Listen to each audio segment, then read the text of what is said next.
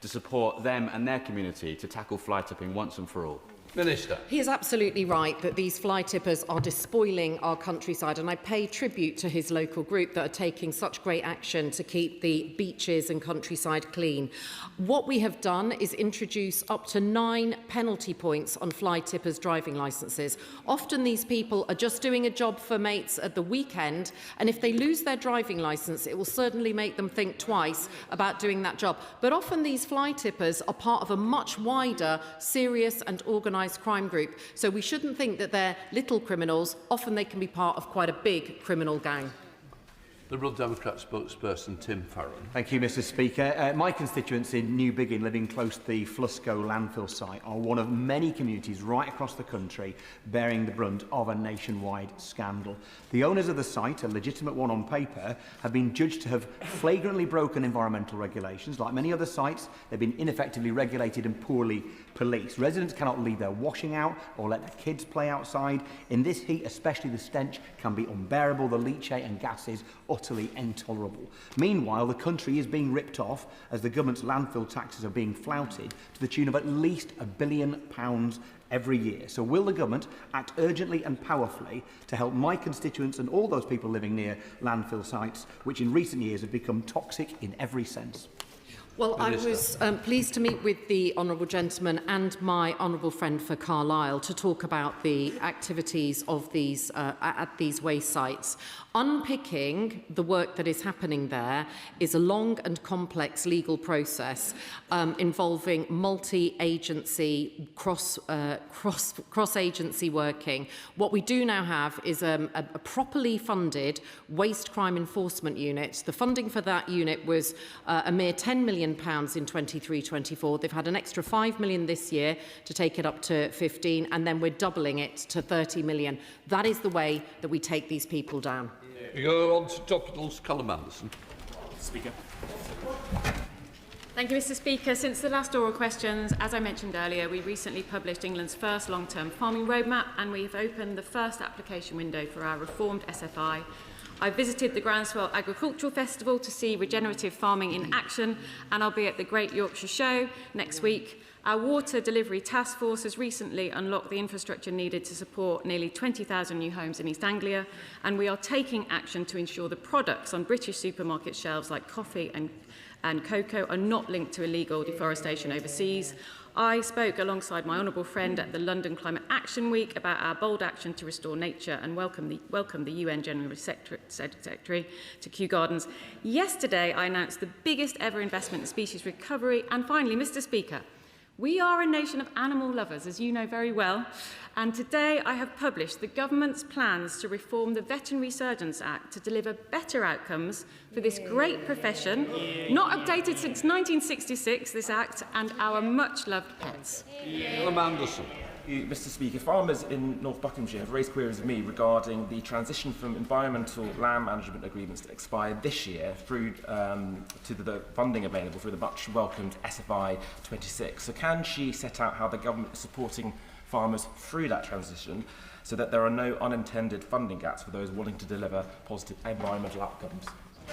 Well, I thank you for raising this issue. We have worked in close partnership with farmers and stakeholders to shape the new SFI, and I can reassure my honourable gentleman and members across the House that those farmers who have soon to expire ELM revenue agreements will be able to apply in the second window of the SFI later this year in September. Victoria Atkins, Shadow Secretary of State. Thank you, Mr Speaker. In recent weeks, DEFRA's quangos have made headlines. The Environment Agency is failing to prosecute waste criminals, instead going after virtuous volunteers who are cleaning up the rivers for them. Natural England is demanding more madcap fish schemes at Hinkley Point C, on top of their recommended £700 million fish disco policy, all of which will be paid for by our constituents. And Natural England's threat to Dartmoor ponies was the quickest U-turn yet by this government. Does the Secretary of State feel she has control over these quangos? Some brass neck, Mr Speaker. When the whole issue around the Dartmoor ponies was created under her government. because they rejected several of the Thurston Review recommendations and they put the future of Dartmoor ponies in doubt, and we're having to clear up their mess, so I shall take no lectures from the Honourable Lady. Victoria Atkins. Oh dear, soon we will have...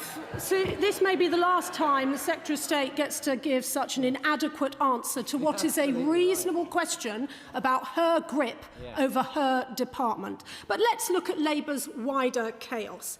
After 2 years of record-breaking tax rises and the highest number of farm closures, the next version of a Labour government is coming back for even more, with rumours of a brand new tax on land value, which will target rural residents from their gardens to their farms. Has Labour learnt nothing from their family farm tax fiasco, which every one of them voted for?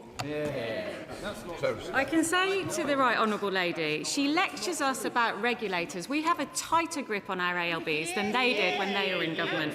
I have issued strategic policy statements to all ALBs early this year, writing to the chairs of those organisations, telling them what the direction of travel is of the government. Under their government, the reason we saw record levels of pollution in our waterways is they took the foot off the gas, took a blind eye to water companies polluting rivers, and introduced a system of self-monitoring which is equivalent to Ofsted not sending anybody out to do any inspections of schools. Joe Paul. That Thames Water had slowed its reporting of pollution incidents by 70% since 2022. Yet another example of institutional failure that has hurt residents across the region.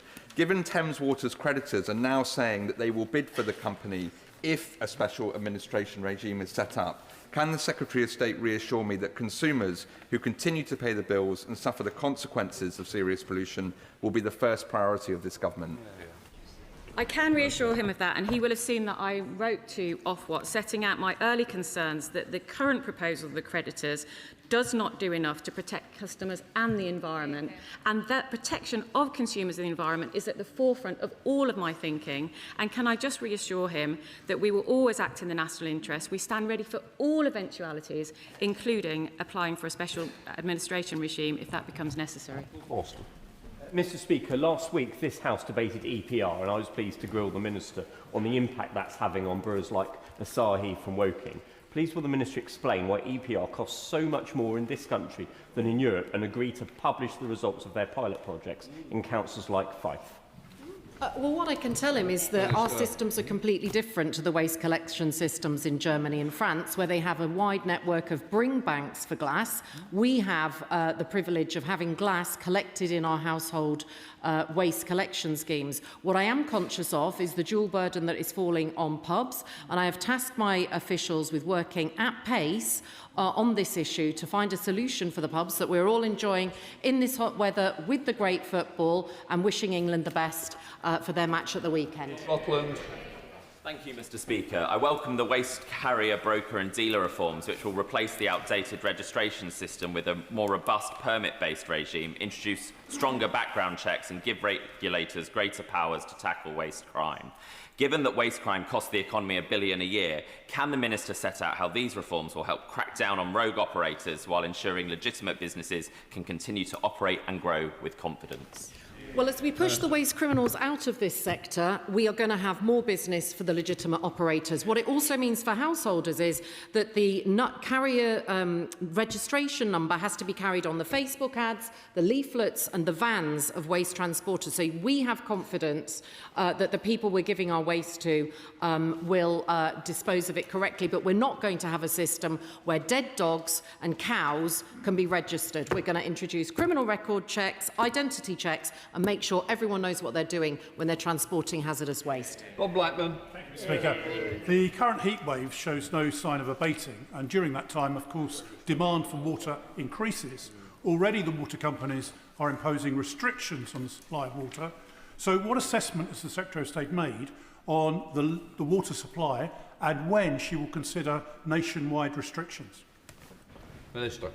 The Honourable Gentleman raises an important point, and just last week on Thursday I met with some of the water companies who are going to be in the areas of the extreme heat wave to be reassured that they won't be running out of water during this period. Ofwat has also launched a public information campaign talking about the value of water as well. He'll know from previous answers I've given in here that we have the Water Delivery Task Force, which is looking at water supply, house building ambition and growth to make sure that we have the water that we need. But it's also one of the reasons why we need to get on with building the 9 reservoirs, as none were built under the last 30 years. Steve Resch. Thank you, Mr. Speaker. The Secretary of State recently met with my constituent Ruben Santa, whose case was featured in the Dirty Business documentary. Ruben is campaigning to ensure real-time sewage information is established is available to bathers at the beachside. Would the Minister work with local councils and with water companies to explore the feasibility of such a scheme? Minister.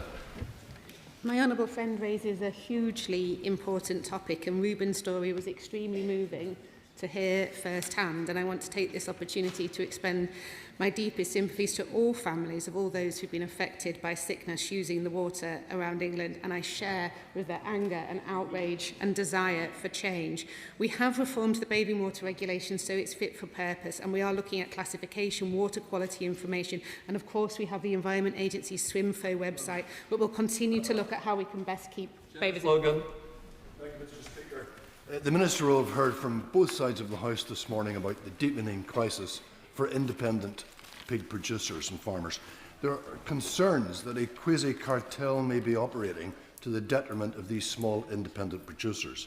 Will the Minister consider using his powers to make a referral to the Agricultural Supply Chain Adjudicator or to the Competition and Markets Authority so that these producers can be protected? I thank the Honourable Member for his question. As I mentioned earlier, I'm due to meet with the Pig Farmers Association in due course. I take these issues very seriously, want to make sure there's certainty and clarity with the sector. We recently published our farming roadmap, which brings that certainty and consistency, but very happy to follow up on the issues that he's raised today. Mr. Speaker, under our current system, food imported from abroad, often from countries with lower standards, can be packaged in the UK but labelled as British. To stop flag washing and back our British farmers, would the Minister back the Labour Rural Research Group's calls to introduce a mandatory labelling system based on the blueprint set out by Australia's country of origin labelling standard? Minister. I thank my honourable friend for his work on these important matters. This is about fairness for consumers and for farmers, and we want people to know where their food comes from, trust what they are buying, and back British farmers who meet our high standards. I'd happily meet with him on his helpful ideas. Thank you, Mr. Speaker. The beautiful River Wey runs through my Farnham and Borden constituency, but storm overflows from the Farnham sewage treatment works are increasingly polluting the river, affecting my residents and businesses and further afield, including the Pepperharrow Park fly fishers in the constituency of my honourable friend for right honourable friend for Godalming and Ash. So I asked the Minister, what discussions is she having with Thames Water about stopping the discharges from the Farnham sewage works?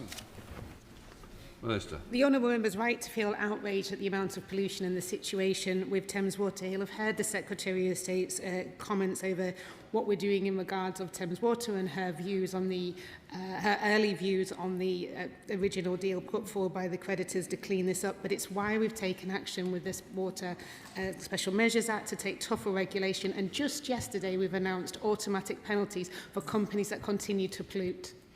Ingham. The flooding outside Tesco in Stafford is a really good example of why holding local authorities to account on matters of drainage really matters. I recently learned that these drains weren't cleaned since 2020 during COVID, and without regular maintenance, they'll continue to block. Yep. So while I'm glad there now looks like a fix finally looks like it's on its way, routine drain clearance shouldn't require an MP's intervention. Yep. So can the Minister please tell me and the House what she can do to ensure Council leadership meets its basic maintenance obligations before the next rainfall shows us that it's not been done again? My honourable friend is absolutely right. There is no excuse for not maintaining flood defences, and this government needs to hold the local authority to account for this. They've had an increased settlement, they have the money in which to do the job, and I hope this lack of action by the local authority is noted by voters at the next election. Chair of the Select Committee, Alistair Carmichael. Speaker, can I welcome the new Farming Minister to his post? and welcome his willingness to meet with the National Pig Association and presumably the NFUS pig sector as well. But can I suggest it needs a bit more urgency than meeting in due course? This is a clear and present crisis for the sector. Now it is complex, it requires action from producers, from processors, from retailers and regulators. Will he convene a summit of all these different interest parties and come forward with a package of help? Because if we don't, we're going to lose the smaller independent producers. I thank the Chair of the Select Committee for his question. I take these issues extremely seriously and will bring forward the meeting so that I see the organisation as soon as possible. James Sasson. Thank you, Mr. Speaker. We're going through another heat wave, but we know that well-tree-lined streets can reduce temperatures by 5 to 8 degrees. But data also shows we're significantly behind Europe, 18% coverage compared to 30. And where it is coverage, it's mainly in affluent areas rather than poor and more deprived. So can I ask my honourable friend, could we look at a national strategy working with the relevant environmental bodies and local councils to ramp up and increase proofing our streets against extreme heat? He's right about our tree cover, which is why I'm delighted to tell him that tree planting is at its highest rate for 20 years. But as we endure our second heat wave this summer, we know that we need to do more, which is why we're doubling the funding for tree planting through our Trees Outside Woodland Fund, which is now £2.5 million this year, up from £1 million last year. Mr. Dundee Chambers. Thank you, Mr. Speaker. I welcome the Secretary of State's mention of updating the Veterinary Surgeons Act. After 60 years, it's much needed to make the Veterinary Surgeons Act fit for purpose to regulate new business structures and paraprofessionals like physios and to protect the title of veterinary nurse. Could we just have assurances that with the change of administration, this will remain a priority and won't be kicked into the long grass, because it is much needed right now? Russell, leave on. Can I reassure him that this is a priority for the government? I visited the University of Surrey's Veterinary Medicine School yesterday. We've been engaging with the sector. They want to have a modernisation of this regulation. It's not fit for purpose. In 1966, there were plenty of things that weren't available then that are available now, like scans for animals. So we are absolutely committed as a government to modernising this regulation to the benefit of the profession, making sure that we continue to drive up standards and celebrate good practice and root out bad practice, but also to the benefit of pet owners. Mr. Speaker, from sea to plate, fisheries need the same long-term certainty as farmers to strengthen our food security, encourage healthy, high-protein diets and help build jobs and skills pipelines that coastal communities need. Will the Minister consider committing to adopting the Fisheries APPG National Action Plan? I welcome the leadership my honourable friend is demonstrating through the APPG for fisheries, for industry and for coastal communities like ours. The government is focused on delivering practical support for the sector through measures such as the SPS agreement, fisheries management plans and the Fishing and Coastal Growth Fund. I welcome the opportunity to catch up with my honourable friend recently on her important work and look forward to engaging with the APPG on their priorities. Mr. Speaker, my constituent Guy Smith runs Skybird Sales, which successfully imports budgies, but the APHA have drastically changed their approach to batch testing, which is devastating his business. So can I ask for a meeting with one of the ministers to meet with my constituent as well to discuss this issue? Very happy to meet with the honourable member. Chair of the Environmental Audit, Toby Perkins. Thank you very much, Mr. Speaker. The biggest cause of river pollution is actually agricultural runoff. So will the Secretary of State ensure that through the sustainable farming measures she's prioritising those farms that are taking action on agricultural runoff, and through the Clean Water Bill the issue of agricultural runoff will also be considered alongside taking action on failing water companies? Secretary of State. I can reassure my honourable friend that agricultural pollution is top of mind for me as Secretary of State and indeed the Water Minister.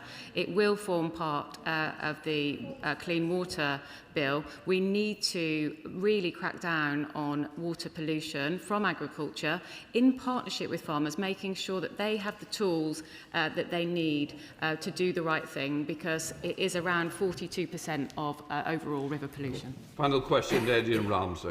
Thank you, Mr. Speaker. At the Environmental Audit Committee yesterday, the Nature Minister didn't have a clear answer to why the National Security Assessment on ecosystem collapse has not been released in full form to MPs. I got the impression it wasn't her decision to withhold that full unredacted report from MPs. Whose decision was it? We've been around the houses on this, but what I would say is that the document that has been released talks about coral collapse by 2030, mangrove collapse by 2050. There's enough to worry about in the document that has been released without worrying about what version 1, 2 and 3 said. Let the front bench change over.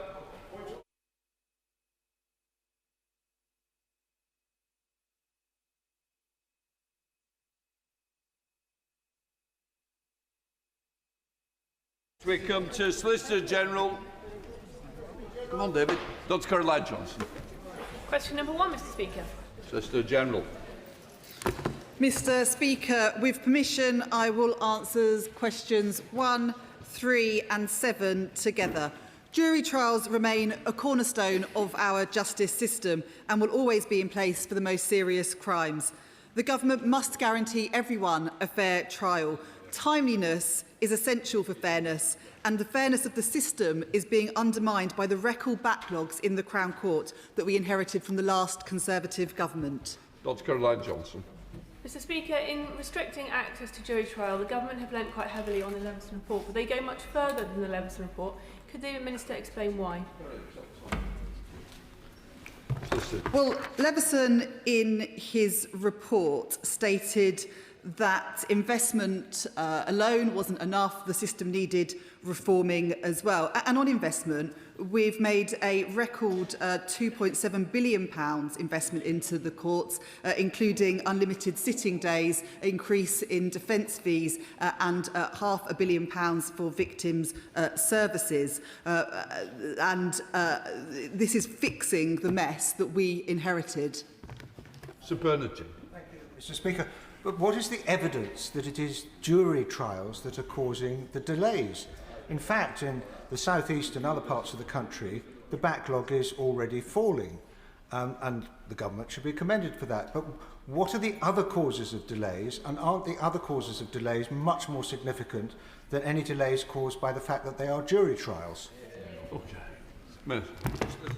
Well, we've put record investment into the courts with things like unlimited sitting days. The CPS has increased the number of Crown Advocates on the Crown Advocates panel and increased support to victims. But Leveson was clear that investment alone wouldn't fix the problems that we inherited and that 80,000 backlog. I think the proposals suggest that it will speed up cases by 20%, and that's being backed by the Institute for Government.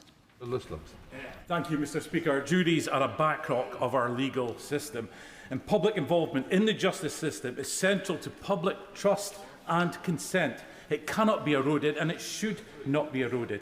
And it's a prime example of this failing government implementing reforms for no good reason.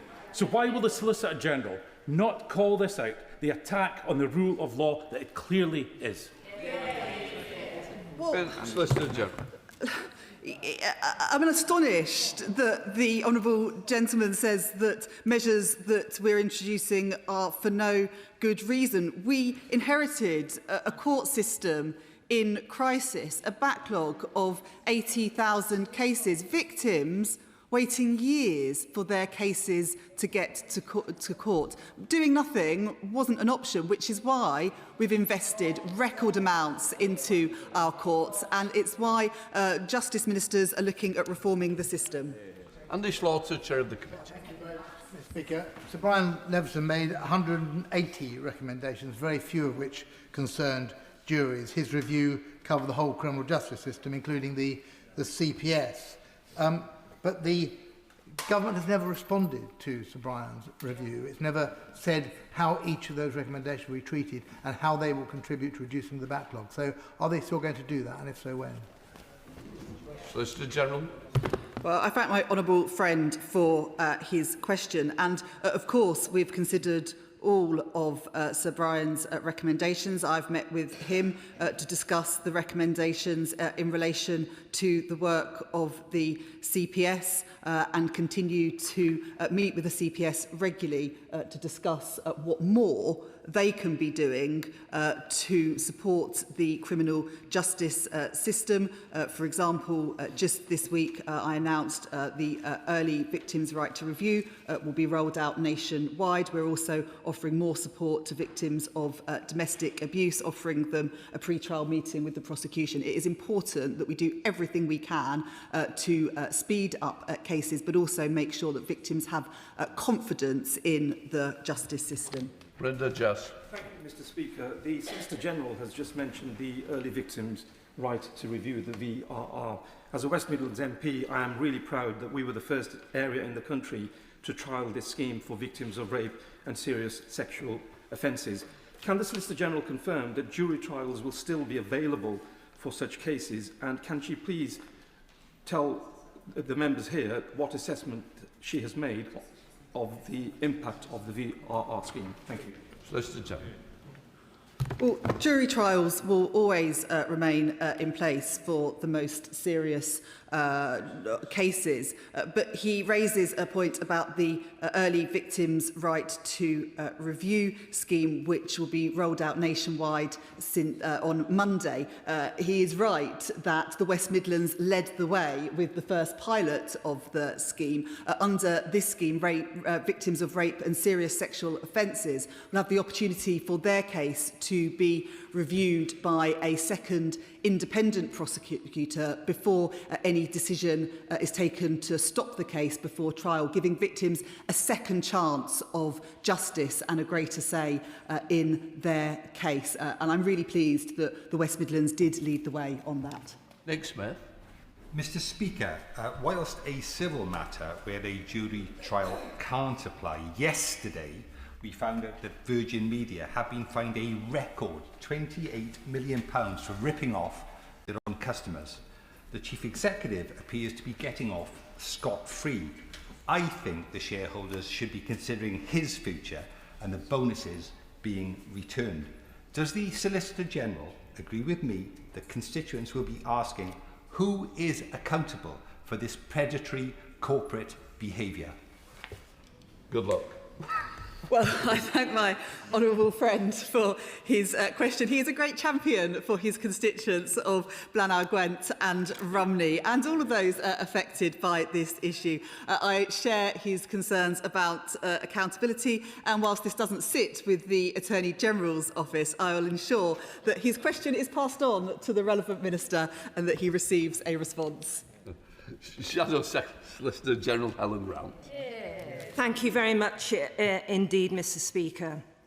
At Justice Questions last Tuesday, the Courts Minister restated her total support for the government's attack on jury trials.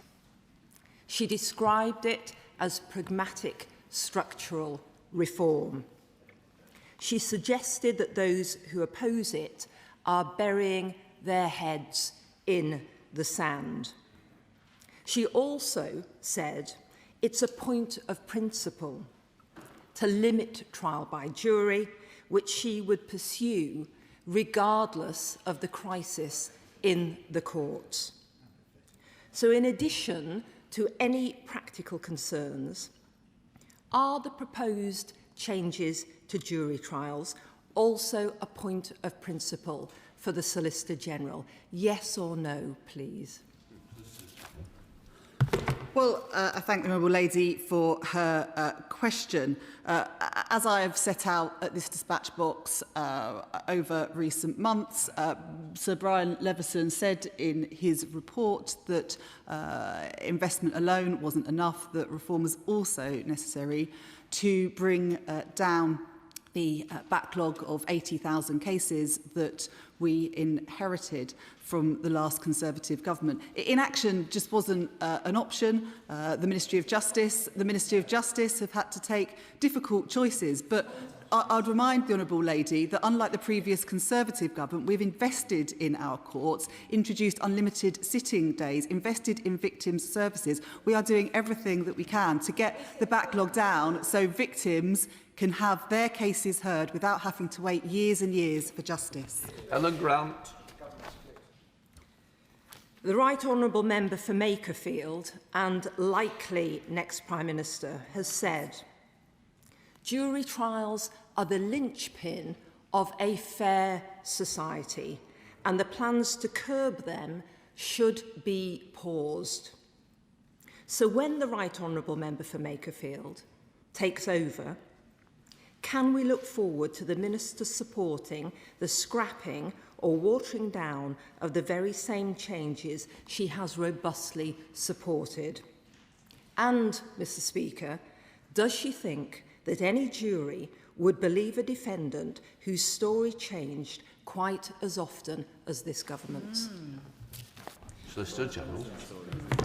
Well, the Honourable Lady will know that I'm not the spokesperson for the my Right Honourable friend, the member for Makerfield. But like all of us in the House, I'm sure he shares the concerns over the unprecedented court backlogs that this government inherited, and that he will engage with Ministry of Justice ministers as the sentencing bill progresses through Parliament. Look, victims are waiting years for a date in court. That's why the government has invested record amounts into the court system and will continue working to bring down the backlog. Tell Liberal Democrats spokesperson. Thank you, Mr. Speaker. I visited Croydon Crown Court a few weeks ago with the Bar Council and listened to some of their members. And it was clearer than ever that the demands of jury trials are not what is leaving victims waiting years for justice. The real question is how we get the most urgent cases listed, prioritised and heard fast to deliver timely justice for our constituents.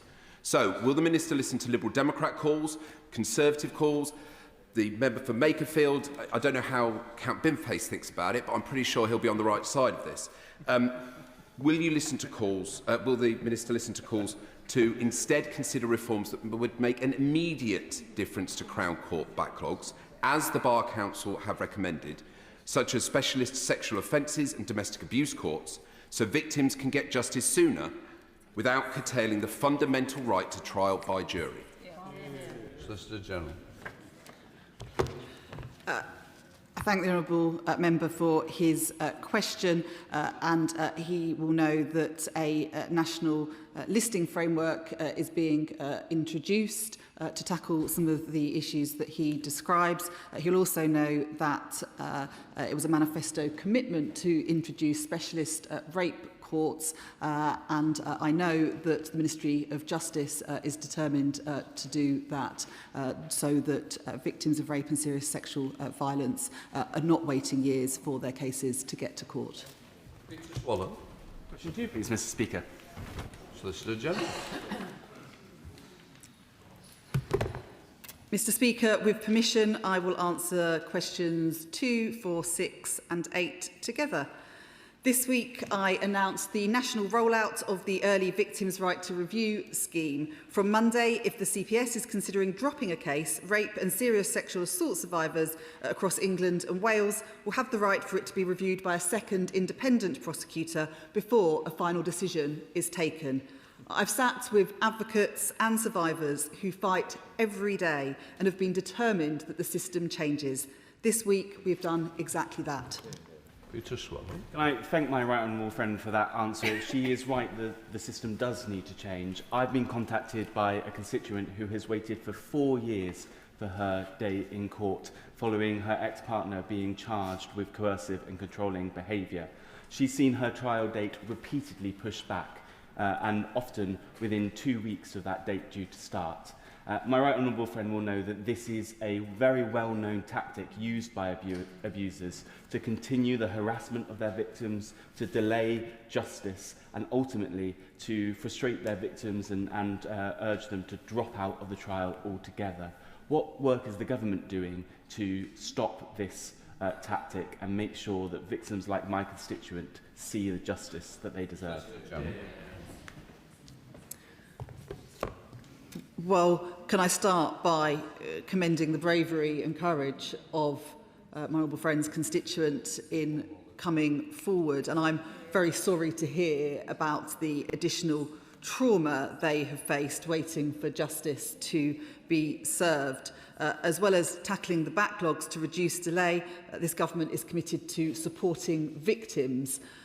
In April, I announced an additional £5 million of Treasury funding to offer a pre-trial meeting with the prosecution team for domestic abuse victims in the Crown Court. These crucial meetings will support victims in the lead-up to their trial. A similar service is already offered to victims of rape and serious sexual assault, and I'm pleased that we're now able to pilot that for victims of domestic abuse in 3 CPS areas. Thank you, Mr. Speaker. I was horrified recently to hear from one of my Monmouthshire constituents at a surgery who'd served on a jury for a case where the victim had been subject to domestic violence. And there were only 2 women on a jury of 12. My constituent heard other jurors victim-blaming and making judgmental comments about the victim's appearance, and is concerned that prejudices may have impacted the outcome of the trial. Of course, I understand jurors are picked at random, but in cases of violence against women, what more can we do to change the system or look at the system so that survivors get the justice they deserve and are treated fairly? Solicitor General. Well, I thank my honourable friend for that question and for everything that she has done on this important issue. The government's landmark strategy to halve violence against women and girls starts with prevention by focusing on the root causes and designing interventions to tackle outdated societal attitudes. We're investing a record £20 million in education to address harmful attitudes and behaviours head-on, with young people taught to identify positive role models and challenge unhealthy myths about women and relationships. In trials by jury, the judge gives directions that each juror must evaluate the evidence before them dispassionately, putting aside any bias towards the victim. Liz Twist. Thank you, Mr. Speaker. It's absolutely vital that victims are at the heart of our justice system. Now, my Bladenham constituents know that for too long, the system for victims of rape and serious sexual offences has not been working. What impact does the Solicitor General believe the early victims' right to review will have for victims? Solicitor General. Well, I thank my honourable friend for that question. I want to start by paying tribute to the tireless campaigning of Jade Blue. Jade was a victim of rape, but the CPS wrongly dropped her case just 13 days before trial. Ever since, she has campaigned for change. The early victims' right to review gives rape victims the chance for their case to be reviewed before the CPS makes a final decision. If that had been in place for Jade Blue, her case would have continued, and in the pilot, cases that would have previously stopped have carried on. I'm determined that we put victims at the heart of our justice system, and because of that, we're rolling out this scheme nationwide. Andrew George. Mr. Speaker, that so many colleagues have raised questions again today is a clear indication of how serious the situation is with regard to low and slow prosecution rates.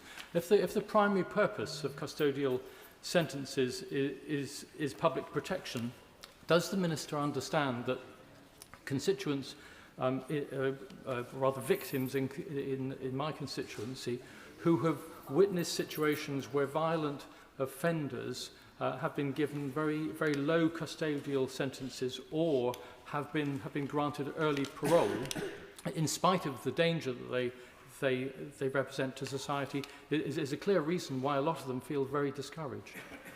Solicitor General. I thank the honourable gentleman for that question. And can I just say that tackling violence against women and girls is my #1 priority as Solicitor General. One of the things that I do in my role is oversee the unduly lenient sentence scheme, and in cases where a sentence is clearly unduly lenient, I have the ability to refer the case to the Court of Appeal for review.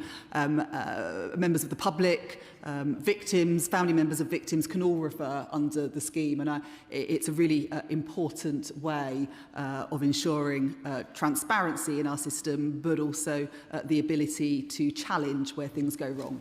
We're Hamas. Mr. Speaker, I work with a wonderful charity in Bath called Voices, who support women through their trauma to cope with a complex and often unsympathetic court system? What is the government doing to make it easier for survivors of abuse to actually cope with a system that often seems to add insult to injury? Solicitor General. Can I start by commending voices in Bath who support women. It's so important. The CPS has introduced an enhanced service for victims of rape and serious sexual abuse. They now have a dedicated victim liaison officer who they can contact throughout their case and are offered a pre-trial meeting with the prosecution before trial. Following the success of that, it is now being trialled for victims of domestic abuse, and I've secured £5 million of funding to pilot victims of domestic abuse in the Crown Court being offered the pre-trial meeting as well. We're leaving no stone unturned when it comes to supporting victims. Very much, Mr. Speaker. Too many abusers escape justice in court, leaving victims, including my constituents, without proper justice. In May, I called for the mandatory involvement of independent domestic violence advisors in the family court process. In response, the Justice Minister said it cannot be warm words, there needs to be action. What steps has the government taken to make independent domestic advisors mandatory in family courts to help deliver justice? Solicitor General.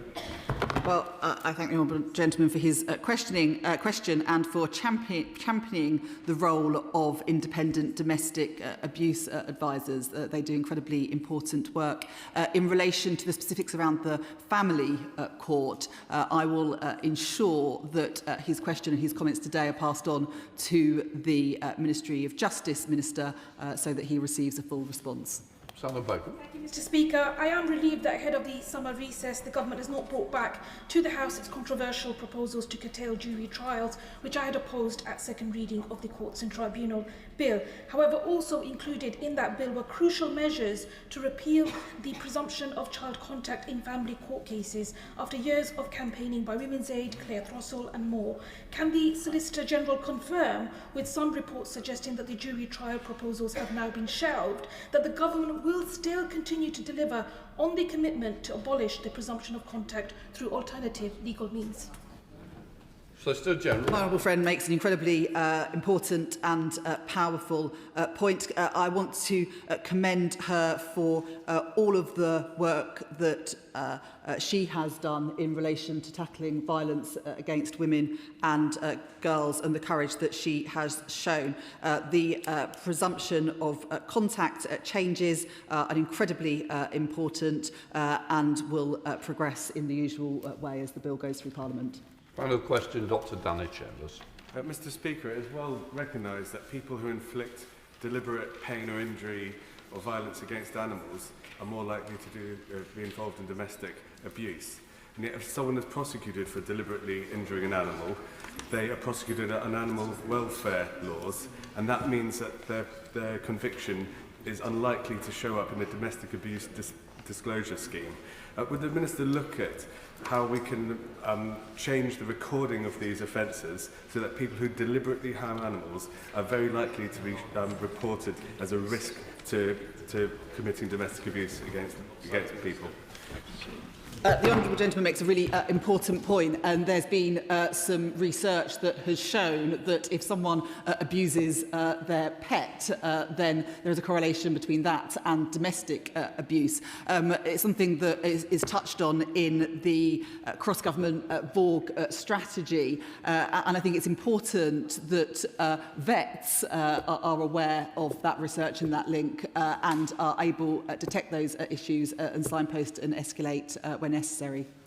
Please questions. Let front bench change over. Not my fault to the honourable lady. She may be disappointed. The length of questions, we've done 30 minutes on the 15-minute area. So please look to other people and your colleagues who ask the longest questions going.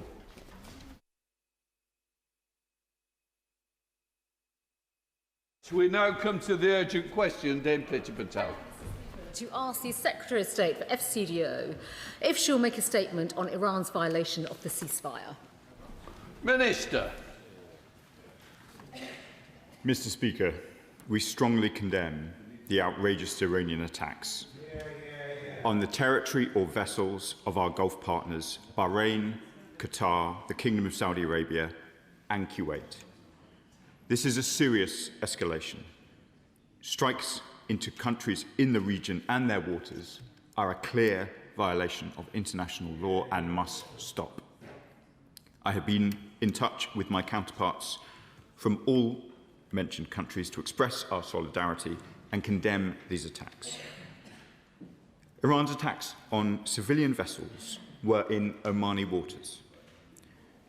The UK stands with Oman, with its sovereignty over its own territorial waters, and for the principle and the law of freedom of navigation, both in the Strait and across the world.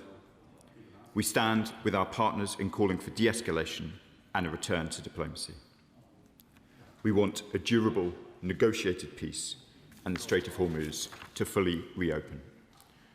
The dangerous re-escalation over the past few days and continued attacks hurts everybody. The greatest impact is, of course, felt by the poorest and the most vulnerable.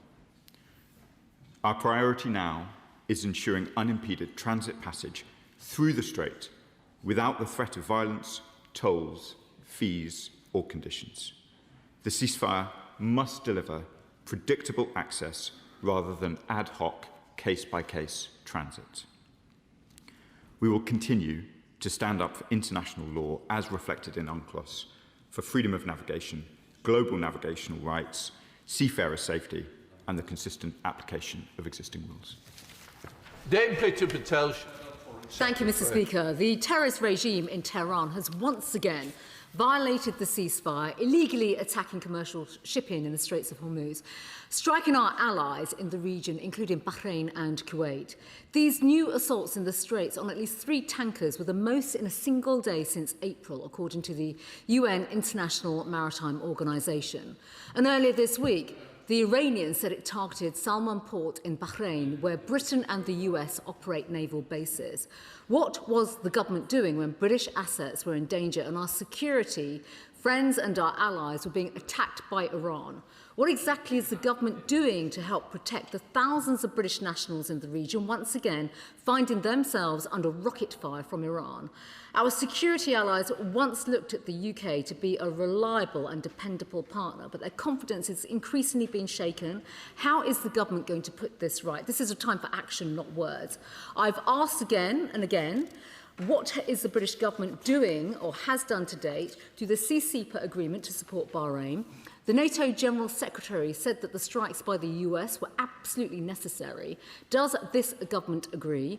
We've heard very little substance from the government in recent days, other than the Foreign Secretary's tele-remarks yesterday saying she was very concerned by the Iranian strikes. The US administration has announced it's reimposing sanctions, oil sanctions on Iran. Oil, which of course funds their terrorism. So when will this government stop the UK's financial system being used to launder Iranian terrorist funds? What is the government's assessment about whether the ceasefire framework and that 60-day period in the agreement, whether or not it remains? And let's be honest, Mr. Speaker, the fact that Iran continues to breach the ceasefire, threatens our interests on a daily basis, demonstrates that the government has failed to have a clear plan to get defence spending to 3% of GDP by the end of the decade, leaving our country exposed and our security at risk.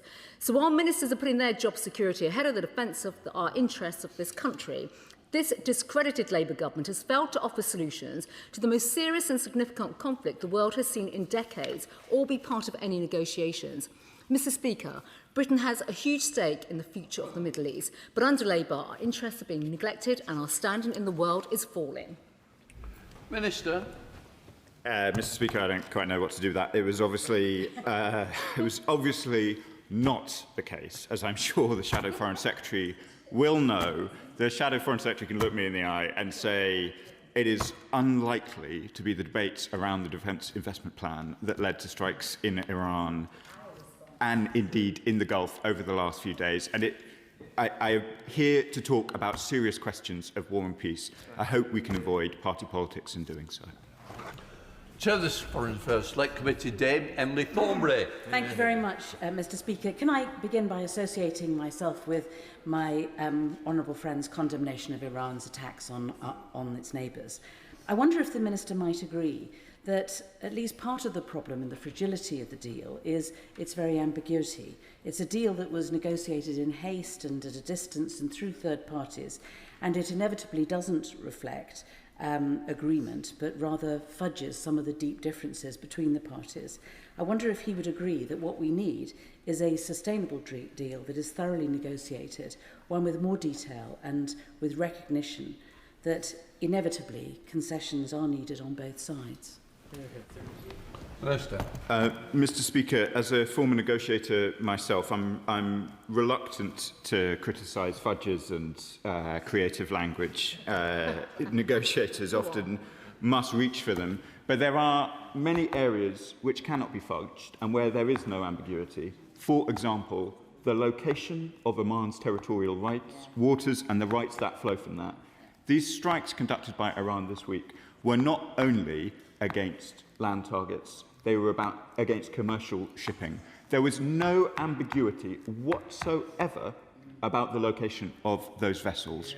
Oman's waters, their rights, UNCLOS, these are not questions that were at the negotiating table in relation to the MOU. We will continue to stand for them here and in every place. Just might help if the Minister can turn to me now and again during his answer. Charlie Maynard, Liberal Democrat spokesperson. Thank you, Mr. Speaker. Iran is continuing to hold the global economy to ransom through its reckless strikes in the Straits of Hormuz. We all agree on that. Meanwhile, Donald Trump's continuing tit-for-tat retaliations risk dragging the whole region back into a full-blown conflict. This would threaten the lives of citizens across the Middle East while also heaping even more economic harm on millions of Britons already struggling with the spiralling cost of living. Donald Trump has claimed the war has been a huge success. In reality, it's been a humiliation for the President, and a costly one. Can the Minister confirm what steps the Department is taking to get both sides back to the negotiation table? Are we working with our reliable allies to secure a diplomatic resolution? Can the Minister also update the House on the status and health of Craig and Lindsay Foreman, still imprisoned in Iran? Will the Minister recognise their detention as arbitrary? And will he refer the case to the International Court of Justice? And can the Minister also confirm that after the State Threats Bill was passed yesterday, will the government move immediately to prescribe the IRGC the exporter of Iranian terror? Minister. Mr. Speaker, I will not get ahead of the process laid out in the legislation passed last night, but it is clearly an important step forward, providing the British government and Britain as a whole as another weapon in our armoury to tackle hostile state threats. I'm pleased, Mr. Speaker, to update the House, since I haven't had an opportunity since doing so. I summoned the Iranian Chargé on Monday. We will all have seen the judgment handed down in the case on Friday related to Iranian threats in this country against journalists. I reiterated in the strongest possible terms to the Iranian representatives the strength of feeling on these benches, the strength of feeling across the country, and the fact that we are taking concrete steps, including the ones he mentions, in order to ensure that no agent of the Iranian regime can commit violence in this country. I am very much focused, as he knows, on the case of the Foremans in Iran. For reasons of sensitivity, I don't wish to be drawn further into the case at this moment.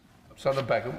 We are still waiting to learn the full extent of British military involvement in this conflict. The Minister must surely confirm whether the UK's authorisation for the US to use British air bases continued as the ceasefire has collapsed, with 170 US airstrikes on Iran over the past 2 days. Is the UK undertaking case-by-case authorisation for each individual strike? And second, I've asked numerous times, Mr. Speaker, about the 2020 UK-Israel military cooperation agreement. I've not received a straight answer. With credible evidence of crimes against humanity in Gaza, the Minister has not yet returned my letter from over a month ago asking whether an international law review of that agreement has been made. Can the Minister outline when I can expect a response? Minister. Mr. Speaker, I'm sorry I haven't returned to the correspondence yet. I'll do so as quickly as I can. In relation to the question about military support, I want to be clear. The UK stands with our Gulf allies in a defensive capacity, we do, as the Shadow Foreign Secretary was alluding to, we do provide capability to our friends and partners in the Gulf to be able to protect themselves against these attacks. We do also continue to provide permissions to the United States to use our air bases where they are taking defensive action on behalf of our partners and allies. Those arrangements have been discussed by the relevant ministers from the Ministry of Defence on a number of occasions, and they remain in place. Sir Bernard. Thank you, Mr. Speaker.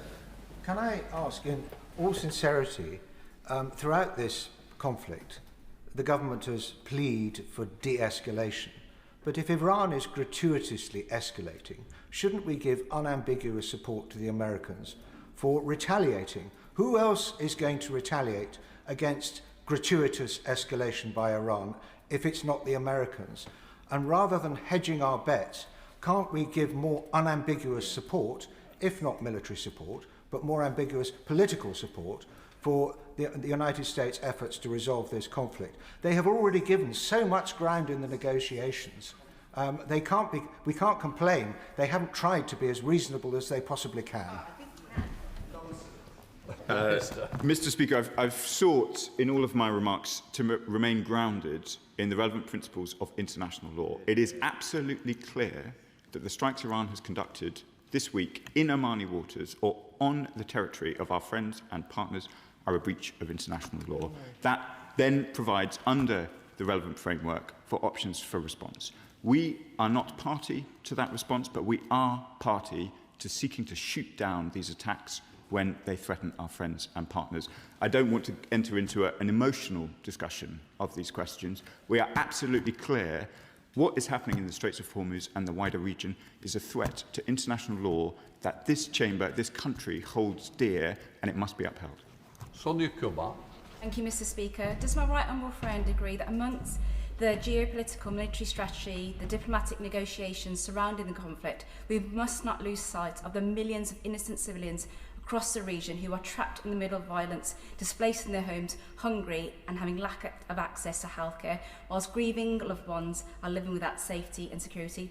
Will the government set out what steps is taking to press all parties to uphold international humanitarian law to protect civilians from acute hunger and to get access to basic healthcare? Minister. Mr. Speaker, as I alluded to in my statement, obviously the impact on the cost of living here in this country through the events in the Straits of Hormuz is obvious and pronounced, but that is even more acute across the region in places like Yemen, for example, where people already face severe and acute malnutrition.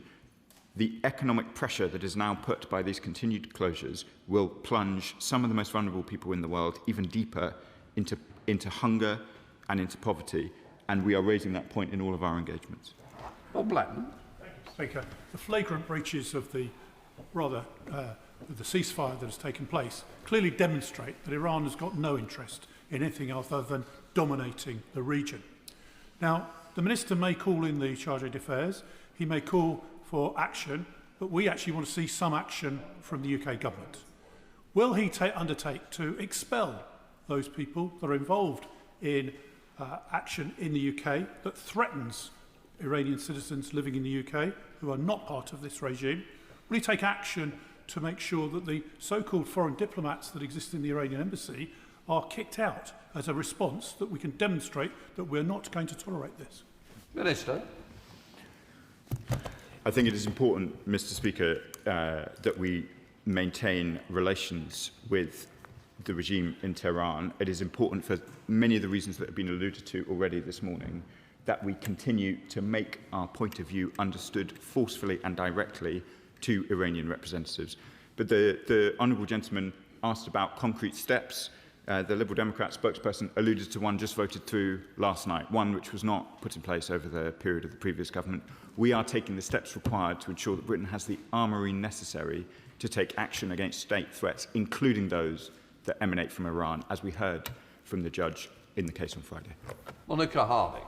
Thank Thank you, Mr. Speaker. My colleague has already alluded to Craig and Lindsay Foreman, still imprisoned in Tehran, and Craig Foreman is on day 61 of his hunger strike, and Lindsay Foreman is on day 50, and clearly they need to be released immediately and returned to the UK. And I understand that the Minister said he didn't want to be drawn on it, but can you, could the Minister tell me why the government will not publicly and officially declare the imprisonment as arbitrary, provide them with diplomatic protection, work closely with allies to get them released, and bring their case before the International Court of Justice? Minister? Mr.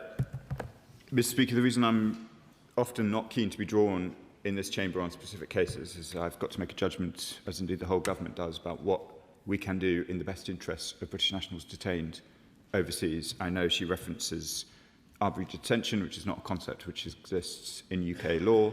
She's mentioned the ICJ as well. I think she's referring to a previous case that was withdrawn, and a view that is held by some that that would be a helpful thing to do in other cases.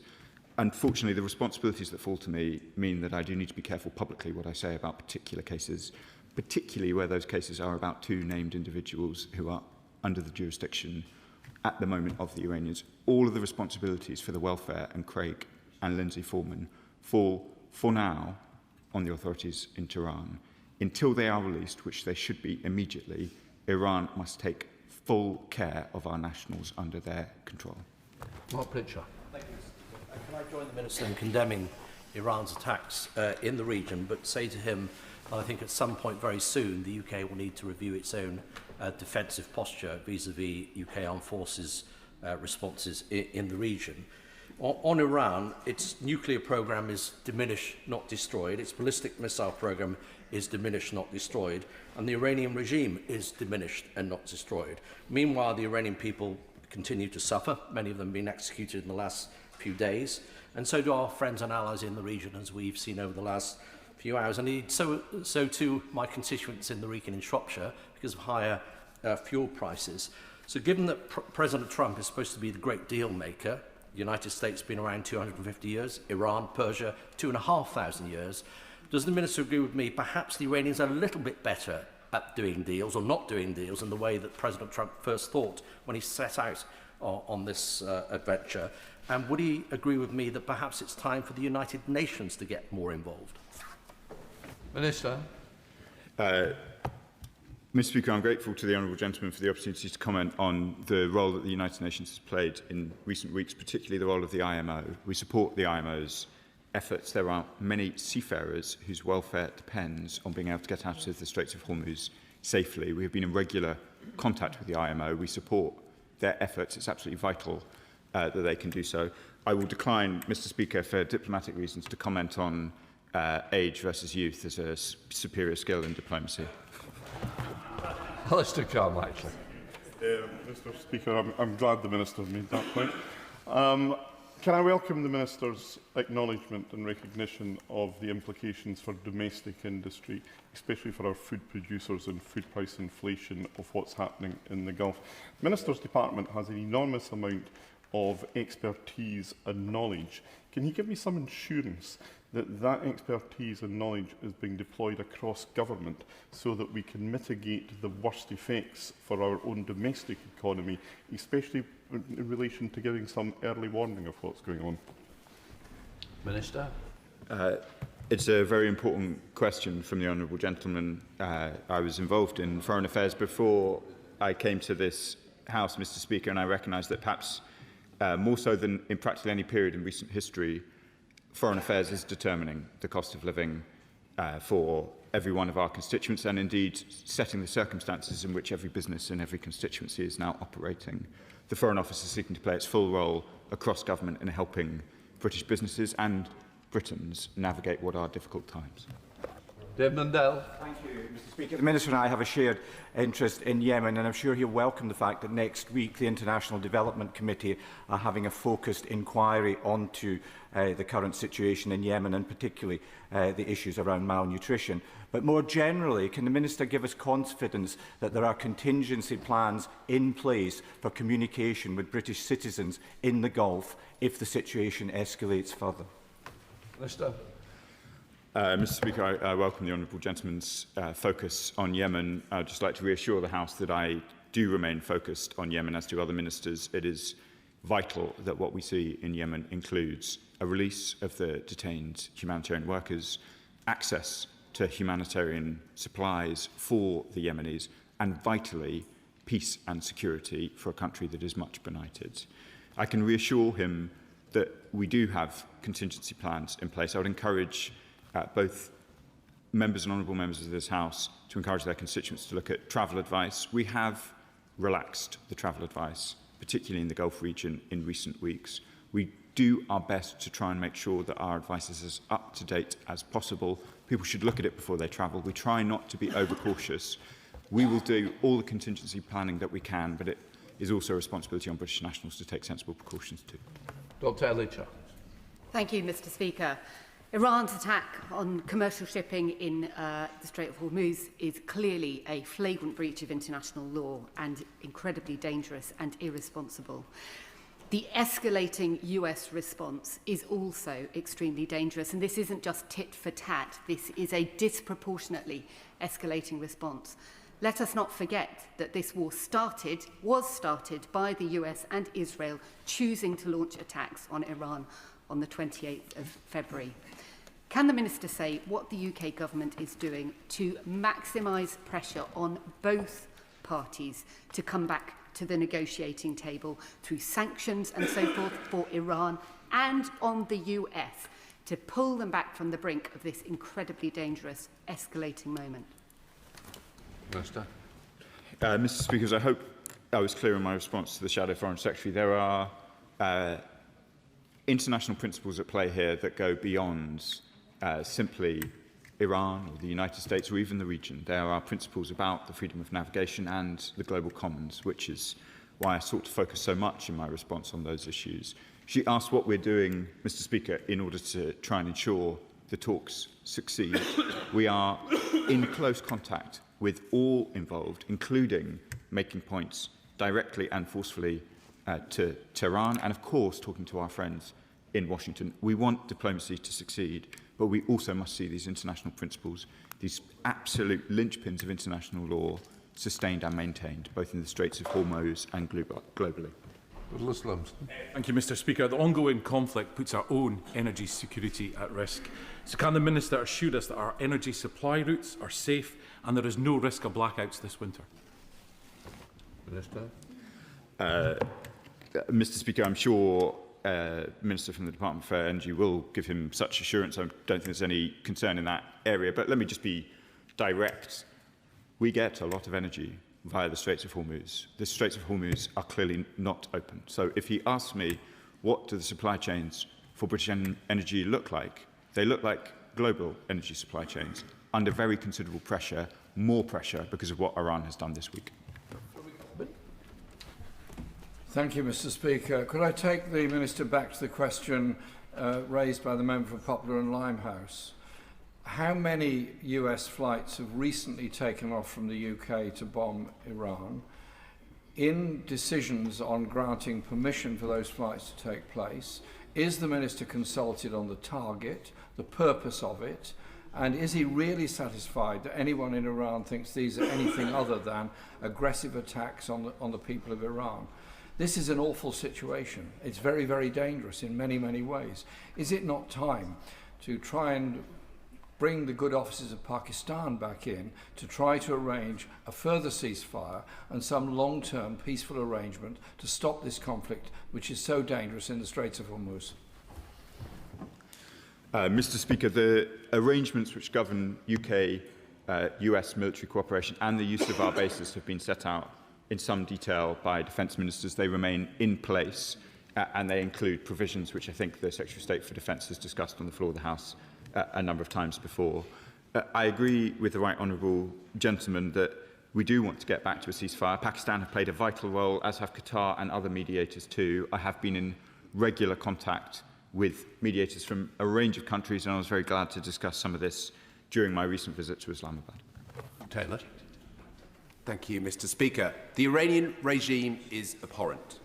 It's oppressed their people for decades, murdered protesters and activists, and is no friend of ours. Their attacks on civilian shipping risk a global crisis. Yet Donald Trump's escalation and the US's poorly targeted attacks have put civilians and our friends in the Gulf at huge risks and risk a large-scale regional conflict. Can the Minister assure us that the FCDO keeps plans for evacuation of British nationals in the region under review, should they be required? Minister. Mr. Speaker, I can reassure the House that the Foreign Office keeps contingency plans for the regions under very close review. We were incredibly grateful for the cooperation of our partners and indeed the support of British nationals themselves in the very speedy departure from the Gulf during the outbreak of this conflict. It is absolutely clear that should there be any difficulty, and there's no suggestion that there is, should there be any difficulty in the region for travelling British nationals, that we will need the cooperation both of British nationals and the region. Very unlikely, and it's quite a distant prospect, that a further evacuation will be required. That now brings us to Jim Shannon. Thank you, Mr. Speaker. Can I thank the Minister very much for his answers as well. They're always very well chosen words, and I think it encapsulates the energy and opinion of this House, and I thank him for that. The IRGC continued to wage war against humanity, executing prisoners, ruthlessly spying on dissidents on British soil, orchestrating severe targeted persecution against religious minorities, including our brothers and sisters, Christian brothers and sisters in Iran. The IRGC also continue to block the Straits of Hormuz and attack peaceful neighbours. So what discussions has the Minister and Government had with our NATO and USA allies to collectively respond to show Iran that their continued state-sponsored terrorism will no longer be tolerated? The honourable gentleman is right to point to the threats that the IRGC has posed in the region and internationally. As I said in an earlier answer, there are domestic measures being introduced in relation to state threats, and I imagine that we will have more to say about the employment of that new tool shortly. In relation to the international position, we've made a series of interventions, both internationally and in the region, to try and ensure that Iran's malign role in the region is reduced.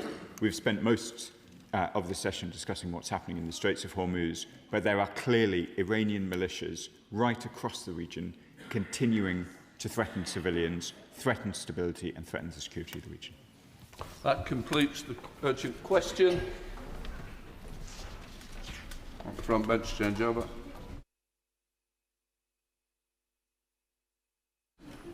Just before we start business questions, I'd like to thank David Weir, the clerk at the table today, who is retiring from the House after 32 years here, working in Hansard first and as a clerk, and I wish David all the best. He's a man of many talents. He's a writer, he's a playwright, a director, a producer. So the strings of his bow will be played elsewhere rather than the table today. So can I say to David, thank you for all what you've done. I now come to the shadow leader of the House, Jesse Norman. Thank you, Mr. Speaker, and thank you for those gracious words. Before I ask the leader to give us the forthcoming business, may I echo your thoughts and thanks to David Weir for all the service. Will the leader give us the forthcoming business? Thank you, Mr. Speaker. The business for the week commencing the 13th of July will include Monday the 13th of July, second reading of the Immigration and Asylum Bill, Tuesday the 14th of July, the remaining stages of the Representation of the People Bill, followed by consideration of Lord's amendments to the Steel Industry Nationalisation Bill, Wednesday the 15th of July, an opposition day, the third allotted day, on a motion in the name of the official opposition subject to be announced, followed by a motion to approve a statutory instrument relating to national security. Thursday the 16th of July, the Sir David Amess summer adjournment debate. The subject for this debate was determined by the Backbench Business Committee. The House will then rise for the summer recess at the conclusion of business on Thursday the 16th of July and return on Tuesday the 1st of September. Jesse. Thank you. What a sporting week this has been, Mr. Speaker. Youth, vitality, incredible physical stamina in the most testing of environments. And that's just the leader of the House, whose birthday it was yesterday.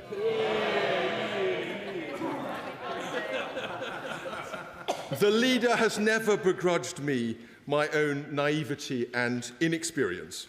And I know everyone present will wish to join me in wishing him a massively happy birthday. In other news, the England football team decisively defeated Mexico at the Azteca, and we look forward with keen anticipation to their taking on Norway on Saturday evening. Mr. Speaker, we send our congratulations and commiserations to the United States of America on the tragic wrong turn they took towards independence 250 years ago. As Edmund Burke famously said, in this character of the Americans, a love of freedom is the predominating feature. Whatever temporary disagreements we may have, let us never forget this deepest of shared commitments. And finally, Kim Jong-un himself would admire the North Korean precision of the Labour leadership vote, which has opened today with precisely one candidate on the ballot paper. How very different from the forthcoming by-election in Clacton, which appears to be a choice between a novelty comedy act with no real policies and Count Binface.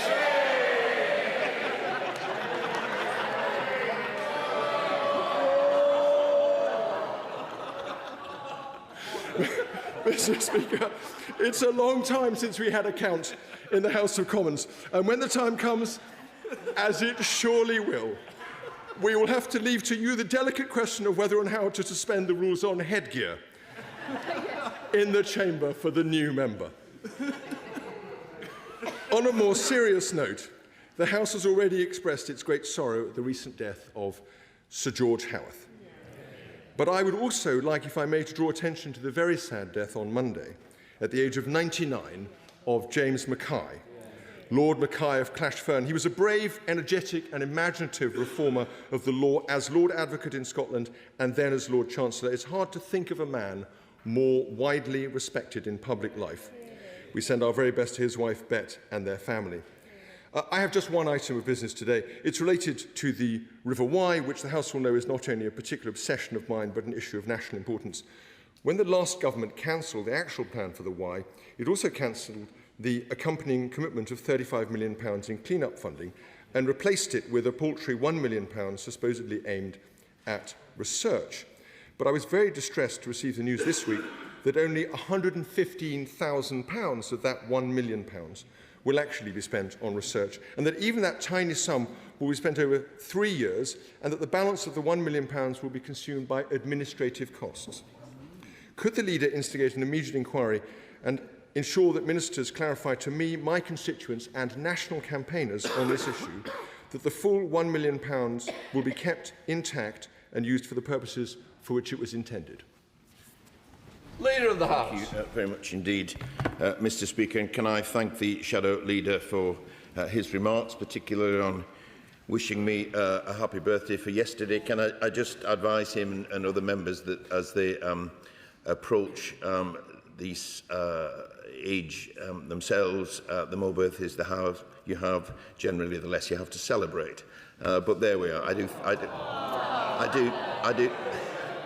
do thank him for his kind remarks. Can I also join you, Mr. Speaker, and the Shadow Leader of the House in thanking David Weir for his service to the House over 33 years. And let me just say that I look forward to his play or book based on his experiences in this House. The Shadow Leader mentions that the Labour leadership contest has started. He's misread the rules, I'm afraid, because it's the opening of nominations today. Therefore, to be so presumptive as to say there'll only be one candidate, it rather depends on how the next few days play out.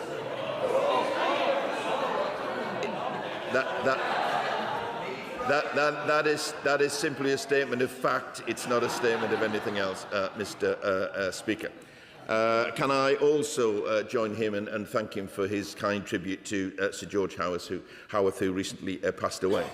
George was a dedicated politician who served his constituency of Knowsley for 38 years, and I'm sure the House will join me in sending our condolences to his wife Julie and to his family and friends at this sad time. And can I echo his words about the death of Lord Mackay.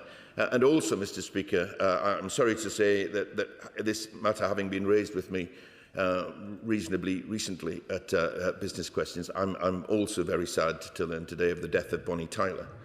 And I thank my honourable friend, the member for Neath and Swansea East, for giving us the opportunity at that point to wish her well, and I'm sure her family and friends are devastated by their loss, and we send them our very best wishes indeed.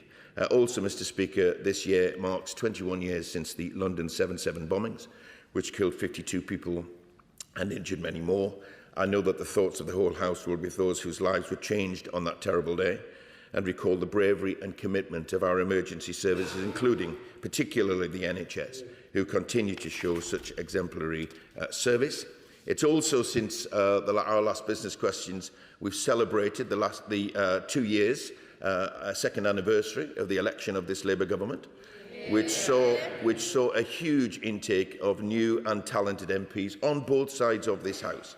And we thank them for the contribution that they have made thus far. And since that election, we've taken action as a government to fix the foundations of our country and deliver the long-term change that Britain needs. That means cutting waiting lists, cutting net migration and the asylum backlog, 500,000 children lifted out of poverty, and we have the fastest growing economy in the G7.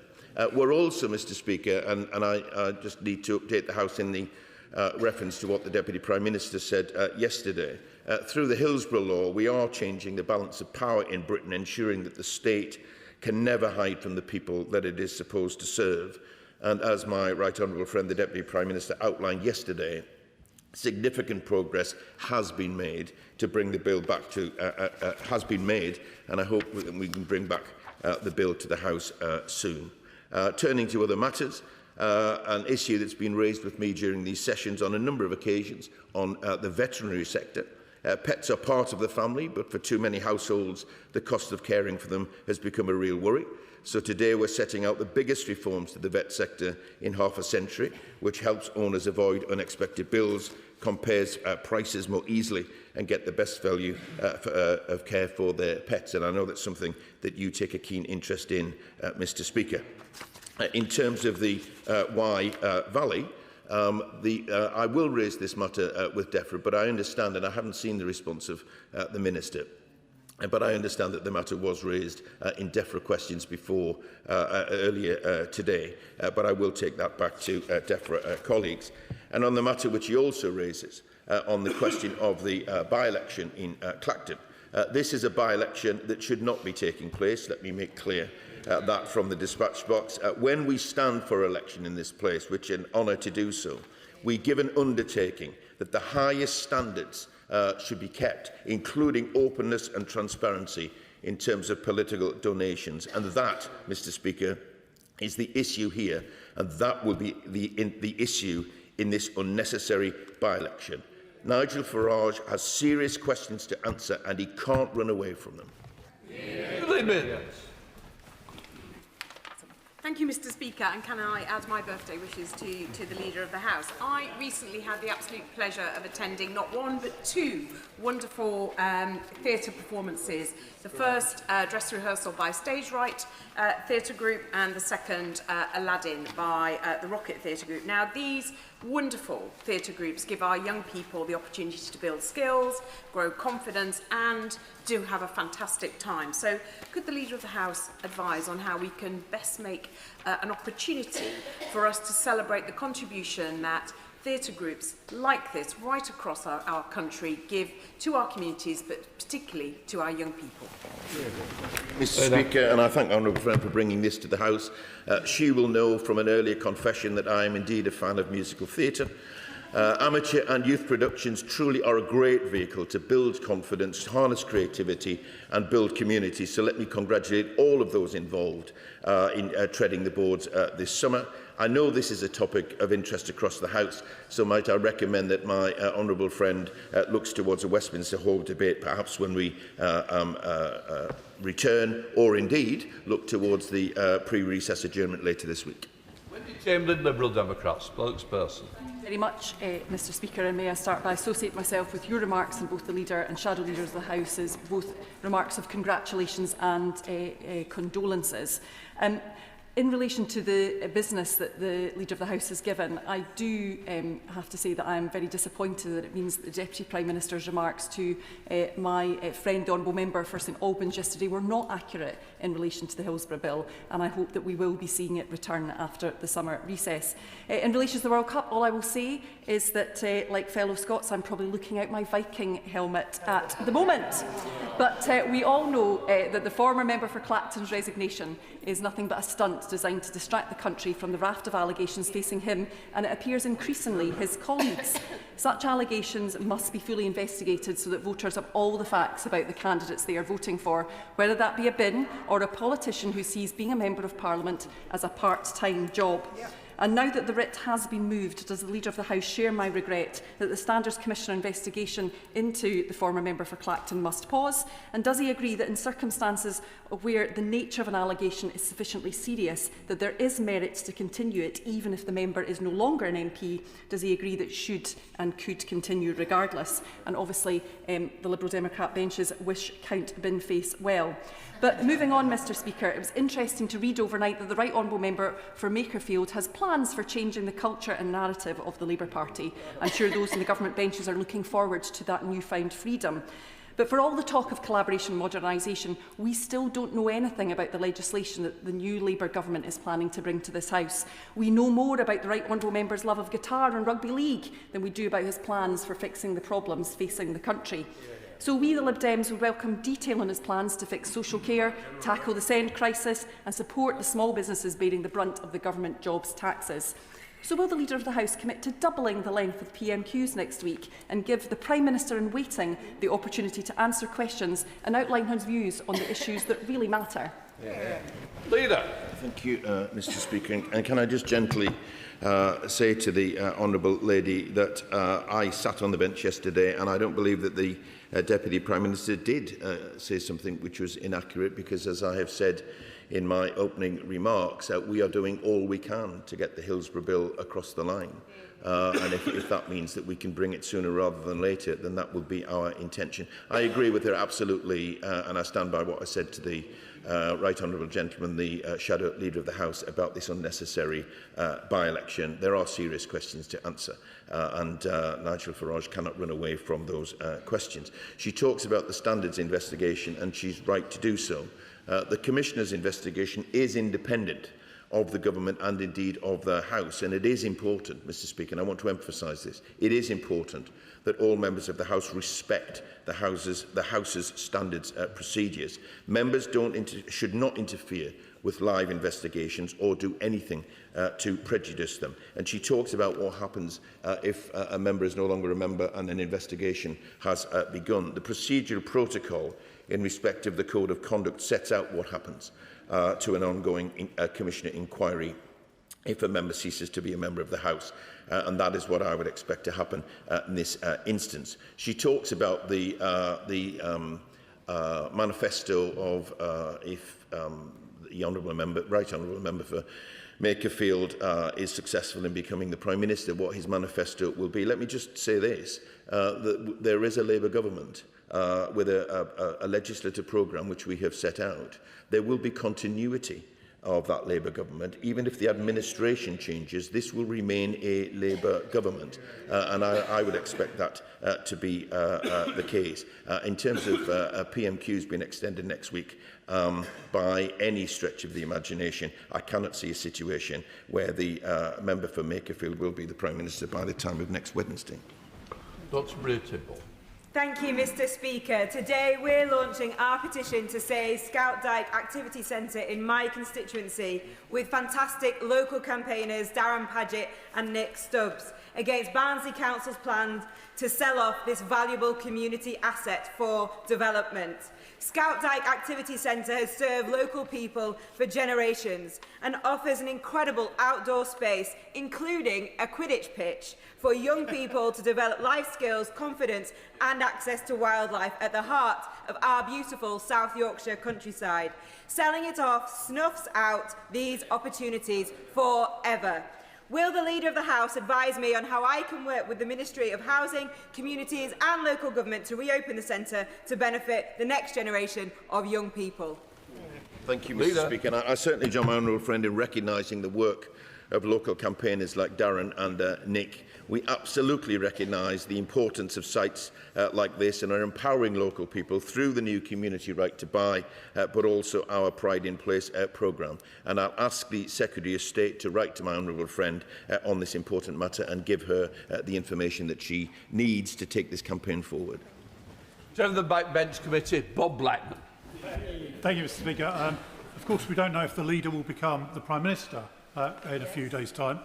What we do know, almost certainly, is that either he will continue as leader or someone else will replace him. And I would ask, on behalf of the Backbench Business Committee, that we get early warning of what we're going to receive in terms of time when we return after the summer recess.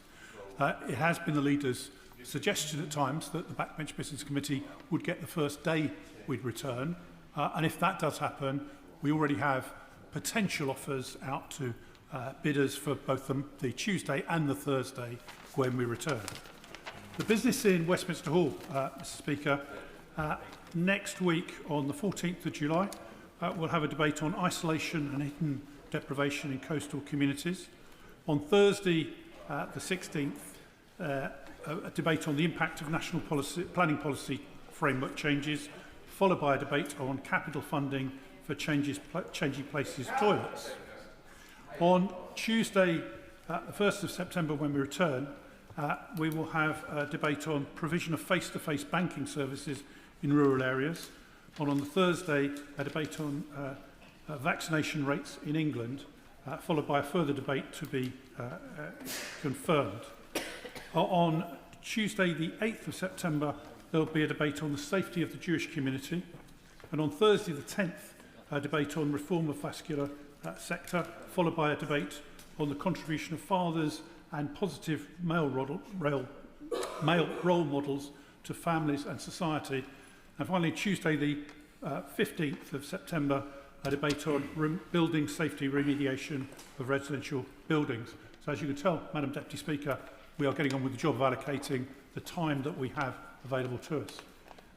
Now, Mr. Speaker, Madam Deputy Speaker, the leader will probably be aware that there is a current scandal going on where both local authority social rented properties and potentially housing association properties are being let on Airbnb.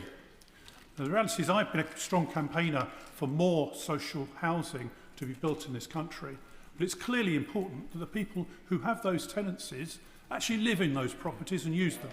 And if they don't use them, then they should be vacated and used for those people that desperately need them on the waiting list.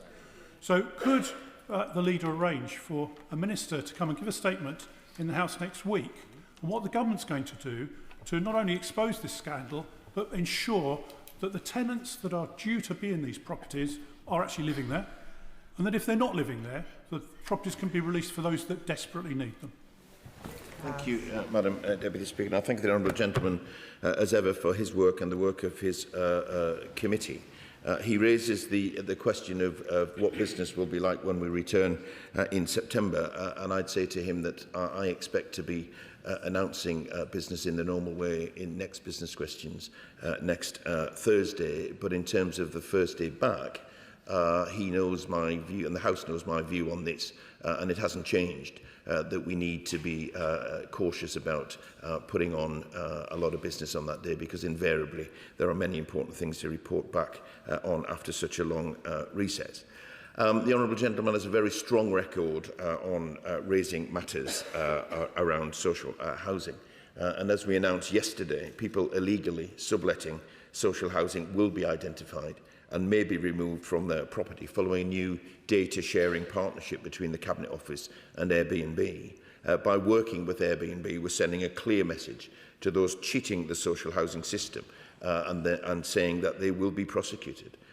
These homes exist to help people who genuinely need them, not to line the pockets of fraudsters. And we're calling on short-term letting platforms and councils to follow this lead. And I'll draw his remarks to the attention of the relevant minister and see if we can get an update from him. Paul Davies. Thank you, Madam Deputy Speaker. Later this month, Home Faith Pride will take place in my constituency. I welcome the strong support being shown by the many local businesses sponsoring events such as a pink picnic in the park. Events such as these help foster respect and acceptance in our communities and counter the hate and division we too often see.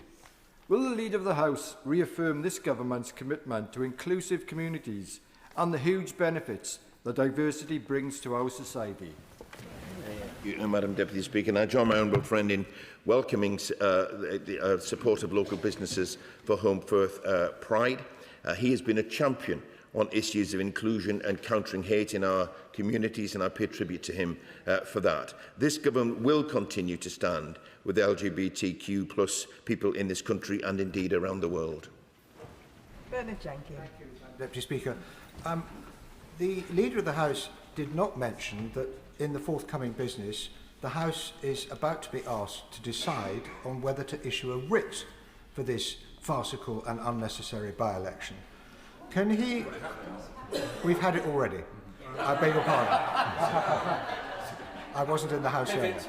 But may I just ask, what opportunity, therefore, do I have to raise the question of how this by-election should be paid for? Because many of my constituents live in the tendering district and will be inflicted with the costs of this, and it seems most unfair that this political stunt should cost the council taxpayers in my constituency or in Clacton. Madam Deputy Speaker, and I'm sure that the Right Honourable Gentleman's constituents will be concerned about the cost, but also that residents of Clacton will be concerned about the cost of this unnecessary by-election as well. And I hope that they might bear that in mind if they decide, when they decide to cast their vote. It has been suggested, of course, that individuals might come forward and pay the cost of the election, which is ludicrous because that cannot happen. It simply cannot. This by-election, it simply cannot happen. This is an unnecessary by-election. It is a waste of money, and I hope that people will think about that when it comes to casting their votes. Josh Dean. Indeed, Madam Deputy Speaker. Armed Forces Day a few weeks ago, our community came out not just to celebrate our armed forces personnel, but to support Ben Hardy. Ben is 11 years old. He's had 10 operations on his eyes and is severely visually impaired. But that didn't stop him from putting on an outstanding sensory exhibition, bringing Dunkirk spirit to life for local people through sight, sound, smell and taste. So will the Leader of the House, and indeed the whole House, join me in congratulating Ben, thanking him for his outstanding contribution to our celebrations and for all of his hard work. Thank you, Madam Deputy Speaker. I absolutely join my honourable friend in congratulating Ben and indeed his mother Liz for their hard work and for raising awareness for the British Legion and Moorfields Eye Hospital. Events like this demonstrate the importance of communities coming together to highlight and celebrate the work of our armed forces, and that depends upon remarkable individuals like Ben. David Mundell. Thank you, Madam Deputy Speaker. And can I associate myself with the tributes to Lord Mackay of Clashfern? He was a giant of the Scottish legal profession. He was Lord Chancellor in 2 governments, and he was a strong voice for Scotland and the Union in the other place. And I personally benefited immensely from his wise counsel during my time in the Scotland office. So my thoughts are with his wife and family at this time. The Leader of the House will be aware that in the Government's recent Green Paper, it was suggested that it might be possible that terrestrial television, and that is free-to-view television, would be switched off in 2034. This would be a hugely detrimental move for many people across the UK, particularly elderly people, people living in rural areas who don't have the best internet access, and would mean that everybody would have to pay for the internet in order to receive television services. So can he have a word with the Right Honourable Member for Makerfield as he takes office and ensure that his administration rules out this possibility? Leader of the House. Thank you, Madam Deputy Speaker. There will be no immediate changes to how people watch TV, terrestrial TV will stay until at least 2034. But as the Right Honourable Gentleman knows, and the House knows, TV is increasingly moving online. We do recognise the particular challenges in remote and rural areas, particularly for older people, people with disabilities and others who might spend more time watching TV than others. And I want to emphasise that we want to ensure that the transition is managed responsibly and that no one is left behind, which is why we are consulting on 2 dates for the switchover, with any date, either of the dates, contingent on a full and watertight transition plan. But I will make sure that ministers hear of the Right Honourable Gentleman's concerns. Mark Sewards. Thank you very much, Madam Deputy Speaker. I had the pleasure of watching England v DR Congo with some of the good folks at the campaign to ban trophy hunting. Now, thankfully, the England men's team haven't taken the title too literally and are still in the hunt to bring at least one trophy home this summer. But it should only be one because this party has pledged to end the import of trophies acquired through hunting. Will the Leader of the House arrange for a statement to be made by the relevant minister to update us on progress in this area so that we can finally end this barbaric practice? Thank you, Madam Deputy Speaker, and I thank my honourable friend for his work on this very important issue. And I know he joined campaigners in taking this to number 10 last year. As he will know, the government remains committed to banning the import of hunting trophies from species of conservation concern, and DEFRA continue to engage with relevant stakeholders to ensure that we can implement a robust ban. I'm not sure whether it was raised in DEFRA questions this morning, but I will certainly make sure that ministers hear of his concerns. Tom Gordon. Thank you, Madam Deputy Speaker. Earlier in this Parliament, I raised the issue of the potential of Russia returning to Eurovision. Last week, I raised the issue of an animated children's cartoon on British TV. This week, we've now heard that the IOC are paving the way for Russia to return to the next set of the Olympics. We are seeing the normalisation, the rehabilitation and the re-emergence of the Russian state on the world stage with little to nothing been said by this government. So will the Leader of the House make time for a statement on Russian soft power and what we can do to make sure we're holding that regime to account while we still see an illegal war waging on and children who have been abducted not returned to Ukraine? Thank you, Madam Deputy Speaker. I don't share the honourable gentleman's analysis that the government is either slow or, worse than that, doing nothing about soft Russian power, because our support for Ukraine is unwavering and our opposition to the illegal Putin war is absolute. We have introduced sanctions on individuals and entities during for our Russia sanctions regime. We are working with allies to pursue all lawful ways of making sure that Russia pays for the damage that it's caused. But I will raise the issue with the Minister about his concern about, on a case-by-case basis, of Russia being readmitted to things which he is right to say the general public may well think is not time. Barry Gardner. Thank you, Madam Deputy Speaker. We know how much land and we know the extent of our inland waters and seas in the UK, so we can know how much we've got to do to protect them, as we're required to do by Target 3 of the Global Biodiversity Framework. Item 2 of the Global Biodiversity Framework says that we need to restore 30% of degraded land. But the government has not published the amount of degraded land. It hasn't published the amount of ecosystems in inland waters and marine environment that are degraded. How are we supposed to meet our global commitment when we don't know what we've got to do? Thank you, Madam Deputy Speaker. And the honourable gentleman is, has considerable experience and knowledge about these matters, for greater than would allow me to respond in the detail that this requires. And therefore, I'm going to offer to him a meeting with the relevant ministers so that he can make his case, because the government will be committed to meeting these timelines and these qualifications. And it's important that he makes the case to the relevant minister. Richard Tice. Thank you, Madam Deputy Speaker. It is clear to me that the National Crime Agency have released details of my company bank statements, my individual bank transfers as well as private conversations between me and my bank managers to The Guardian, which have been published. This involves multiple criminal offences, Leader, and I believe that there should be a full investigation. Does the Leader agree with me that there should be such an investigation? And if people at the National Crime Agency have committed serious criminal offences, then they should face the full force of the law.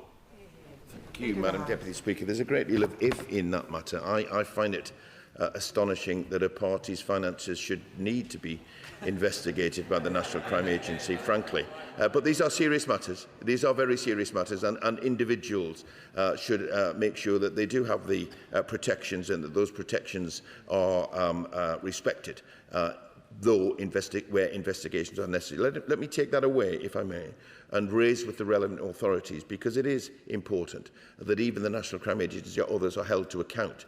But just let me say that I have absolute faith in the National Crime Agency getting on with the important job that this House gives them. Melanie on. Thank you very much, Madam Deputy Speaker. Now, last week I asked a question about a new cafe opening in my constituency, and it's caused a bit of a kerfuffle. As much as I can't mention every single fantastic cafe that is in my constituency, I have got a list of few. I have got to name Rick's Cafe. I apologise to them profusely for not mentioning them last week, which was an oversight, obviously. And also some others. Susie's Cup of Joy, L's, Darracot's. The list goes on. The Leader is very welcome to come and visit me in my constituency to enjoy any or all of these very fine establishments. I wonder if he could tell me, on a serious note, when is the next opportunity going to be that we can come together to discuss the very important issue of hospitality venues and the support that the government is giving them? Thank you, Madam Deputy Speaker. And my honourable friend simply illustrates the power and influence of business questions.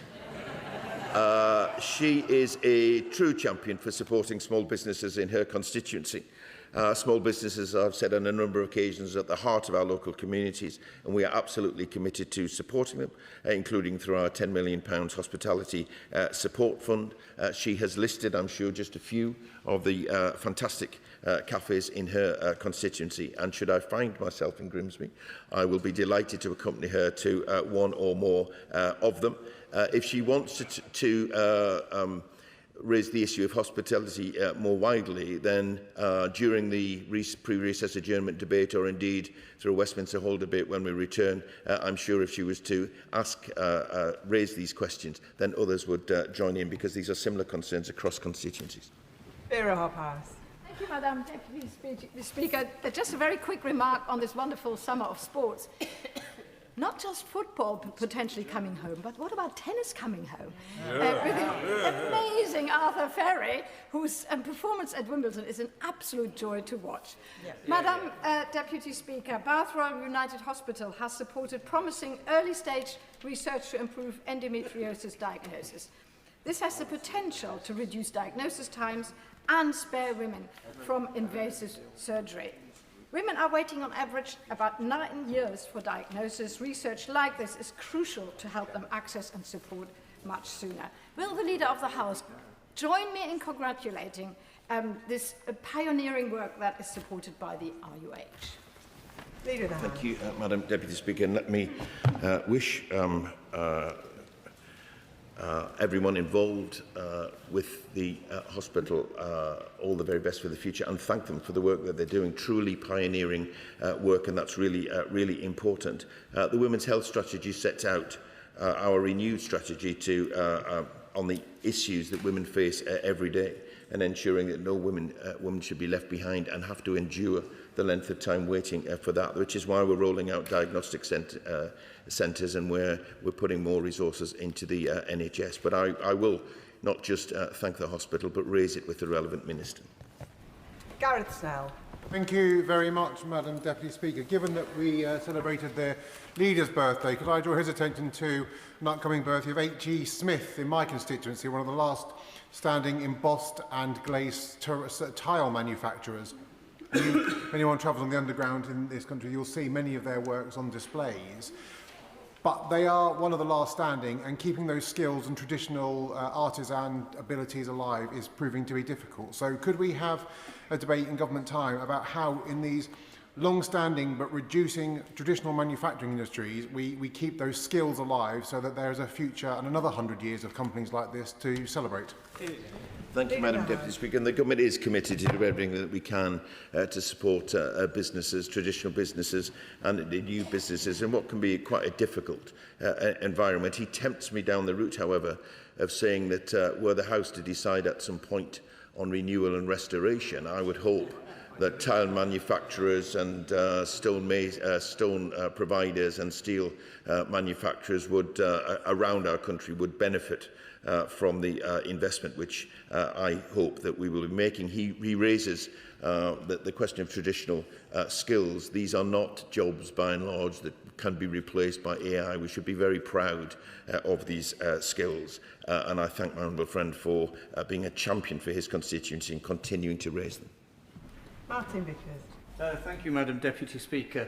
On Tuesday morning, I, along with members from across the House, attended the National Parliamentary Prayer Breakfast, which was a very uplifting occasion. Would the Leader of the House agree that we should give an opportunity to thank the churches and faith groups across the country that provide so much support in our local communities? And could he perhaps arrange a debate during government time so that we can express our thanks and identify the many people up and down the country who contribute so much? Thank you, Madam Deputy Speaker. And I thank the honourable gentleman for this question. And it is absolutely right when he says that churches and faith groups do an incredible amount of good work in our local communities. And the National Prayer Breakfast in Westminster Hall was a fantastic way to celebrate their contribution in Parliament. Should the honourable gentleman wish to raise the importance of churches in our local and faith groups in our local communities, then he's got an opportunity on Thursday in the pre-recess adjournment, or indeed a Westminster Hall debate when we return. Joe Powell. Madam Deputy Speaker, thank you. My constituent Billy Hood, a son and a father, has now spent more than 5 years in a UAE prison after being convicted of possessing trace amounts of CBD vape oil. His family are deeply concerned about his welfare, the conditions of his detention and the lack of progress on the pardon process, and are disappointed by the support they've had from the FCDO. Given the UK's close relationship with the UAE, will the Leader of the House make time for a debate on supporting British nationals in overseas prisons and what proactive steps the government can take to bring people like Billy home?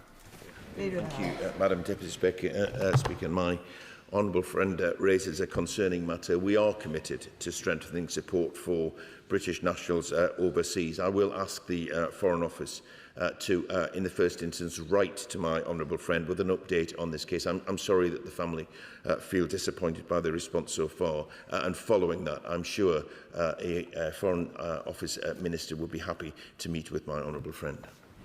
Mark Pritchard. Thank you, Madam Speaker. This Saturday we have the Newport Agricultural Show. Does the Leader of the House agree with me that agricultural shows are the lifeblood of many rural communities? They're a great showcase for rural way of life. They are a great family day out. And could we have a debate on the importance of agricultural shows, not only for Shropshire, but other counties as well? And a belated birthday present to him, if he'd like to come to the Newport show. I don't know if it would be the first time, it may be the last time, but invite him to get on and drive a tractor. Leader of the House. Thank you, Madam Deputy Speaker. It's a very tempting offer, I have to say. I have been to a number of country shows, and I do appreciate the importance of them for the rural communities and the rural economy, actually. For the important work that, that people involved in agriculture do, but also the wider rural communities. And he's right to raise that, the importance of that. And again, I invite him on Thursday because it's timely, to raise this matter during the pre-recess adjournment.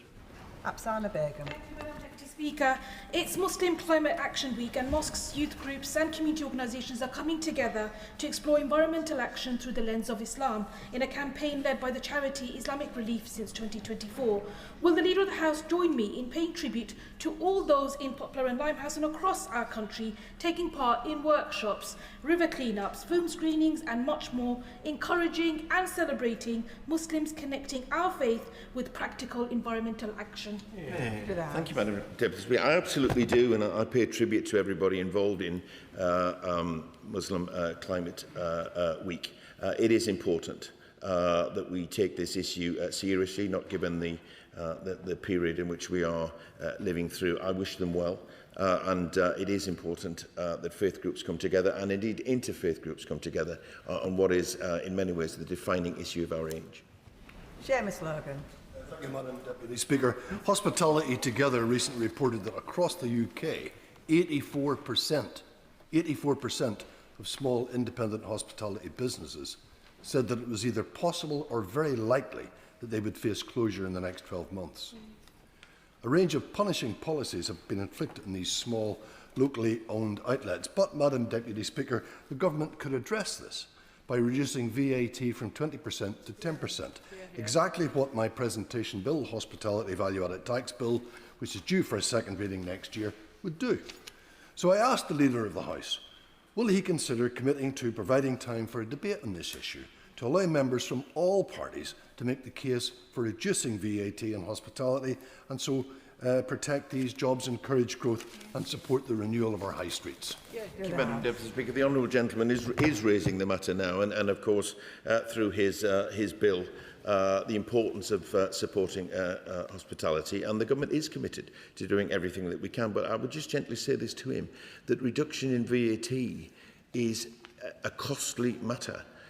And we can't have it both ways. We cannot have it both ways, where the honourable gentleman wants to reduce VAT, but at the same time, he and others will be looking for more money for our public services. Jenny Riddle-Carpenter. Thank you, Madam Speaker. Over the last 6 weeks, I've had 430 pieces of casework about uncollected bins in my constituency of Suffolk Coastal. Now, I'm sure every single one of those would be able to tell the former member of Clacton how infuriating and indeed unsuccessful it is to shout at a bin for 6 weeks. Now, does the Leader of the House agree with me that there is no more an essential service for a council to get right than bins and waste collection? And constituents are right to expect better, and at the very least expect better updates and communications on what is going wrong and when it will get better. Thank you, Madam Deputy Speaker. My honourable friend is absolutely right. Her constituents do deserve better from their local council. Blaming teething issues and technical problems simply isn't good enough, and my honourable friend is right to raise this and stand up for constituents. I hope that East Suffolk Council, which I understand is Lib Dem and Green run, how you can have a situation where Greens get themselves into a situation about environmental management is beyond me. But it is important that she raises these matters. I hope that the Council has heard what she said, and I hope that they get on and resolve this matter. Sarah Byrne.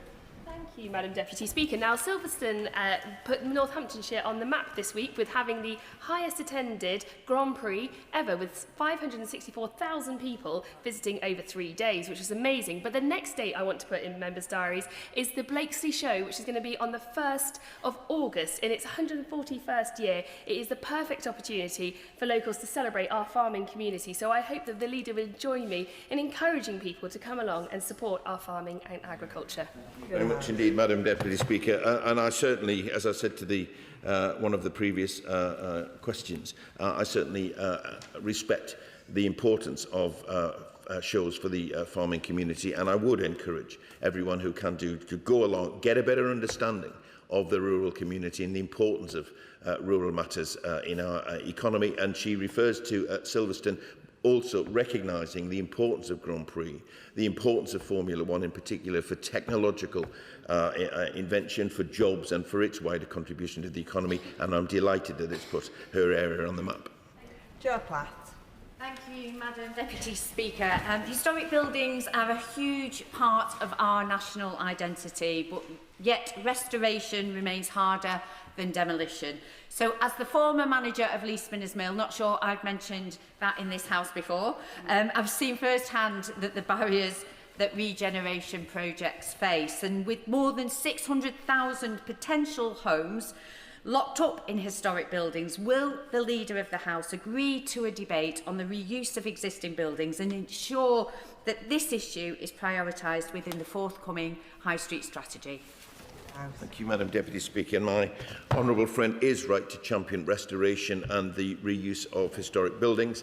I know there have been many such cases in her area that have been successful, and this is a really important matter for local communities. On housing, she raises an important point. I'll make sure that she gets a reply from the relevant minister so that she can hear more about what the government is doing and intends to do. And in the meantime, should she consider applying for Westminster Hall debate or the pre-recess adjournment debate, she can give further voice to these very important issues. Monica Harding. Thank you, Madam Deputy Speaker. Would the Leader of the House join me in congratulating all the young people, particularly in my constituency of East Walton, who have completed GCSEs, A-levels, BTECs, T-levels and degrees, and all the brilliant teachers who have got them there, and wish them all the best for the summer holidays and a well-deserved rest. The brilliant Isha Sixth Form College in my constituency is hit by post-16 underfunding compared to lower secondary brackets, and the confirmed base rate of funding is well below inflation, meaning that these high-achieving institutions may be forced to cut their academic cloth. So would the Leader of the House give time to debate this sector specifically that is so important to our country's prosperity? Thank you, Madam Deputy Speaker. It is important to our country's prosperity, and the government is absolutely determined to do everything that we can, including getting investment into post-16 education and indeed employment more widely. I'm happy to join her, more than happy to join her in congratulating all of the young people in her constituency who've undertaken examinations. I wish them well when the results come out. I pay tribute to them, but I also pay tribute to the staff, but I also pay tribute to sometimes their long-suffering parents. Rachel Maskell. Thank you, Madam Deputy Speaker. Spark is York's frontline incubator for the next generation of food, drink and creative businesses, supporting young entrepreneurs establish their businesses with strong values and good practice. They have identified that that's the problem and are calling for the government to support a 10% cut in VAT to enable their businesses to flourish in hospitality. Can we have a statement from the Treasury as to the impact, including how we will enable CICs like Spark to support these startups to thrive? Thank you very much indeed, Madam Deputy Speaker. And my honourable friend raises an important matter, and as a stout defender of the interests of her constituents, we do recognise the contribution that hospitality businesses make to jobs, growth and local communities across the UK. But HMRC estimates, it follows on from a question earlier, estimates that reducing VAT in the way she refers to would cost around £11 billion a year, which, to put that into context, is roughly equivalent to the total expenditure on the Royal Navy. We are, however, committed to supporting the sector through targeted measures, such as our £4.3 billion business rate package and the Great British Summer Savings Scheme. Neil Shastrahurst. Thank you very much, Madam Deputy Speaker. Solihull's men's walking and talking group is a huge success. It can lay claim to be, if not the most successful one in the country, certainly amongst it. And it improves both physical and mental well-being. Will the Leader of the House join me in paying tribute to all of those who are organising that group and making it a success? And can he set out what more we can do in this place to make sure we're promoting such groups?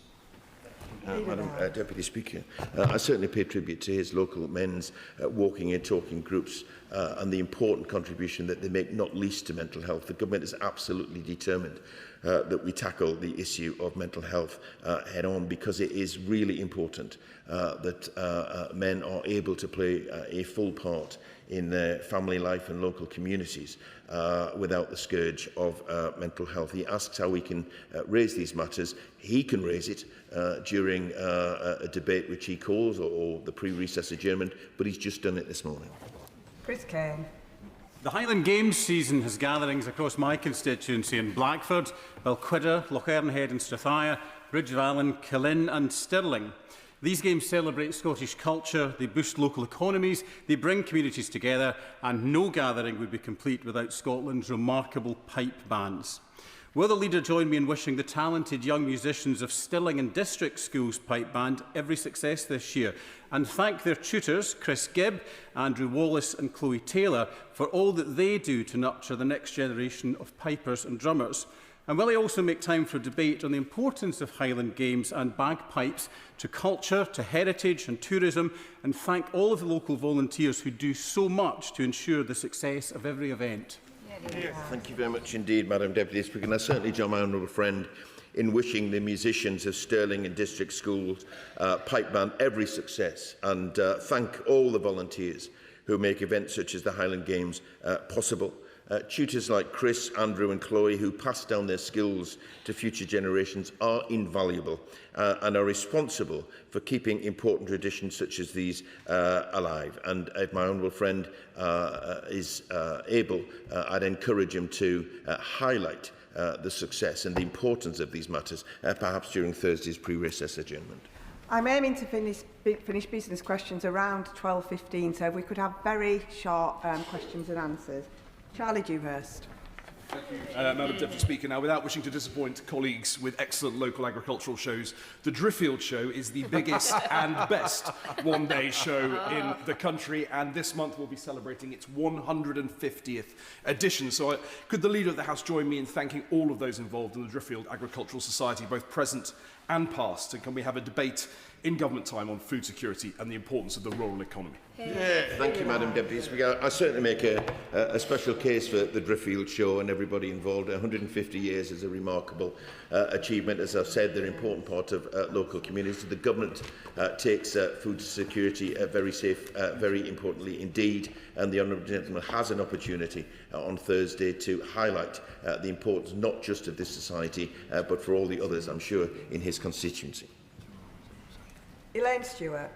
Madam Deputy Speaker, this month Ayrshire College won UK's Training Provider Skills Champions Award at the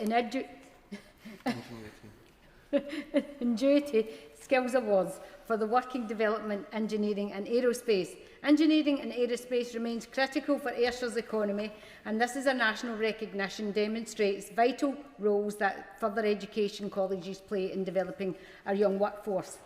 Yet colleges across Scotland continue to face financial pressures despite delivering exactly the kind of outcomes governments want to see. Will the Leader of the House make time for a debate on the importance of investing in further education colleges across Scotland? Thank you, Madam Deputy Speaker. And first of all, let me congratulate Ayrshire College in my honourable friend's constituency on their well-deserved award. We are committed to creating a skilled workforce fit for the future and aligned with the local needs with our £182 million industrial strategy engineering skills package. Should she wish to apply for a Westminster Hall debate, I'm sure it would be well attended, not least by the Right Honourable Gentleman, the Shadow Leader of the House, who does some fantastic work in this regard in his own constituency. Douglas Lumsden. Thank you, Madam Deputy Speaker. Crooked SNP Chief Peter Murrell had his hand in the SNP piggy bank to the tune of hundreds of thousands of pounds, buying camper vans, crockery and even toilet paper. And now we learn that Police Scotland are also probing the Yes Scotland movement. So will the Leader of the House bring forward a debate in government time on the financing of the SNP and the independence movement? Thank you very much indeed, Madam Deputy Speaker. As I've said before, the SNP should come clean on these matters and authorities should hold them to account. He does talk about an investigation which is underway. I'm not going to comment on that. If we are going to debate these matters in the future, let's await the outcome of the investigations. Richard Baker. Deputy Speaker. At the end of May, a 94-year-old woman in my constituency was hospitalised with serious life-threatening injuries after she was run over by a teenager recklessly and illegally driving a Suron e-bike.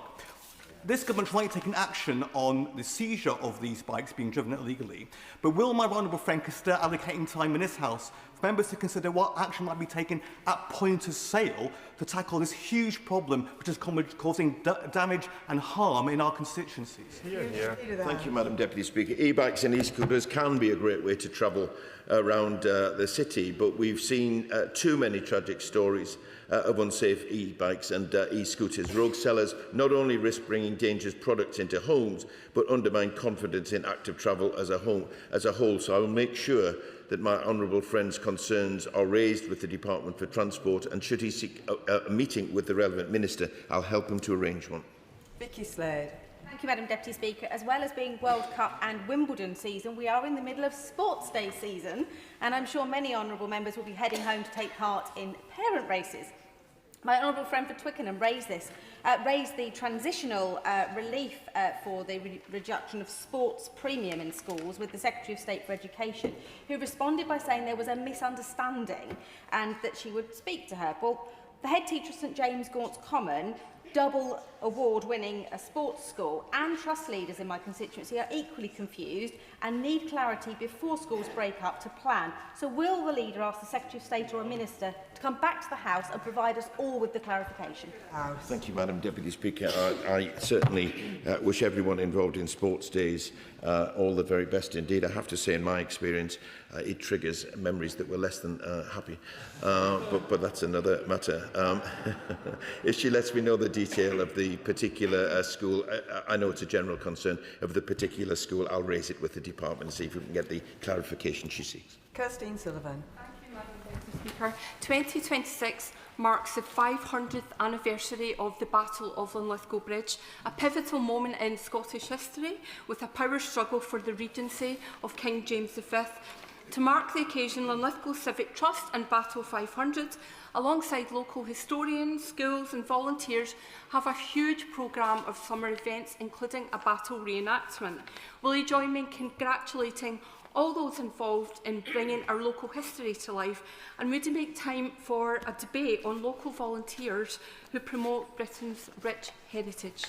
Thank you, Madam Deputy Speaker. And I absolutely join my honourable friend in congratulating everyone involved in bringing the reenactment of the Battle of Linlithgow Bridge to life. As she rightly points out, volunteer organisations like Linlithgow Civic Trust play a vital part in our living historical memory, and it allows us to connect with our heritage. I pay tribute to them for their work, and if she wishes to discuss that further or enlighten the House further, there's the pre-recess adjournment the day after tomorrow. Anne Davies.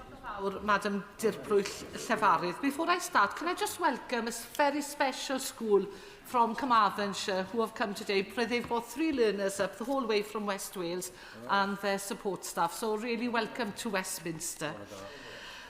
This Monday, a judicial review passed judgment on land access, amid other matters, bought by a local landowner and the CPRW against a private limited energy company. This followed 2 court cases last year when landowners, people who had never been in trouble, never been to court, were forced to give access to land or face legal bills of over £35,000. And why should farmers be forced to pay tens of thousands of pounds to defend their livelihoods? Can the Leader of the House allow in government time a debate on meaningful community engagement between private limited energy companies and landowners in order that this bully boy tactics can stop? Thank you, Madam Deputy Speaker. It sounds like a very concerning situation for her constituents. New energy infrastructure is important to ensure energy security, but it should be delivered with robust and proportionate consenting processes. Should the Honourable Lady seek a Westminster Hall debate, I'm sure it will be well attended. James Asser. Thank you, Madam Deputy Speaker. And I'm very sorry to report to the House that last week a 13-year-old boy lost his life in the Royal Victoria Dock in my constituency, and it follows a similar incident in the Thames in my constituency last year. The Royal Life Saving Society has reported evidence that there's been an 80% increase in child deaths related to drowning over the last 5 years, and this week I joined the Port of London Authority launching a water safety campaign ahead of the summer holidays. But as my right honourable friend be aware, this has been an issue across the summer around the country. So could I ask the Leader of the House if we could have a debate in government time on water safety, so we look at what more we can do to improve safety around water, particularly for our young people and children? Thank you, Madam Deputy Speaker. And my honourable friend refers to tragic cases, and I'm sure the whole House send our sympathy to the friends and family of everyone who have lost their lives during the extreme weather and indeed previously in water incidents. The National Water Safety Forum brings together a wide range of national groups to provide consistent guidance. There was a Westminster Hall debate on this matter last month, and I understand it was agreed that a meeting would take place to convene all responsible departments to look at what further action should be taken, and I will get an update from my honourable friend on what is happening with that regard. Sarah Perchin. Thank you, Madam Deputy Speaker. Businesses in Runcorn and Helsby are adversely affected, penalised in fact, by the Merseyflow bridge tolls, which make it impossible and difficult for them to compete with companies over the bridge in Widnes, and indeed difficult to recruit from over the bridge. The 10-year funding review is due to happen this year. Will the Leader of the House ask the Transport Secretary to make a statement as to how those businesses' views and needs can be represented in that process? Deputy Speaker, let me raise that. I understand the concerns the honourable lady raises. Let me raise that with the relevant minister and get her an update on how they may be able to do that. Paul Wall. Thank you, Madam Deputy Speaker. More than 1,000 British Jews and British Israelis have written to the Middle East Minister to urge a ban on settlement goods and services by the United Kingdom. That's because Netanyahu's government is expanding illegal settlements at such a rapid rate that what we're effectively seeing is the annexation by stealth of the West Bank. Does the leader agree with me that while this Labour government has taken the historic step of recognising a state of Palestine, that is put at risk by Israel's actions? Because not only do we need to show that we share the anger of the British people over the death and displacement of the Palestinian people, we also need to stand up to Israel and make sure that a Palestinian state will become a reality rather than be wiped off the map, which is what Israel is proposing at the moment. Thank you, Madam Deputy Speaker. Let me say the government's position remains clear. Settlements are illegal under international law. They undermine international efforts to secure a just and lasting peace in the Middle East, and they risk doing permanent damage to the prospects of a secure and viable Palestinian state being able to live in peace alongside a secure Israel. We have a debate, Madam Deputy Speaker, this afternoon. I hope that the honourable gentleman will be able to attend it to make his case. Tessa Mullins. Madam Deputy Speaker. Last month, the High Court issued its judgment permitting development of 119 homes in a flood risk area in the village of Yatton in Somerset. This site had failed the flood risk sequential test, and the judgment prioritises building and development over protection against flooding and imperils existing homes and businesses in the area. This flies in the face of everything insurers, lenders, Flood Ray, the Environment Agency and DEFRA are trying to do. Can the Leader of the House ask his colleagues in DEFRA and the Department for Housing to assess jointly the likely input of this judgment, and that which may set a national precedent whereby flood risk assessments shall be ignored? Yes, I will, and I'll seek an update for the honourable lady. Lingham. Thank you, Madam Deputy Speaker. Yesterday was one of my favourite days of the year, not because it's the Leader of the House's birthday, but because my Stafford students came down for the summer school. They met with the Chancellor, the Speaker, other MPs and the Minister. They are passionate and inspiring young people keen to use their voices for good. Would the Leader join me in thanking those people who gave their time to them yesterday, but more importantly, those people around the UK who regularly volunteer to support young people and give them a safe space to be themselves? Thank you, Madam Deputy Speaker. I do indeed join my honourable friend in thanking everyone involved in making her summer school a success, and all the volunteers who support youth groups in all of our areas. I've heard many good things about her summer school. Long may it continue. Shannon. Deputy Speaker, can I ask the Leader of the House, would he ask the Secretary of State for FCDO what his recent assessment has the Secretary of State made of the case of Uyghur Muslim Rahil Dawat, a folklorist and academic imprisoned in China solely for her faith and cultural identity, and what steps have been taken by His Majesty's government to secure her immediate release and uphold freedom of religion or belief across the United Kingdom of Great Britain and Northern Ireland's foreign policy commitments? Thank you. Thank you, Madam Deputy Speaker. As ever, the honourable gentleman raises a serious issue. As he knows, we stand firm on violations of human rights.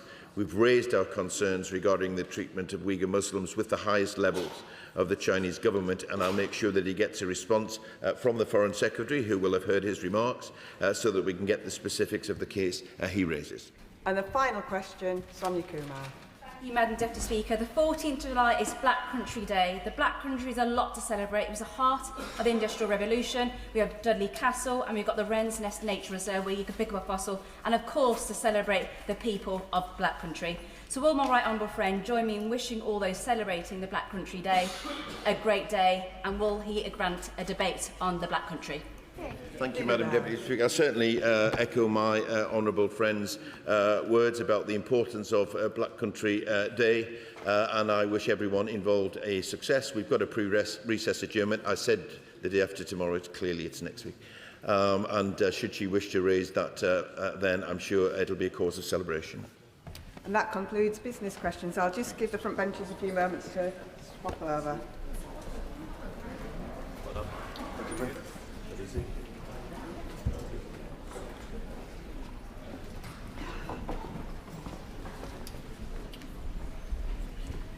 We now begin the statement. Foreign Secretary. Thank you, Madam Deputy Speaker. With permission, I would like to update the House on the NATO summit in Ankara, on the building of a stronger Europe within NATO, with major increases in European and including UK defence investment, on our continued and unwavering support for Ukraine, on our discussions with Gulf partners about the Strait of Hormuz, and on the opportunity that the Prime Minister and I took to raise with other leaders and foreign ministers the issue of Sudan. All issues that directly affect our national security and economic security here in the UK. The NATO summit took place at a time when the world is becoming more dangerous than it has been for decades, where we have a war in Europe that has now been going on for longer than the First World War. Drones and missiles changing the nature of warfare, and continuing threats to the security of NATO allies, including cyber threats, hybrid threats, sabotage, industrial-scale misinformation, attempts to interfere with undersea cables and drone incursions. And just this week, we have seen Russia engaging in reckless and dangerous activity around our British aircraft carrier, which is on NATO operations in the North Atlantic. 3 weeks ago, I went to see the concrete trenches and anti-tank defences being prepared by Polish troops along the Kaliningrad border, a sign of how seriously they take the importance of deterring Russian threats. NATO has been the cornerstone of Euro-Atlantic security for over 75 years, protecting more than 1 billion people. But to ensure it remains as strong for the next 75, it needs to respond to changing threats. NATO is a defensive alliance, but we maintain our strength and security through deterrence and holding the capabilities to deal with any threat we may face. And as the summit made clear, that means building a stronger Europe in a stronger NATO. The United States remains an indispensable and fully committed ally in NATO, but the burdens must be shared, and in response to increased threats in Europe, Europe must step up. That's what allies committed to last year in The Hague, and what this year in Ankara we are delivering. European and Canadian allies are spending $140 billion this year more on defence than the year before, a rise of 20%. The UK is the third biggest cash contributor to NATO, including crucial specialist capabilities such as our nuclear deterrent.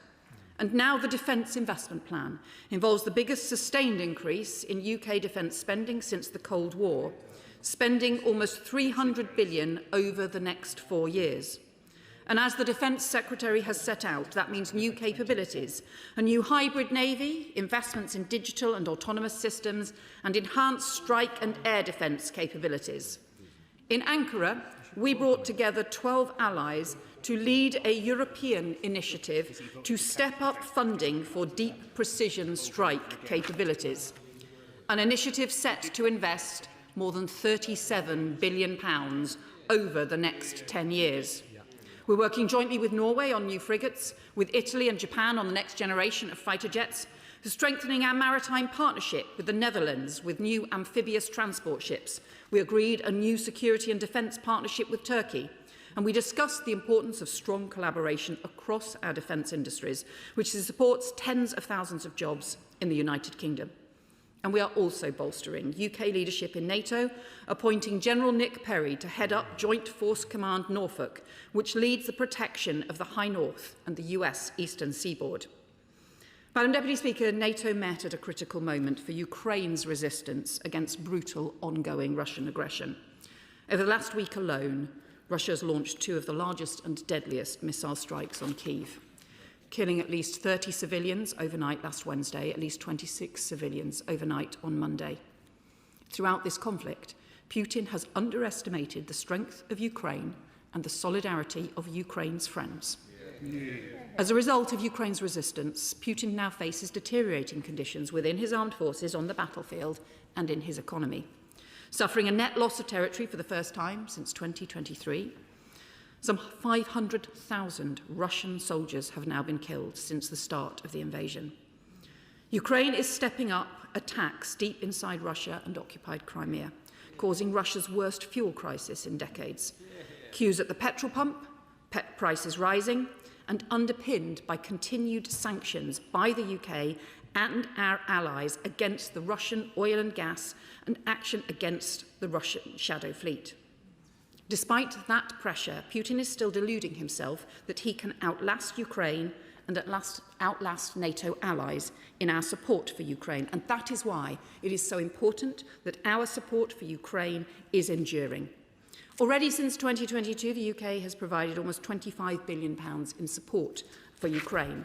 And 2 weeks ago, I announced £500 million of support for Ukraine's recovery and energy security alongside our military investment.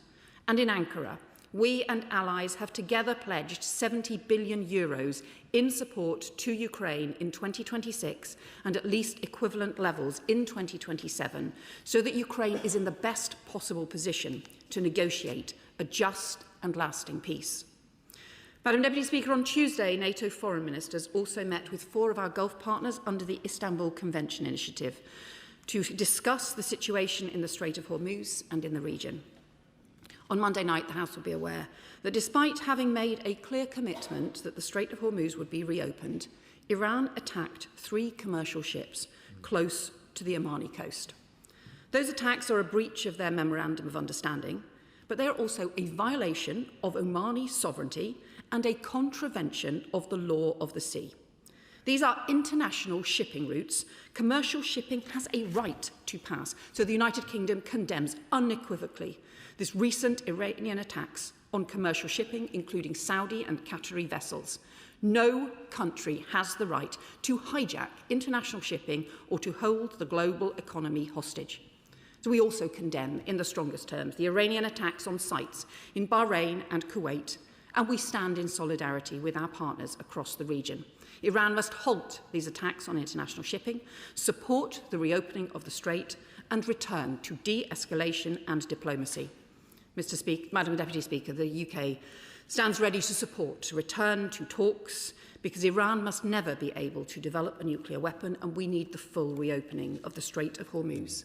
And that is why, alongside France, the UK has established a multilateral maritime mission to support the demining of the Strait, verification and reassurance to shipping, and ultimately to support the global economy and ease the cost of living back home. Madam Deputy Speaker, while in Ankara, I also raised directly with our allies the urgency of sounding the alarm on El Obeid in Sudan, because I am deeply fearful that this Sudanese city is at risk of mass bloodshed and civilian casualties, with signs of plan for an assault by advancing rapid support forces that are already encircling the city. As they cut off supply routes and unleash repeated drone attacks on fuel and infrastructure and storage sites, and strikes that have already killed civilians and humanitarian workers. An estimated 500,000 civilians are now at risk, many of them women and girls who have already carried an intolerable burden throughout this 3-year conflict. And last year, El Fasher became the site of unspeakable violence and suffering, atrocities that the UN's fact-finding mission concluded bore the hallmarks of genocide. The world must not fail the people of Sudan again. So last week, the UK convened an urgent debate at the Human Rights Council, with a UK-penned resolution condemning the atrocities, calling for further urgent fact-finding inquiry and urging the RSF to comply with international law and halt this attack, urging both the RSF and the SAF to accept proposals that have been put forward for a truce, and we are calling for an end to the external support and arms flows from other countries that are extending this conflict and fueling this horrendous suffering. The UN arms embargo does not cover El Obeid, so it must be extended. And we are urging all our allies and countries from across the world, as we did and discussed in Ankara this week, to maximise the pressure, calling on all sides to protect the people of Sudan. Madam Deputy Speaker, effective foreign policy is domestic policy. Championing freedom of navigation supports UK energy security. Preventing bloodshed in Sudan speaks to our values as well as our interests in security. And supporting Ukraine's security is supporting our own security. And strengthening NATO is how we make our country safer, our economy stronger, and our people more secure. I commend this statement to the House. Shadow Foreign Secretary. Thank you, Madam Deputy Speaker, and I'm grateful to the Foreign Secretary for advance sight of her statement. And I want to start by recognising some of the positive commitments in the NATO summit communique, including the important reaffirmation of the alliance's commitment to the collective defence under Article 5, to the transatlantic bond and essential new defence procurement announcements. The recognition of Ukraine as a contributor to transatlantic security is overdue, and we back the reiteration of the alliance's support for Ukraine. And I absolutely share the Foreign Secretary's disgust at the Russian attacks in Kyiv in recent days. The outcome of the Ukrainian war matters profoundly to NATO, as does our collective commitment to lead the world when it comes to helping Ukraine turn the tide in this war. Now, we all know the best deterrent against an invasion like this ever happening again is Russia's expulsion from Ukraine. Now is the time to ramp up our support to Ukraine. So is the government going to provide Ukraine with additional new military capabilities or broker any new international packages of support as we did so effectively at the outset of the war? Following the boarding of the Russian shadow fleet ships last month, will there be a sustained effort to continue to disrupt operations? And will the Foreign Secretary commit to leading international pressure on those refineries buying Russian crude oil and start cutting the financial flows that are funding Russia's illegal war? Madam Deputy Speaker, the NATO communique also refers to the conflict in Iran and touches on the Strait of Hormuz. As I said this morning in the urgent question, the despotic terrorist regime, which has been illegally attacking commercial shipping in the Strait and attacking our allies, ranging from Bahrain, Kuwait, Omani ships and territory, while repressing its own people in the most brutal and unimaginable ways, they must be made to feel the consequences of their actions. And I want to put on record our solidarity with Oman following the outrageous breach of its sovereignty by Iran. We understand that Oman has agreed to work with Britain and France to ensure that its territorial waters remain safe.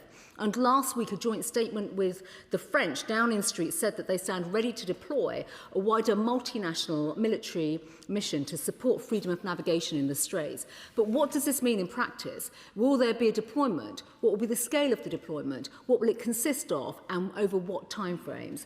And how will we reassure our strategic and security partners in the region of our commitment so they don't think we've stepped back, particularly with the rising tide of attacks from Iran? And what opportunity will we have in this House to scrutinise and debate the government's plans? As the Foreign Secretary will know, as Defence Secretary, my good friend Ben Wallace invested millions into the development of cross-cutting autonomous mine hunters. And the Shadow Defence Secretary in this previous government also delivered Britain's first ever defence drone strategy in 2024, which emphasised the use of uncrewed drones in maritime domain, including for mine detection. Will either of these capabilities be deployed in the mission? Madam Deputy Speaker, it is vital that Britain has capabilities to operate in all theatres in the world. And of course, that requires cash now, which the current Labour administration are refusing to provide. Britain is already spending less of its GDP on defence than Poland, Lithuania, Latvia, Estonia, Norway, the United States, Denmark, Greece and Finland. How can we expect others to find more for defence when we are not leading by example? Because of this Labour government, in the words of the former Defence Secretary, has been unable and unwilling to provide the money that it needs to keep Britain safe and our defences safe. Our country is now facing a huge shortfall in years ahead. By the end of this decade, Britain will be nowhere near the 3% and barely ahead of where we are now, while all our allies, Madam Deputy Speaker, will continue to surge. Now, I don't need to remind the Foreign Secretary of the numbers, but Germany is set to spend 3.7% of GDP by 2030, Sweden 3.5%, and other countries too. And of course, there'll be a change of Labour leadership in the coming weeks. £4.7 billion has been left to Andy Burnham to find at his next budget. And there's no serious detail about the billions of so-called efficiency savings that this government has identified. As the Foreign Secretary's Polish counterpart, the Polish foreign minister, said of Britain, under Labour, you're spending something like 65 billion on defence and 360 billion on welfare. Lucky you. You must not feel any danger. In reality, Madam Deputy Speaker, this government is prepared to plough billions into welfare, but shortchange in defence. We want to change that, and I just want to make that point to the Foreign Secretary again. Will she work with us to actually make progress on this? Because this is a serious time. Britain is under threat. We need to step up in a significant way. Now, the Foreign Secretary also mentioned Sudan and the absolutely horrific situation concerning El Obeid. We know that words are not enough. Action is needed, Madam Deputy Speaker, and I agree with her on the need for the arms embargo to be extended, and the two warring parties must be pressed into a ceasefire. Well done. Foreign Secretary. Can I thank the Shadow Foreign Secretary for her response and particularly her support for the commitments made at Ankara and the continuing condemnation of the Russian strikes. It has been an important part, I think, of the cross-party debates in this, not just in this House, but across the country, that I think the whole country has stood united behind Ukraine and in solidarity with Ukraine, and long must that continue. She's right too that we will need to maintain the pressure on Russia. And we see that as being about increasing sanctions and continuing the pressure through sanctions and issues like maritime services bans, also continuing with our military support for Ukraine, both directly and in partnership with our European allies, including the loans for Ukraine as well that we are also continuing to support, and crucially energy infrastructure support and resilience, because Ukraine also needs the resilience to get through the winter, because we know that is when Russia most heavily targets the civilian population as well. And so we will continue to maintain that support. In fact, it's our commitment to the long-term future of Ukraine, which is why we have signed a 100-year partnership between the United Kingdom and Ukraine in the spirit of our solidarity. I also welcome her condemnation of Iran and its behaviour. I think it is telling that Iran, despite having signed a memorandum of understanding with the United States, seems to be continuing to persist in the view that somehow they have the right to control the Strait of Hormuz, which is an international shipping route, and also that they have the right, as well as a violation of the law of the sea. And that is why we have been so strong in our condemnation, but also in seeking to mobilise countries from across the world to put pressure on Iran to get them to recognise the importance of the whole world's support for freedom of navigation and for the law of the sea, and frankly for getting the scale of support for freedom of navigation and for getting the global economy moving again as well. She raised the issue about defence investment, and she will understand that we are increasing the investment in defence at a rapid pace and at the steepest pace since the Cold War, and also have made commitments to go further. But I should just point out to her, it was her party that cut defence spending by 20%. And the Shadow Foreign Secretary says from a sedentary position that times have changed. She's right, times did change. Times changed when Russia invaded Crimea. That was the evidence that the post-Cold War peace dividend had gone. And yet, it took her 10 years to even recognise that defence spending needed to increase. For most of that period, under the... Order. My constituents, and I'm certainly everybody's constituents, will be very interested in what the Foreign Secretary has got to say. Foreign Secretary. Thank you, Madam Deputy Speaker. For most of the period of that last period before the election, the level of defence spending was nearer 2% of GDP. That is just too low. And it's why we are increasing it, why we've already increased it from 2.3% to 2.7%, and why we have committed to go further. And that involves some difficult decisions, including on overseas development aid and also in other areas as well. But I hope the whole of the House will support that increased investment in defence, because ultimately it underpins our security, the security of our country and the security of our future. Liam Byrne. Thank you, Madam Speaker. I very much welcome the Foreign Secretary's statement today. The alliance is growing stronger by the week.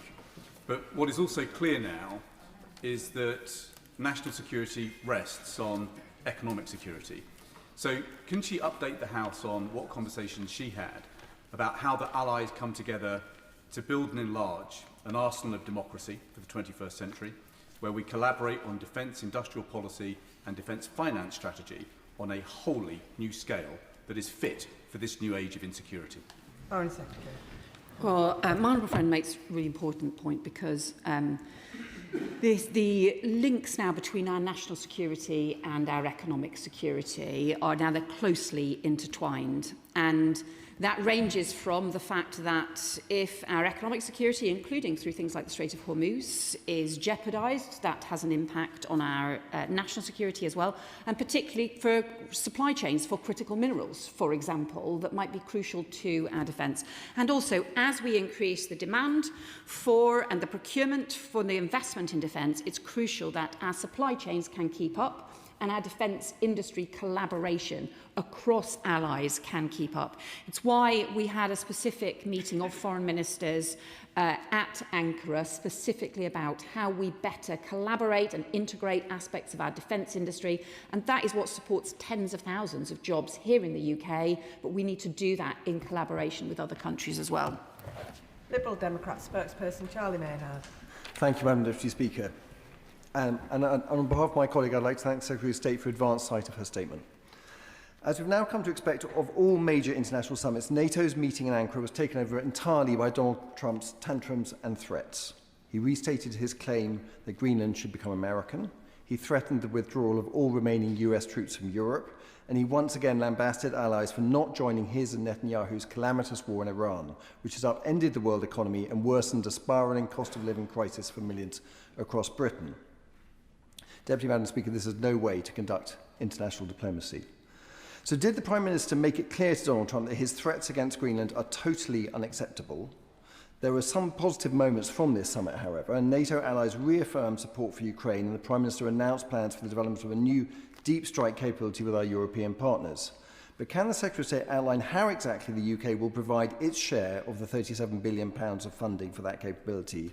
Even before this new commitment, as has been pointed out, the government's own defence investment plan only delivered just over half of what military chiefs deem necessary for our national defence. And will the Minister, together with her colleagues in the Ministry of Defence, consider how defence bonds could be used rapidly to help support the UK's contribution to this initiative, bolster the confidence of our allies and send a clear signal to our adversaries? Have these plans also been drawn up together with the Ukrainians, who have shown with incredible effect how deep strike capability can be developed fast and much, much more cheaply than £37 billion? On defence funding, the Prime Minister also discussed the possibility for collective financing and procurement models as a critical way to generate cheaper loans for military programmes and support greater interoperability. Can the Minister update the House on whether any progress was made at the summit to bring together the existing Defence Security and Resilience Security Bank and our own multilateral defence mechanism into a single European rearmament bank? And finally, the Secretary of State mentions El Obeid in Sudan and the thousands of lives at risk now. The UK has the power to act. So will the Secretary of State now prescribe the RSF, as has just been done with the IRGC, and suspend all UK arms sales to the UAE, given its role in arming the RSF? Foreign Secretary.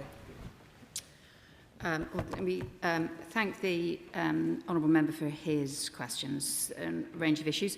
First of all, in terms of the areas of agreement and disagreement, of course, there will be areas where we continue to disagree with the President of the United States, where we have said so, including our continued support for the sovereignty of Greenland and Denmark, which we have always made clear. But that's also why we worked in NATO and now with the support of the United States for a new Arctic Sentry within NATO, on which the UK Carrier Strike Group is operating as a part of that.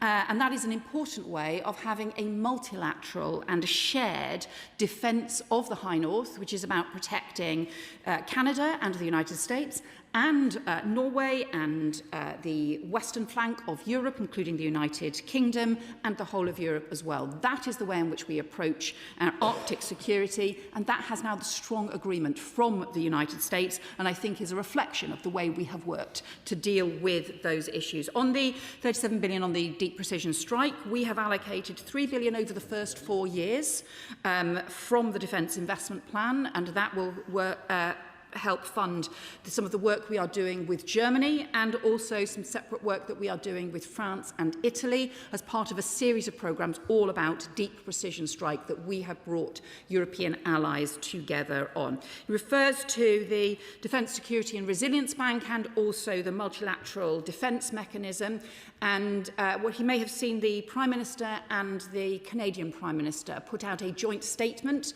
over the last couple of days to set out how we seek to work together to ensure that those initiatives, which do slightly different things but can be combined and collaborates together to ensure we get the best possible impact as well. And then finally, in terms of Sudan, we continue to raise the issue of arms flows and take immensely seriously the issue of arms flows. It's exactly why we want to extend the arms embargo and believe that needs to continue across the whole of Sudan. That's why I have raised this with UAE, with Egypt and with Saudi, who are the members of the Quad, and why we will continue to pursue that. He raised the issue around prescription. He will know, obviously, those are matters for the Home Office, but we do believe that there should be a full arms embargo on Sudan.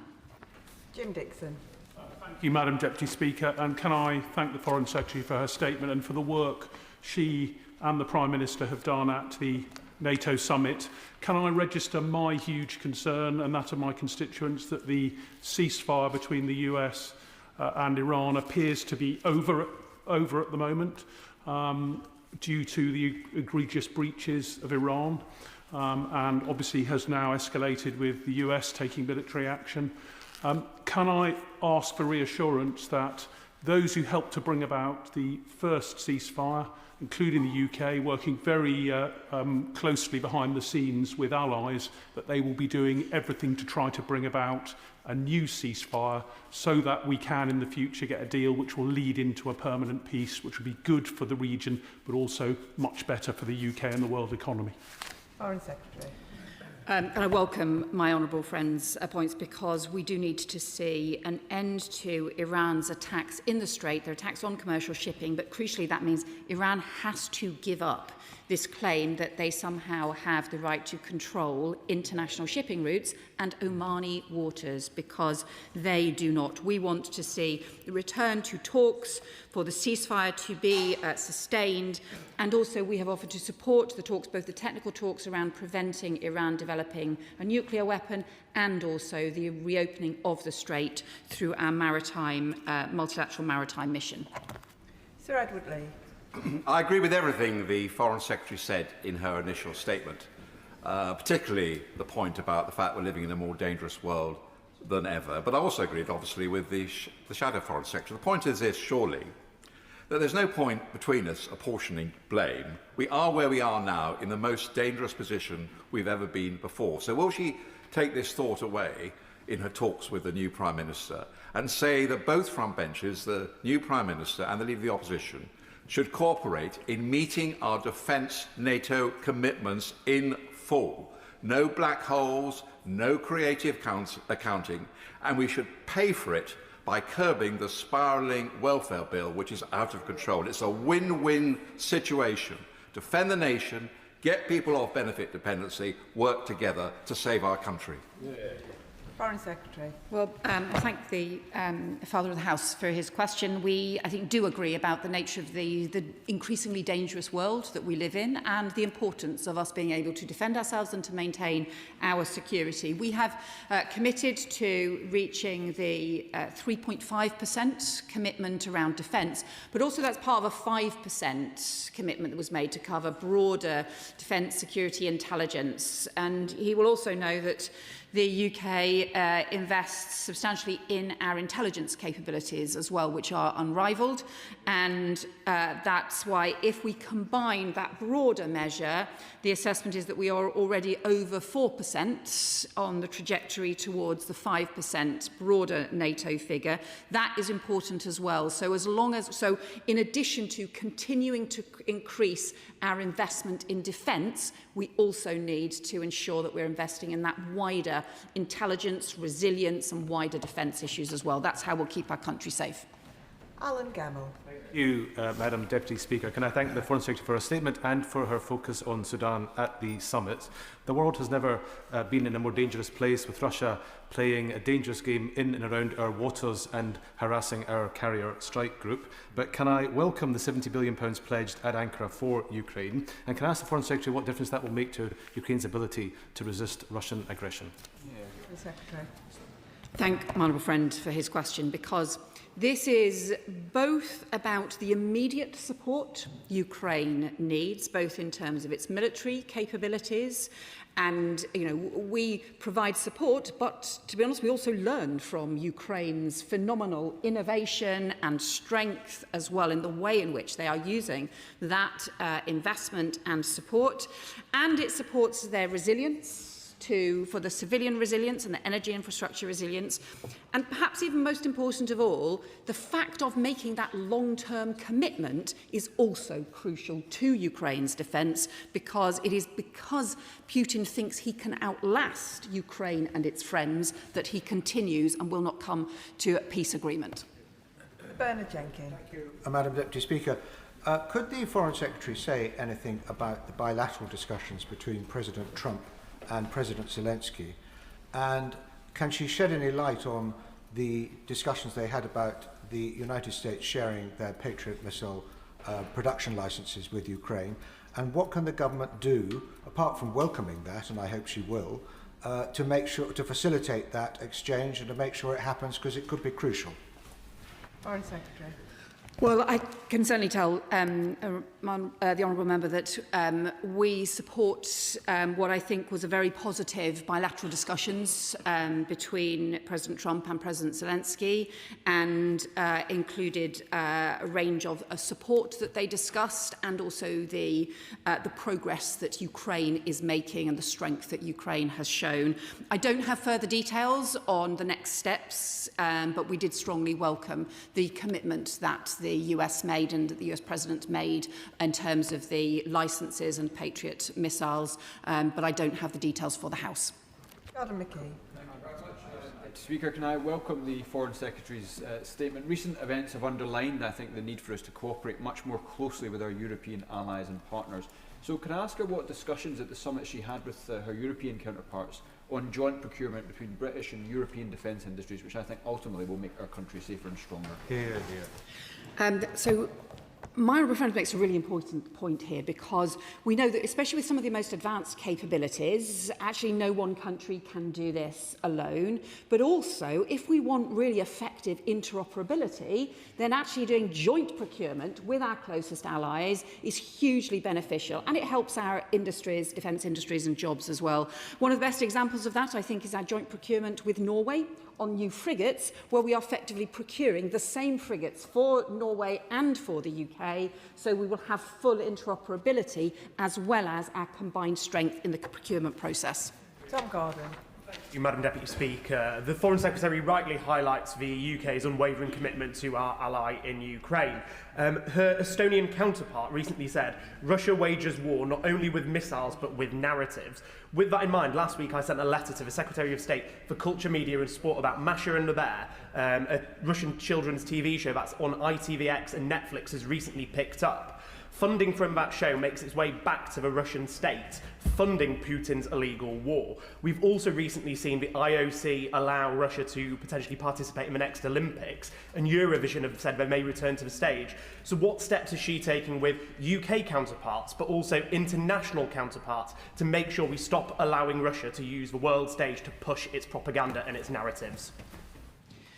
Well, I agree with the Honourable Member about the importance of challenging Russia in every sphere, in the way in which they not only attempt to use different spheres for their narratives and for their misinformation, they have also used misinformation on an industrial scale to seek to undermine democracies as well. And it's why we have used sanctions in that regard too. He will know we have strongly condemned the IOC decision on the Olympics. That is one we strongly disagree with and believe is the wrong thing to do. And I will pass on the points that he has raised to the Culture Secretary as well. Maureen de Jos.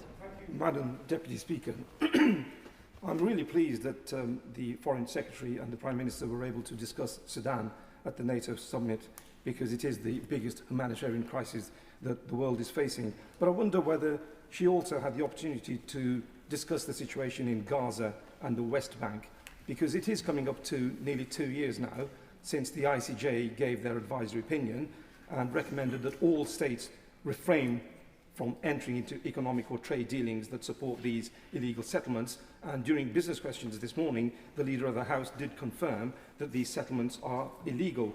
So does the Foreign Secretary agree that perhaps we should follow countries like our NATO ally, Spain, in giving full effect to our obligations under international law? So I can tell him that I did take the opportunity to discuss with some of our allies and partners the situation now in both the West Bank and in Gaza. I am deeply worried that the 20-point plan for Gaza, which was hugely important and we supported and the whole world supported last year, is at risk of running into the ground. The humanitarian crisis there is not yet eased. And I'm also deeply worried about the expansion of settlements, illegal settlements in the West Bank, and also the increase in settler violence, some of which is effectively a settler terrorism that we are seeing as well, and is jeopardising the two-state solution that we strongly believe in. We are looking at what stronger measures that we can take in this area, including looking with allies, including in terms of restrictions on trade with illegal settlements, but also including with stronger sanctions regimes as well. And we will continue to work on those issues with partners. We need a two-state solution that supports the security of Palestinians and Israelis alike. It is the only way to ensure that. David Mundell. Thank you, Madam Deputy Speaker. And I recognise the Foreign Secretary's personal commitment to Sudan, and I'm very pleased that she's shining a spotlight on El Obeid. But I also recognise how difficult it is to work closely with our Gulf allies on the situation in Iran, whilst at the same time having to condemn them for their activities behind the scenes in Sudan. But surely the lessons of Al-Fasha is that unless we take a robust approach with those Gulf allies, we are not going to be able to prevent another Al-Fasha in El Obeid. Well, I agree with the Honourable Member about the importance of preventing another Al-Fasha, and that's exactly why not only did I raise the issue directly with a series of both European allies and with the Secretary of State, Marco Rubio, and the Prime Minister raised this with President Trump, and we have raised this across the board, and he also raised it with President Macron as well. We want concerted diplomacy from across our allies, but that does also have to be the pressure on all of those who have the potential to influence the warring parties. And some of those are countries that have influence, some of those are countries that are involved in arms flows. There are around 12 countries that we believe are involved in arms flows that are supporting the different warring parties. That's why we want the arms embargo to be extended, and it is why I can assure him I'm having intense discussions with a series of nations that all have potential influence in Sudan, and I will continue to shine a spotlight on what is happening. Dame Priti. Thank you, Madam Deputy Speaker. Madam Deputy Speaker, further to the Foreign Secretary's responses to previous questions about the Defence, Security and Resilience Bank and the multilateral defence mechanism, can she flesh out how in practical and maybe in financial terms the UK envisages these working more closely together. So I welcome the question from my right honourable friend. I can tell her this work is underway and has a joint commitment from our Prime Minister and the Canadian Prime Minister, who have been in parallel responsible for beginning these initiatives. The multilateral defence mechanism focuses mostly on the procurement side and on the joint procurement side.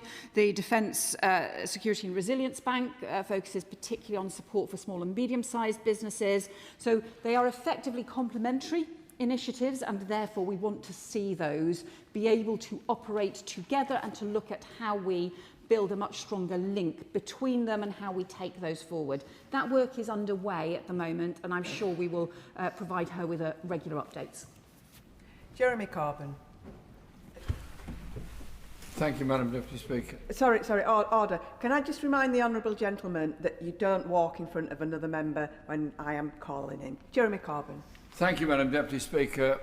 According to the Stockholm Institute, global arms expenditure has now reached $2.8 trillion, the biggest amount being the USA, Europe, Russia and China. At any time during the NATO summit, was there any strategic discussion about the way the world is spiralling out of control with massive levels of expenditure on armaments, increasing wars, cuts in overseas aid by almost every country, attacks on welfare budgets in every country as well. So we're going into a world increasingly at war with increasing poverty at home.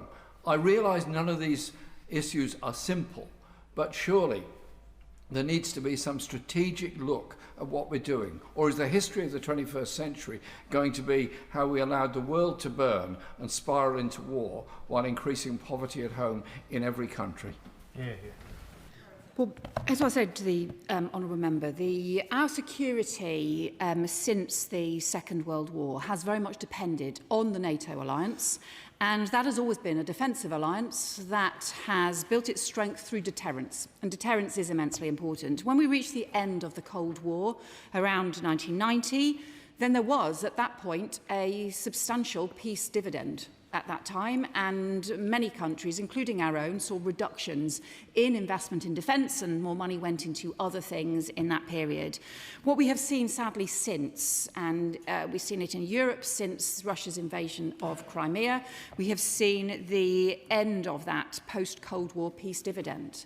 And when we see growing threats to our security, in order to maintain that defensive alliance, which is what NATO has always been, we have to make sure that NATO has the capabilities to respond to any threat that might come in our direction, because that is how we deter those threats, whether that be through our deep precision strike that we have been talking about, whether that be through other increased capabilities, whether that be through matching the technical capabilities that Ukraine has demonstrated through anti-drone warfare, and to ensure that we have those kinds of air defence capabilities as well. We have to ensure we have those capabilities so that we deter the threats against us and maintain our security. It is troubling that we live in a more dangerous world now, but we have to rise to that threat and ensure that we can keep our people safe.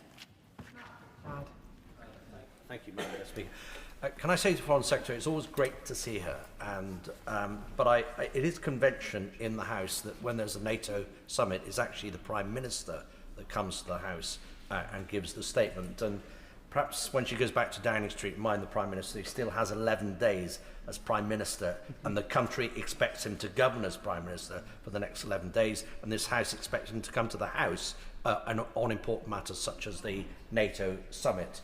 On missile defence, can I ask what discussion she had with her counterparts on improving missile defence for Ukraine, whose hard-pressed civilian population are still being bombarded every single day, and in particular where there are not Patriot missile systems available either through cost or availability given their redeployment into the Middle East.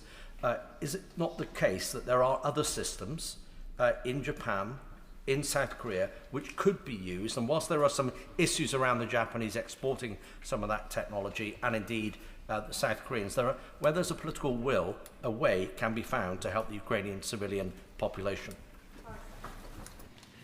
So on that specific issue, I can tell him that there have been extensive discussions as part of the NATO summit particularly around air defences for Ukraine, and also the potential to mobilise a wide range of different partners and allies from across the world who may have other capabilities that could provide immediate and short-term support as well. So those discussions were underway. And I know he's not disappointed to see me at the dispatch box, of course.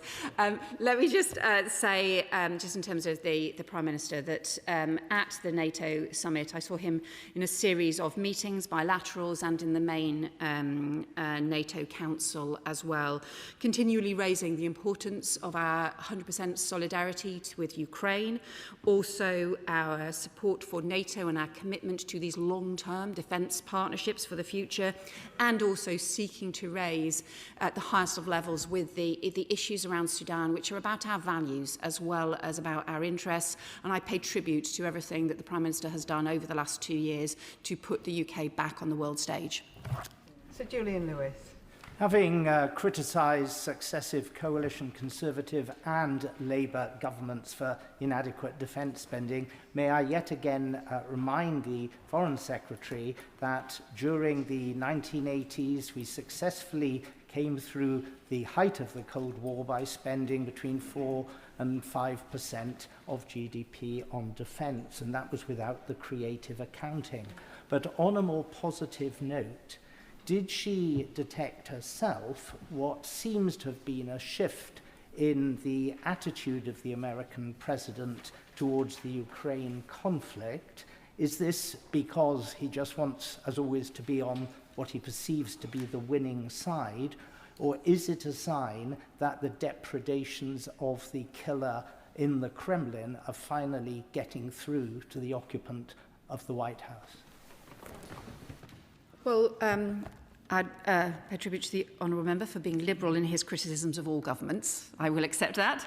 I think the US assessment of what is happening is very much recognising Ukraine's strength and Ukraine's resilience, and the fact that despite all the initial expectations that Putin was going to win this war easily, in fact the opposite is the case. And also, I think as well, the recognition of some of the links between Russia and Iran and the shared technologies and support as well in terms of the kinds of security threats that we face. But I think most particularly just recognising the breadth of the Russian threats to NATO allies, but particularly their failings in Ukraine and the strength of Ukraine's response and the willingness to support Ukraine in that. Cooper. Thank you, Madam Deputy Speaker. Scotland stands ready to play its full role in defence of Britain, with many fine young men and increasingly women in our forces, and also with a huge array of industrial companies working on defence contracts. But there is a problem, Madam Deputy Speaker, and that problem is the Scottish Executive, which, in a remarkable display of overreach, has blundered onto the world stage, and they refuse to put vital public funds into defence firms which have legitimate commercial relationships with our ally Israel. What can the government do about a fifth columnist First Minister, John Swinney, in Edinburgh, who is damaging British security and also thereby NATO as well? Well, what I would say is that defence and foreign policy are rightly reserved matters, because this is about the security of the whole of the United Kingdom. Scotland plays a crucial role as part of that, as being part of not just our armed forces but crucial parts of our defence industry, and we must continue to support that. Jim Shannon. Thank you, Madam Deputy Speaker. Can I thank the Secretary of State very much for her statement and for the vast portions of positivity and good news that there is in it. Whilst the 70 billion Ukraine package and the 5% spending target by 2035 does sound impressive, our constituents want to know just how good these declarations translate into safety on the ground. Russia continues its brutal onslaught, and as the summit rightly points out, Iran's nuclear ambitions and regional aggression are incredibly worrying as well. So how will government ensure that all NATO countries are fully playing their part, that every pound coming from our taxpayers will be matched at the same stretch by fellow NATO countries and their taxpayers? Well, I welcome the honourable member's question. I can assure him that the commitment to increasing investment in defence, both in each country's sovereign defence, but also in our shared defence, was evident right around the NATO Council table from every country. I am sure that that will continue. NATO's strength has been the commitments from all allies working together, and that commitment is what I believe will make us strong into the future as well. Could I take the Foreign Secretary's back to the reply she gave to the Father of the House when by including some other admittedly vital services, she managed to come to a figure of 4%, I think she said, spending on defence. Yeah. But the reality, as we know, is the fact that Europe is still heavily reliant on the US for its defence, and bearing in mind the President's recent comments, would she acknowledge that further increases are going to have to take place over the coming years? And it's an internal debate for government, of course, whether that comes from the welfare budget, as the Father of the House suggested, or elsewhere. Yeah. I do agree we need to go further. So the Defence Investment Plan has set out a plan which takes us from 2.3% up to 2.7%. We have made commitments to go to 3%, but then to go to 3.5% in terms of the core defence spending. And so, of course, we do need to go further. We need to ensure that as we increase the investment, we also increase our capabilities. We ensure that we expand our defence industry, and we do so collectively, and we do so with the most modern technology and capabilities. And also that we show leadership, because this is not just about investment, it's also about the crucial UK capabilities and leadership, which is what, as we work with our partners, is what keeps our people safe. And that concludes the NATO statement. If I give the House a few moments for the front benches to shuffle along. Point of order, Bernard Jenkins. I'm most grateful, Madam Deputy Speaker. During business questions, I mentioned the interests of council taxpayers in tendering district, and I probably should have drawn attention to the fact there is an entry on my the register for members' financial interests. I am a council taxpayer in tendering district. I thank the right honourable gentleman for his clarification on that, and it is now on the record. We now move to the statement on the Timms Review. Minister. With permission, Madam Deputy Speaker, I'd like to make a statement on the Timms Review of Personal Independence Payment, PIP, to make it fair and fit for the future, both for disabled people who need it and for the taxpayer. Today, Madam Deputy Speaker, the Government is publishing an interim report on behalf of the Review Steering Group. Copies will be in the libraries of both houses. We are committed to openness and transparency, so it sets out the evidence gathered so far and the emerging themes. This will inform the recommendations which will now be developed for the final report to be submitted to my right honourable friend, the Secretary of State, this autumn. PIP was introduced more than a decade ago, but the benefit itself has never been fully reviewed. Since 2013, the number of people reporting a disability has increased significantly. Patterns of disability and ill health have changed in the workplace and wider society have evolved. We've seen a sharp rise in disability and long-term health conditions among younger people, including in mental ill health. The number of people receiving PIP has risen considerably and is forecast to continue growing. Against that backdrop, we're taking a fresh look at whether a system introduced 13 years ago still reflects the realities of modern life, supports independent living and is sustainable for the long term. The Timms Review is the first time the UK Government has co-produced reforms on this scale. Our aim has been a review not just about disabled people, but shaped with disabled people. That means working together with disabled people, drawing on their lived experience. The review is led by 3 co-chairs, that's me, Sharon Brennan and Dr. Clinton Farquharson, and a steering group of 12, which we have recruited, almost all of whom have lived experience of disability or long-term ill health. The group represents a range of impairments and different parts of the country. But no single group can represent the full range of experiences of disability, so we've set up a wide programme of engagement with varied, accessible opportunities for people with differing lived and learned experiences to get involved. The interim report, Madam Deputy Speaker, brings together the evidence we've heard so far.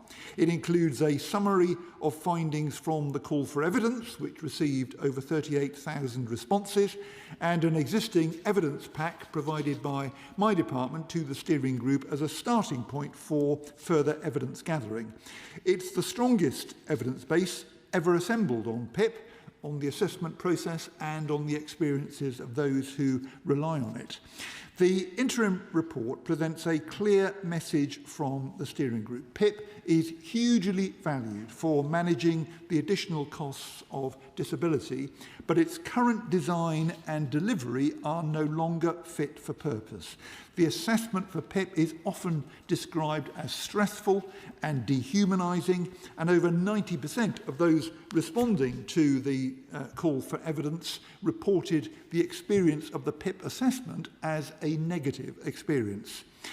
PIP provides a lifeline for many, but the fear of losing it on reassessment can create serious barriers to participation in work, in community life, and in other everyday activities. That's the direct opposite of the intention, which has always been to support independence and participation. The report also highlights that the benefit hasn't kept up with wider changes since PIP was introduced. This work will sit alongside the Milburn Review into young people and work, looking at the factors behind rising economic inactivity amongst young people and how government can better support participation, opportunity and independence. The interim report sets out the next steps for the review. It outlines the evidence and engagement programme over the coming months and how the review will test emerging thinking and develop recommendations reflect the group's ambitions for radical reform and are credible, deliverable and grounded in experience. We're not looking here for quick fixes. Reform needs to be guided by the evidence to address the underlying problems in the system and to deliver lasting change. The government is committed to a fairer system which has the trust of both the public and the people who rely on it. We've introduced recording of health assessments by default. We're substantially increasing the proportion of face-to-face assessments up to 30%, reversing the sharp decline under the previous government, helping to improve trust, accuracy and confidence in the assessments. Our objective is to reform the system to work better for disabled people while ensuring it's sustainable for the long term so that support is there for future generations who will need it. The review has been tasked to develop recommendations that can be delivered within the Office for Budget Responsibilities forecast for future PIP spending. Madam Deputy Speaker, I would like to thank everybody who's contributed time, evidence and expertise so far to the steering group, including to my fellow co-chairs, Sharon Brennan and Dr Clinton Farquharson, for their support, their commitment and their determination, and crucially to the very large number of disabled people who've shared their experiences to help shape this work. This government is committed to helping remove unnecessary barriers that disabled people too often face. This groundbreaking review is only part of this work, but it's an important part. We want to support disabled people to play as full a part in society as possible, and I commend this statement to the House. Minister Peter Bedford. Thank you, Madam Deputy Speaker. And I thank the Minister for advance copy of his statement. And I put on record my thanks to the 38,000 people and organisations who took part and have responded to the call for evidence. Because let's be honest how we got here. This review is not born out of principle, it was born out of panic. Last summer, the government brought forward £5 billion of welfare savings, yet 126 of their own members rebelled. Within days, ministers abandoned the lot. The Timms Review is a fig leaf draped over that failure. A review commissioned not to fix the system, but to get the government through a difficult week. And a year on, what do we have? An interim report. Not a decision, not a reform. A report about a report with the findings promised for the autumn and perhaps legislation at some later stage. Meanwhile, the welfare bill keeps rising. Spending on PIP alone is forecast to reach £43 billion a year by the end of this decade. Every month of drift is paid for by working people, and every month of uncertainty is endured by nearly 4 million claimants. Madam Deputy Speaker, we on this side accept that the system needs reforming. That's why last month we launched the Conservative Party's review of disability and sickness benefits. It's a root and branch review of a failing system, looking into who should get help, how they should be assessed, what form that should take, the conditionality of support, and how to control the level of overall spending. It asks much more fundamental sets of questions than this review covers. It sets out to make savings as well as build a better system. This government has now had 2 years, 1 abandoned bill, 2 reviews, and has not delivered a single lasting reform. The official opposition's position is clear. We would restore face-to-face assessments as a default, because decisions of this consequence should not be made down the phone. We believe that people with milder health conditions are better served by treatment and support getting them into work than being signed off for a lifetime on welfare. We would restrict access to sickness and disability benefits for those without a long-term connection to this country, and we would bring the welfare bill down, because a welfare system that is unsustainable is no protection to those in genuine need. So let me press the Minister on a few points, because there was very little detail in his statement.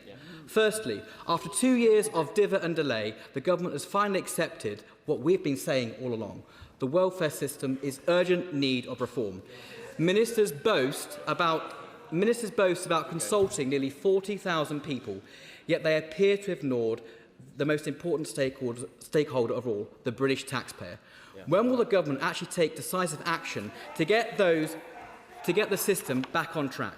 Secondly, he told the Work and Pensions Committee in June that the review has the power to recommend reductions, and that he had personally asked it to consider conditions such as anxiety, depression and neurodiverse conditions. Will the interim findings address whether PIP is the right benefit for those conditions, and will he tell the House today whether he is ruling them in or ruling them out? And thirdly, before this review began, we were told that spending would not rise beyond existing projections. Yet those projections already build in £43 billion of PIP spending by 2030. Does the Minister seriously believe that amounts to meaningful reform? Would it not be better for the review to focus on identifying savings and restoring the long-term sustainability of the welfare system rather than rubber-stamping an ever-growing bill for taxpayers? And finally, the Milburn Review concluded that the PIP system is failing to engage young disabled people in a meaningful conversation about aspiration, challenges and the support they need. Yet the government's response appears to move precisely in the opposite direction, extending PIP award periods and reducing the frequency of contact between claimants and the system.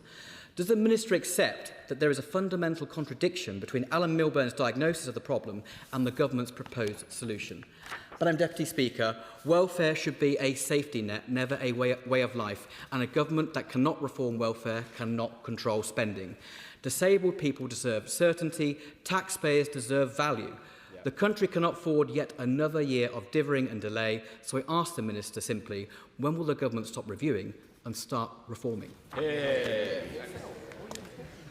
Well, Madam Deputy Speaker, the honourable gentleman has set out some trenchant criticisms of the system that his party set up and left behind. And the question, I think, in everybody's mind is, why didn't they do anything about it? They had 14 years and they've left the problems that he has referred to. The honourable gentleman should be apologising today to the House and for the system that the party he represents left behind. The biggest ever rise in the welfare bill was in their last year in government. We've heard previously that his party has a plan for £23 billion worth of welfare cuts, although nobody has any idea at all what those cuts will be. He didn't refer to that figure in his statement, so I'm not quite sure. Maybe they haven't now got a plan. He said that they are now going to review PIP, and I welcome his belated recognition of the value of a review. But I don't know whether that now means they haven't got a plan anymore, anymore, or they've thrown the plan away until they've carried out their review. He's expressed concern, rightly, about the rising costs of the system. The public are concerned about, and the public are right to be concerned about, and particularly the steep increase in the number of young people who are claiming. But we've set up the work to address that problem. His party abandoned those young people, the growing numbers who were applying for benefits. We will not be doing so. We're changing the question that the system is asking. We're providing the employment support, we're providing the youth guarantee to give young people the chance of a decent future. He complained about the small number of face-to-face assessments. Well, that was left behind directly by the previous government. Understandably, face-to-face assessments, we moved away from those, the system moved away from them during the pandemic, but they were never brought back. That was the problem. We are now increasing the proportion of face-to-face assessments. That's an important step and a positive one. His honourable friend, the Shadow Minister, did say when we were debating one of the measures upstairs to facilitate greater face-to-face assessment that it was a kind of nice to have rather than essential. We think that face-to-face assessments are key to rebuilding trust in this system, and that's why we're making the changes that we are. The system that his party left behind didn't work for disabled people, it didn't work for taxpayers. This review will bring forward proposals to fix the problems that they created. I do apologise, I'm going to have to leave straight away to go and chair Westminster Hall, as I explained to you. Can I say to my right honourable friend, thank you for doing this work. It's a very challenging piece of work, and I think the theme of fairness for the people needing benefits and fairness for the taxpayer is right.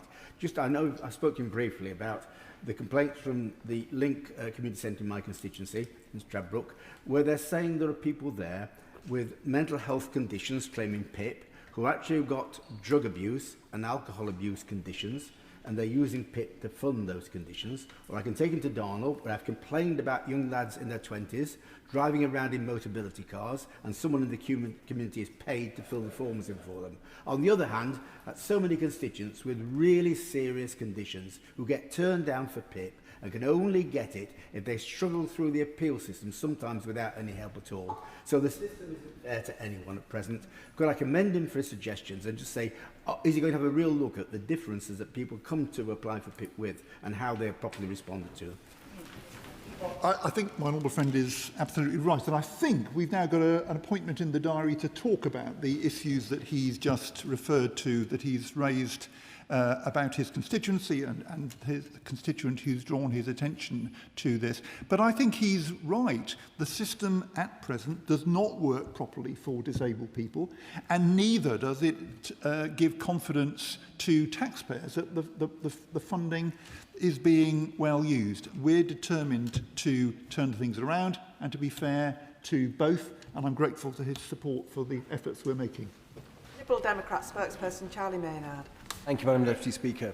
And I'd like to thank the Minister and for everyone involved in this review for their hard work, and it is a difficult subject, so it's much appreciated. Today's report has confirmed that perhaps something all of us knew for many years, that the PIP is supposed to act as a lifeline, but is administered through a broken system. Disabled people say that the application process actively disincentivises them to stay and work and maintain an active social life. This is unfair on claimants, damaging for our economy, and should worry us all. People deserve far better. So we welcome this interim report and will engage constructively with the government to play our role in the delivery of genuine improvements to the system. We want to see a society where everyone can live independently and with dignity. We need the right support in place to ensure that disabled people and their carers can live their best possible lives, and the PIP system must be built around those principles.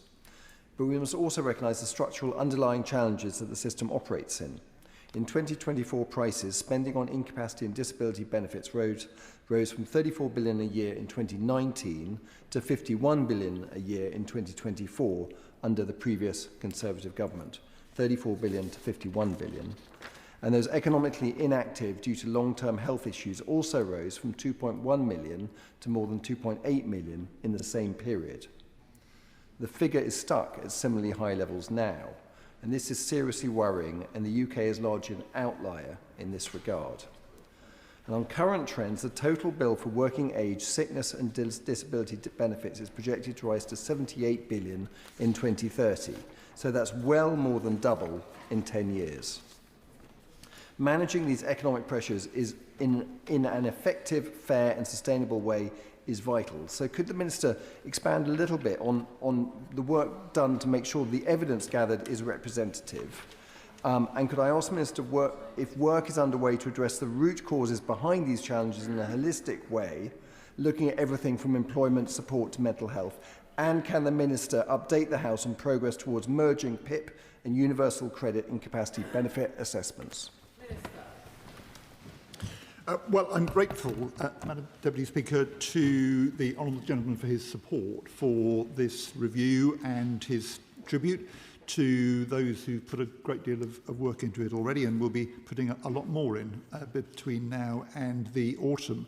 And I think he's right to make the point both that the system is not working well for disabled people at the moment and the costs of it are rising rapidly to a degree which is of concern to many, and rightly, I think, of concern to taxpayers. He's right to highlight that this benefit, which is supposed to contribute to independence and participation, too often actually presents a barrier to doing that, because so many people are worried that when they get reassessed, if they're doing something, the DWP will come along and say, oh, so you didn't need your benefit after all then, and take it away. And so, there's very striking evidence of the scale of that concern about going to work or taking part in exercise or sport.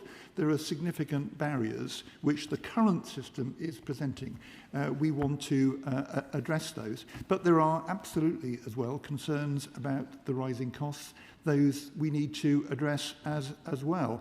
So all of those factors will be in the minds of the steering group as we progress with this review ahead of our final report in the autumn. What I would say to him is that the steering group, as I mentioned, is made up almost entirely of disabled people, but the concern about financial sustainability of this benefit is of great concern to them as well, because if it deemed to be not financially sustainable, then there's a risk to the future of it. We need this support to be present for the long term for the large number of people for whom it's vital. Dame Meg Hillier. Thank you, Madam Deputy Speaker, and I thank the Minister for his work and look forward to welcoming him to Grey Eye Theatre in my constituency, which is an exemplar of how to support disabled people to work and fully participate. In the discussions he's had so far, is he looking at adaptive technology? Because money can be one of the barriers to living a full life, but sometimes there now are technologies that can be perhaps in place of some of the funding that's been available for people to buy things themselves. And has he having any discussions with the steering group on that issue? Well, we're doing quite a lot of work in the department specifically on assistive technology. In fact, the Secretary of State was at a round table very recently with representatives of the tech industry. I think one of the problems is that the technology is moving on very rapidly, but a lot of people don't know about it. Even the technology that we've all got in our phones and so on, that's already available to us without any extra charge, people aren't aware of it. So we are doing quite a lot of work on this at the moment, and I am hoping that we'll be able to issue later this year a call for evidence on how to do a better job in exactly the areas that my right honourable friend has highlighted. Joe Robertson.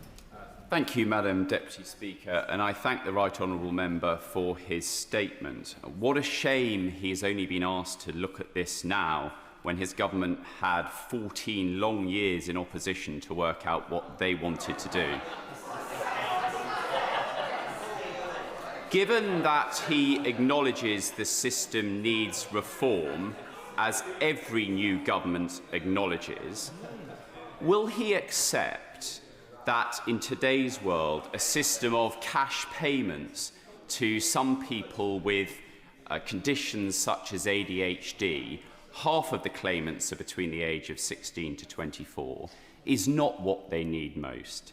Indeed, some of them have no financial needs at all, and the money would be best saved, and can he confirm there will be savings, and some of it invested in better health and community services some of it invested in technology, and some of it to incentivise businesses to go on and employ the 6 in 10 young people who are not in education, training or work?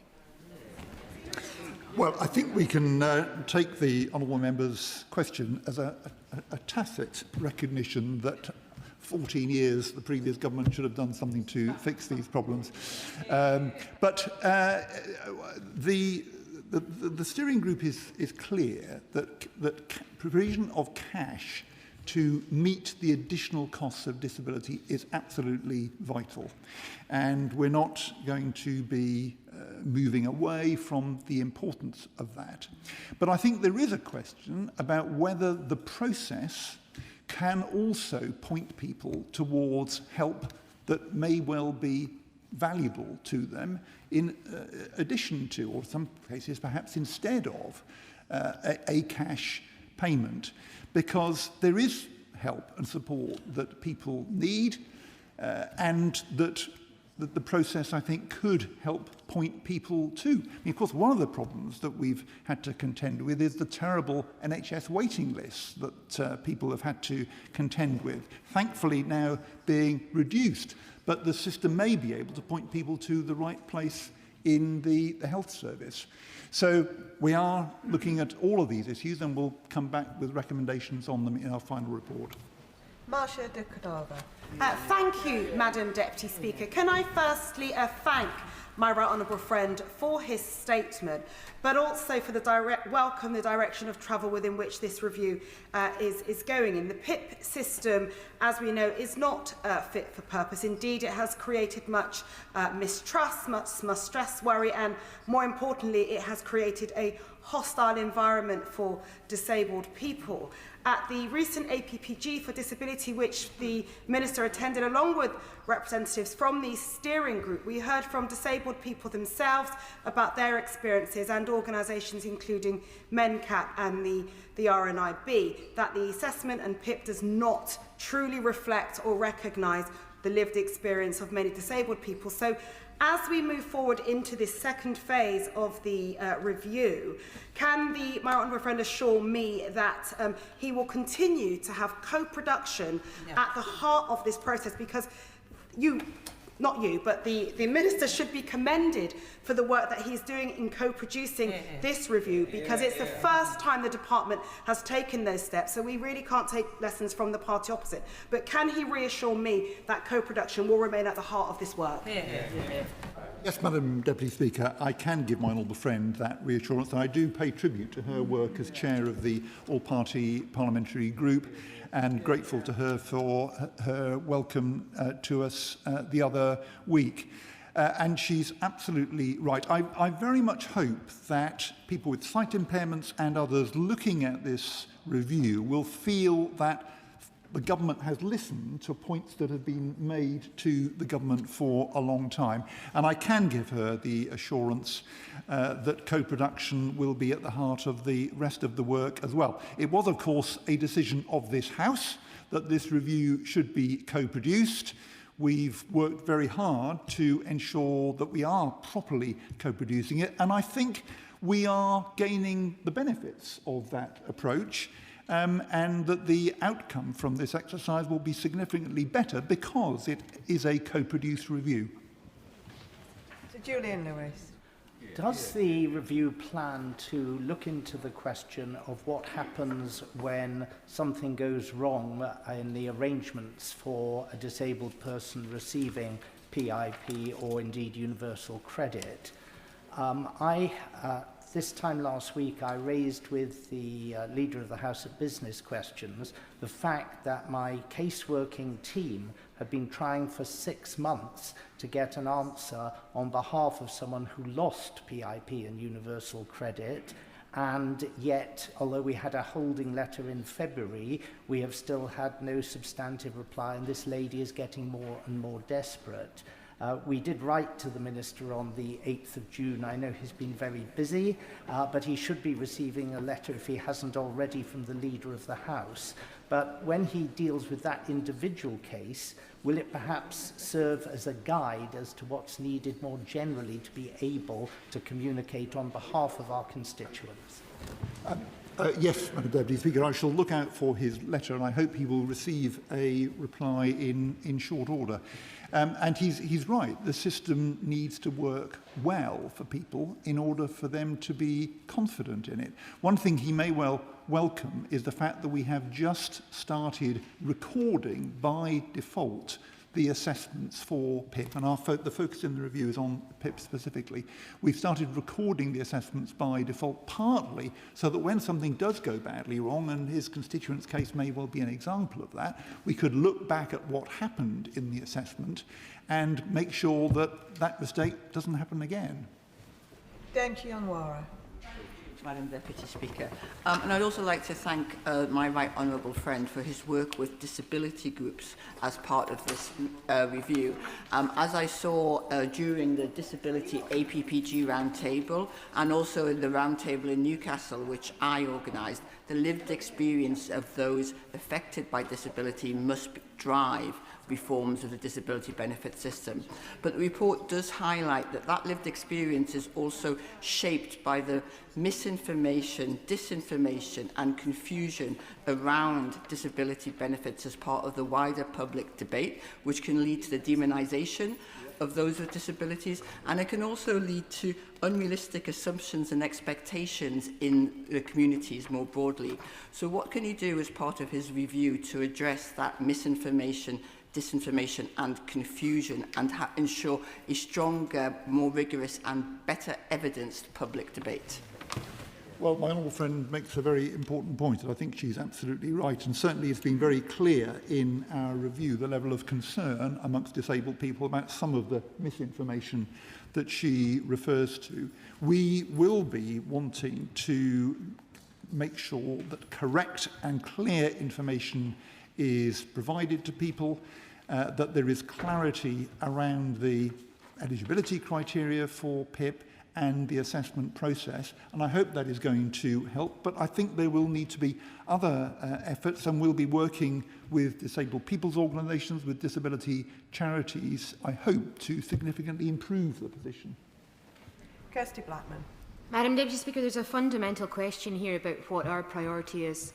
Is our priority to reduce the bill? Is our priority to reduce the amount of money we're spending? Or is our priority to ensure that disabled people can access all of the human rights that the rest of us can access society, can be supported, we can recognise the extra costs of disability? What is the priority? The Conservatives are very clear their priority is to reduce the bill. Our priority is to ensure that disabled people can live as full, as pleasant, as excellent, as wonderful lives as possible. I appreciate the really hard work that's been put in by the team that's been involved in the co-production.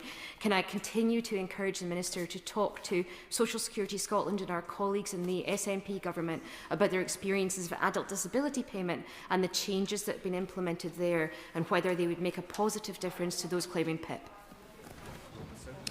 Well, Madam Deputy Speaker, our objective, of course, must be both of the things that she's referred to. We do need to have a system that works well for disabled people, that helps to remove unnecessary barriers that too often hold disabled people back. But we do also need a system that has the confidence of taxpayers, and that is the objective for our review. We are certainly very interested in what's been happening in Scotland, the work of Social Security Scotland, and one of our expert evidence sessions forthcoming, we will be hearing from Adele Harris, who, as she knows, has recently undertaken a review of adult disability payment in Scotland. So we're very keen to monitor what's happened there. Dr. Marie Tidball. Thank you, Madam Deputy Speaker. I welcome the review and thank disabled people who have shaped it. Last year, I was pleased the Minister accepted my amendment to the Universal Credit Bill at the dispatch box to ensure co-production with disabled people was put at the heart of the Timms Review before any future changes to PIP were brought forward. The rich and important findings today demonstrate why nothing about us without us is so crucial in shaping government disability policy. How does the Minister plan to ensure colleagues across his department, including Alan Milburn and Sir Charlie Mayfield, reviewing ways to close the employment gap for disabled people and young people with mental health problems, learn from the Timms Review to integrate the voices of disabled people? And will the Minister agree to come back to this House with the full findings of this report that ensure changes to PIP are also joined up with the findings of these two other reviews, so that there is strategic coherence across government policy in getting more disabled people into work? Well, Madam Deputy Speaker, I'm very pleased to be able to pay tribute to my honourable friend for that amendment, which, as she rightly says, was what took us down the road of co-production, which I think has been a very fruitful avenue for the review. Central government has certainly not done co-production on this scale before. I'm not sure it's done co-production at all, actually, in the past, but we are undertaking this review in a thoroughly co-produced way, and it's been a very positive experience, including for the Department for Work and Pensions. And I think we are going to want to learn the lessons of this for future work. So one of the things we will be doing is evaluating this review so that those lessons can be properly documented and taken account of in the future. She's absolutely right. We need to be staying in touch with Sir Charlie Mayfield, the work of the Keep Britain Working Review, Alan Milburn's work that I've referred to, and I spoke to Alan the other day. We will be making sure that all of this work is taken together in connection, in contact with everybody. And I'm pleased that both Alan and Charlie Mayfield have been talking to disabled people's organisations to contribute to their work, and I know that will continue. Andrew George. Madam Deputy Speaker. Like my colleague, I welcome the broad direction of the review. I acknowledge, as others have referred to, that this is also in the context of some attempting to create a hostile environment. Hopefully, Count Binface will deal with one source of that hostile environment in the weeks to come. But also, there's an issue of language as well, as the Minister, I think, acknowledges, and that is that we should use less the language of welfare benefits and dependency and more the language of investment in people, particularly investment in mental health services, if we can work with ministers in the Department of Health to ensure that people are supported before they need these benefits, but also investing in people so that their talents can be enjoyed in the workplace. I think the honourable gentleman is right to highlight the importance of language. This is a topic that the organisation Turn to Us has been thinking about lately. One of the things that I'm pleased about is that my job title is Minister for Social Security. I think I'm the first minister to have Social Security in my job title since the abolition of the old Department for Social Security at the end of the 1990s. I think Social Security is a good term, and that's what this review is about delivering. James Nash. Deputy Speaker, and I want to thank the Minister for all the work he's done, especially on the co-production front, which has been so important to disabled communities. One of my constituents had his PIP disallowed on renewal over a late form. Reassessed, he then scored 0 points with no change to his condition, which was upheld on review. It was only at tribunal, where my team represented him, that he finally won the highest rate of daily living support, having gone 2 whole years without any help. What sort of reassurances can the Minister give me today that this type of dehumanising failure won't be seen under the new system? Well, it's certainly, Madam Deputy Speaker, our objective that the dehumanising aspects of the current system, and he describes an example very well, should not be a feature of the future system. That is the clear aim of this review. I do wonder as well whether the case that he's referred to us And it's not an unusual example, I have to say. I think many honourable members would have similar examples they could refer to from their own constituencies. I do wonder whether this is an example where the fact that we are now recording assessments by default could help us in the future to find out why that assessment went so badly wrong. I'm really hoping that we can improve things and rebuild confidence on the part of disabled people and of taxpayers that this is a system that's doing the job we need. Adrian Ramsey. Madam Deputy Speaker, I've heard from constituents of mine in Waveney Valley of different ages who are concerned about the plan's changes to PIP and highlight its importance for enabling them to work and enabling them to play a full part in society. I want to ask specifically about young people under the age of 25. What mechanisms are being put in place as part of this review to ensure that young people with cancer and with other disabilities are considered and their distinct experiences are properly accounted for and heard as part of this process? Minister. Well, the Honourable Gentleman raises an important point. The key, I think, is that this benefit is there to contribute to the additional costs of disability. And too often, and my honourable friend has just given us an example, what's happened is that people have applied and the outcome has been wrong, and it's been a long, drawn-out process involving an appeal to get to the right answer. I'm hoping that we'll be able to come up with an assessment which much more frequently comes up with the right answer first time round, that does recognise, in the case that he gives us, where somebody, as a result of cancer, has additional costs and is therefore eligible for PIP.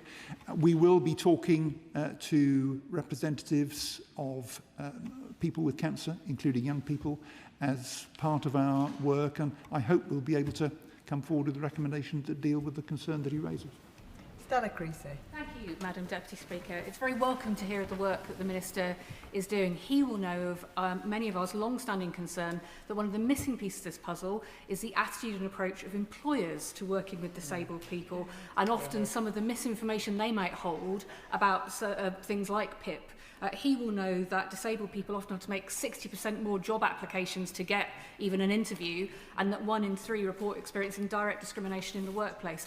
I wonder if he could just update us in terms of the response he's had back so far, whether he's had any from employers about the role that they can play in changing this situation and recognising the talent that exists within our disabled communities. Yeah. My honourable friend raises an extremely important point, and this is at the heart of the Keep Britain Working review work and the work that Sir Charlie Mayfield is leading at the moment. He produced his report in November, which is directly about what more employers can do to make sure their workplaces are more accessible to disabled people, and also that people who run into a health problem or a disability in the course of their work don't just kind of automatically have to leave work, as too often happens at the moment. And the reasons for that concern are exactly the ones that she gives. There's huge talent there, which at the moment too often is being wasted.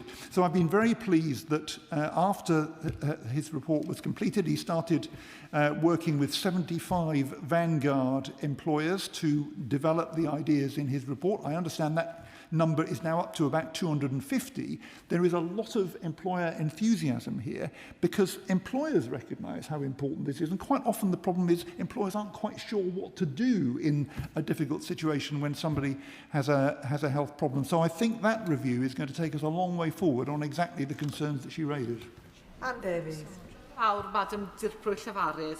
The Timms Review pledges to develop ambitious, evidence-based recommendations that are practical, deliverable and capable of delivering meaningful change, and I welcome this interim report. The devolution of social security to Wales is a prime contender, allowing the creation and delivery of social protections that better reflect the needs of our communities in Wales as part of the Welsh benefit system. This is widely supported in Wales, including by disabled people's organisations. So can the Minister assure me that the Timms Review won't let the opportunity for devolution pass? Well, we're certainly not wanting to let any opportunities pass from this review. It is a kind of a one-off, groundbreaking review. We want to make the most of it. I spoke this morning to the new minister in Wales and had a good conversation with her. We've agreed that we will be working closely together as this goes forward. It's very important that voices from Wales are properly heard in this review. One of our steering group is a former board member of Disability Wales, and I want to make the most of expertise and experience from Wales in the course of the work. Christine Sullivan. Thank you, Madam Deputy Speaker, and I'd like to thank the Minister for his update and his collaborative approach to the co-production process, as well as the time he spent with me and colleagues earlier in the year to discuss the experiences of those living with conditions such as MS and Parkinson's.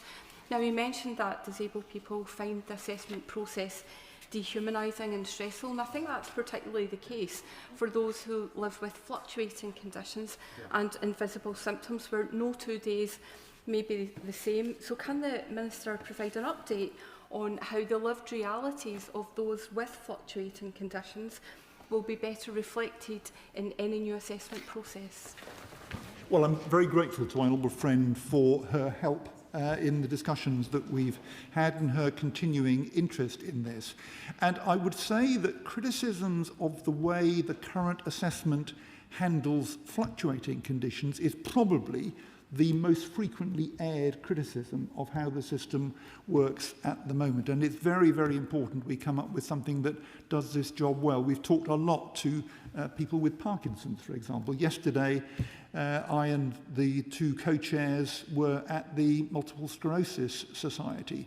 And the need to do this job well for people with those fluctuating and degenerative conditions is at the centre of our concern, and I'm very hopeful we'll be able to do a good job, as I know she wants us to. Lewis Atkinson. Thank you, Madam Deputy Speaker. I thank the Minister and the steering group for their work. Their findings that disabled people find the assessment process dehumanising and stressful reflect the conversations that Sunderland Central constituents have had with me. Can I particularly refer him to paragraph 64 of the review, which finds that reliance on PIP has likely increased due to the difficulty accessing vital services and support, such as community and mental health services and access to work. Does he agree with me that as we look to reform disability benefits in the future, that must go hand in hand with improving those support services, widening access to work, and in particular, cutting NHS mental health waiting lists, which are far too long? I know he referred before to falling waiting lists. I would gently say to him they are physical mental waiting lists that are falling. Mental health waiting lists have not been falling. Longest waits have increased since December of last year, and the government needs to get a grip on that. Well, my honourable friend is absolutely right. We need to make sure the NHS is delivering in all aspects of its work. He mentions access to work. There is a big problem at the moment with the access to work scheme with long delays and backlogs, and we've recently announced the recruitment of an additional 480 people, which means that the number of people working on access to work applications will have more than doubled since the general election, and we're confident that will enable us to eradicate the backlog for access to work by September of next year. But he's right, all these services need to work well and support people together, and that's our aim. Jeremy Corbyn. Thank you, Madam Deputy Speaker, and I thank the Minister for the statement and a recognition that for many people claiming PIP is not an easy process. It's deeply stressful, particularly reapplications or reassessments, delays on appeal, and appalling levels of stress that go within the community as a whole. And I hope that can be seriously addressed in the future. Could he answer me one question? On page 8 of the statement he's just put forward, it mentions that future PIP spending will be within the envelope predicted by the OBR. Does this mean there's going to be some form of cash limiting of PIP, or does it mean it accepts the principle that personal independence payments, which I think are incredibly valuable, are based on an assessment of the needs of people rather than a Treasury-based limit on spending? Well, the Right Honourable Gentleman is absolutely right about the degree of stress involved in this process. I spoke to somebody at a round table in Northern Ireland who told me that she'd been diagnosed with multiple sclerosis in the course of her working life. It came as a terrible shock, as a traumatic experience. And then a few years later, she'd condition had deteriorated. She had to apply for PIP. And she said that the experience of applying for PIP was as traumatizing as the original diagnosis that she received. These are very, very serious effects that people have suffered. What I can say to him is that the terms of reference for the review require us to stay within the currently projected OBR spending on PIP. There isn't a sort of a cash limit, but one can project what the spending is going to be, and the steering group is constrained to stick within the currently predicted spending. And actually, I think there may well be reductions, because if we do a better job in all the ways that we've been talking about this afternoon, I think we can do a better job both for disabled people and for taxpayers whose taxes are paying for this system. Andy MacDonald. Thank you, Madam Deputy Speaker. I very much welcome the Minister's interim report and the commitment to co-production with deaf and disabled people's organisations. The report rightly recognises that whilst PIP is a highly valued benefit, too many people experience claiming it as stressful, dehumanising and simply not fit for purpose. Frontline organisations such as the Trussell Trust and Disability Rights UK have welcomed that honest diagnosis, but they also warn that disabled people remain anxious about where the review is heading. So does the Minister agree that the real test of success will be the final recommendations being recognised as genuinely co-produced and commanding the confidence of those who rely on PIP? And can he assure the House, he's mentioned that a good system will bring about savings, but can he assure the House that this will be driven by improving support and not by achieving savings? Well, I'm grateful to my honourable friend, and I'm grateful to organisations like those he's mentioned, Trussell and Disability Rights UK, for their support for the interim report. I can assure him that the final report will be very properly co-produced. It will be led by the steering group that I've referred to. There's going to be a lot of engagement after the summer around our initial thinking on conclusions, which we'll be drawing up over the summer. So I think I can give him the assurance that he seeks, that people will be able to be very confident about the conclusions that we eventually reach. Iqbal Mohammed. Thank you, Madam Deputy Speaker, and may I apologise for earlier crossing the path of Madam Speaker and my right honourable friend behind me. I would like to thank the Minister for Social Security for his statement, for the interim update, which, as he said, is a rare thing as part of a process, and for his approach to dealing with this complex subject with kindness, compassion, and treating disabled people with dignity. And they really, really appreciate that. Nearly 300 of my constituents contacted me about the proposed changes to disability support during this consultation period. They consistently describe a system that is too often unfair, distressing and mistrustful of disabled people. So can the Minister explain how today's proposals will restore confidence among claimants that PIP exists to support disabled people rather than to challenge their entitlement at every turn, and those who need it will receive it? Well, I'm grateful to him for his support for this review. And he's referred to 300 of his constituents. As I mentioned, our call for evidence received 38,000 responses, which I was very pleased about. And we're doing further work, for example, at the moment with workshops in a box being carried out around the country to make sure we hear from people as well who may not be up for or willing to submit a formal reply to a call for evidence.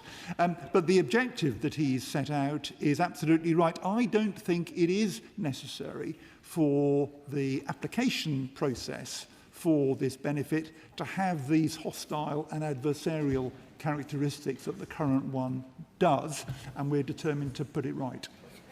John MacDonald. Can I express my regret at the stigmatising language that we've even heard today, this division between disabled people and taxpayers, as though disabled people don't pay taxes. But also this division between those in work and those claiming PIP, when we all know PIP is used to get people into work and support overall.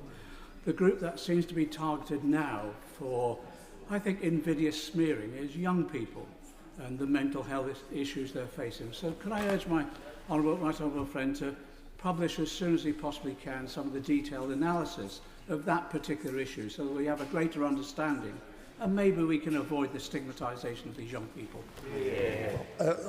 I'm certainly keen to avoid the stigmatisation of anybody. If he looks in the interim report, he will see there actually is quite a lot of evidence specifically on the point that he raises, and it's very important that evidence should be properly sifted and assessed in the course of our work, that we will do that. What we're wanting to do here is to remove barriers, because too often what's happened is, and speaking specifically about young people have started claiming benefits and then the system has abandoned them. And that is not in their interest, it's not consistent with their aspirations, and it's not in the government's or society's interests either. We need to be able to support young people to be able to participate in work and in other things as well, remove the barriers that have stopped them in the past, and that's what we're determined to do. Apsana Begum. Thank you, Madam Deputy Speaker. Many of my constituents, including those already suffering the devastating consequences of the cuts to the health component of universal credit, are following closely the work of the Timms Review with trepidation. They know, like me, that PIP is not an out-of-work benefit. It is intended as a contribution to the extra costs of living with a disability, from food to fuel and transport. Can the Minister ensure that any proposals brought forward to the House are not driven by short-term cuts that have motivated the last two proposals, and instead that the focus is put on how people actually experience disability?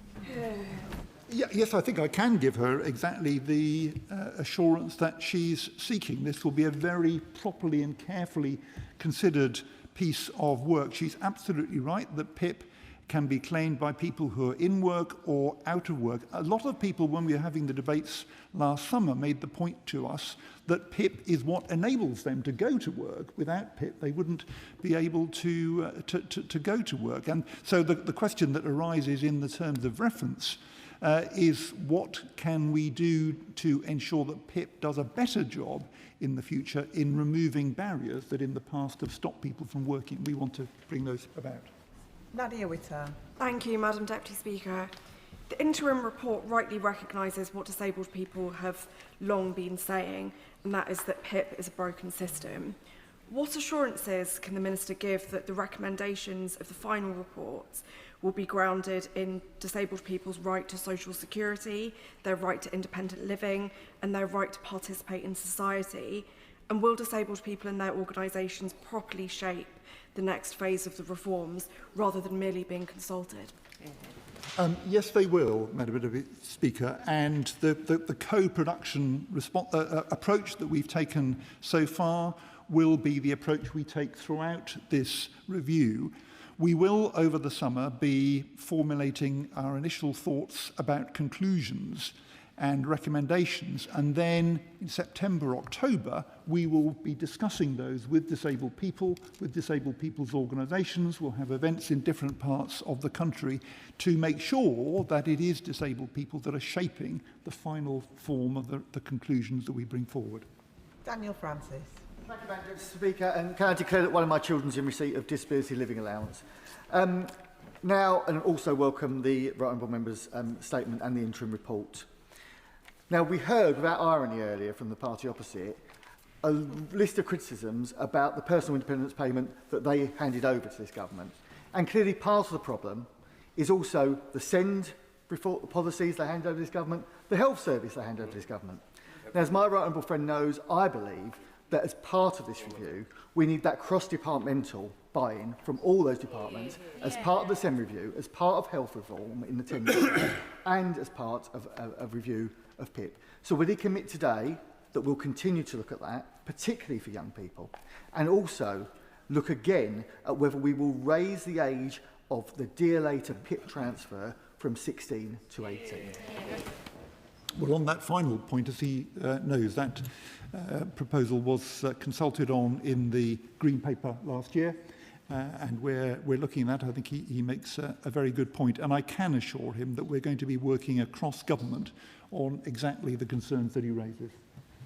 Alison Hume. Thank you, Madam Deputy Speaker. I welcome the interim report and agree that PIP is no longer fit for purpose. However, meaningful reform will only succeed if the DWP adopts the culture of mutual respect that we're seeing through this co-produced process. So will the Minister assure the House that the review will also examine the wider culture within the DWP who far too often harm the very people it's meant to support? Well, the focus of the review is very tightly on PIP itself. But I do think, and I've touched on this earlier, I do think the department will want to and will learn lessons from the success of this approach to date, which I hope will be fully borne out in the final report that we submit to my right honourable friend in the autumn. And so I think that will be a mechanism for changing the culture, for changing the way the department, and I hope the wider government works. Adam Jurgey. Thank you very much, Madam Deputy Speaker. I thank the Minister for his statement, his experience and his compassion, and I thank the steering group for their work. Walking by on the other side, as others did, is not an option here, and so we've got to get a grip of this broken system, driven by a real focus on ensuring that those with chronic conditions and disabled people in Newcastle and across the country get the dignity, respect and support they deserve. Now, the Minister will know, because I've told him many times, that many of my constituents in Newcastle have very loud views and real experience of this broken system. So will he come to Newcastle to hear himself, to meet those constituents of mine, because he'll get a very warm Staffordshire welcome if he does. Well, I'm very grateful to him for his invitation. If you'd like to drop me a line, I'll see how my diary is looking in the next couple of months. Patricia Ferguson. Thank you, Madam Deputy Speaker, and can I thank the Minister for his statement today and also for all the hard work that's gone into getting us to where we now are. The interim report finds very low levels of trust in the current legacy scheme that we inherited from the Conservatives.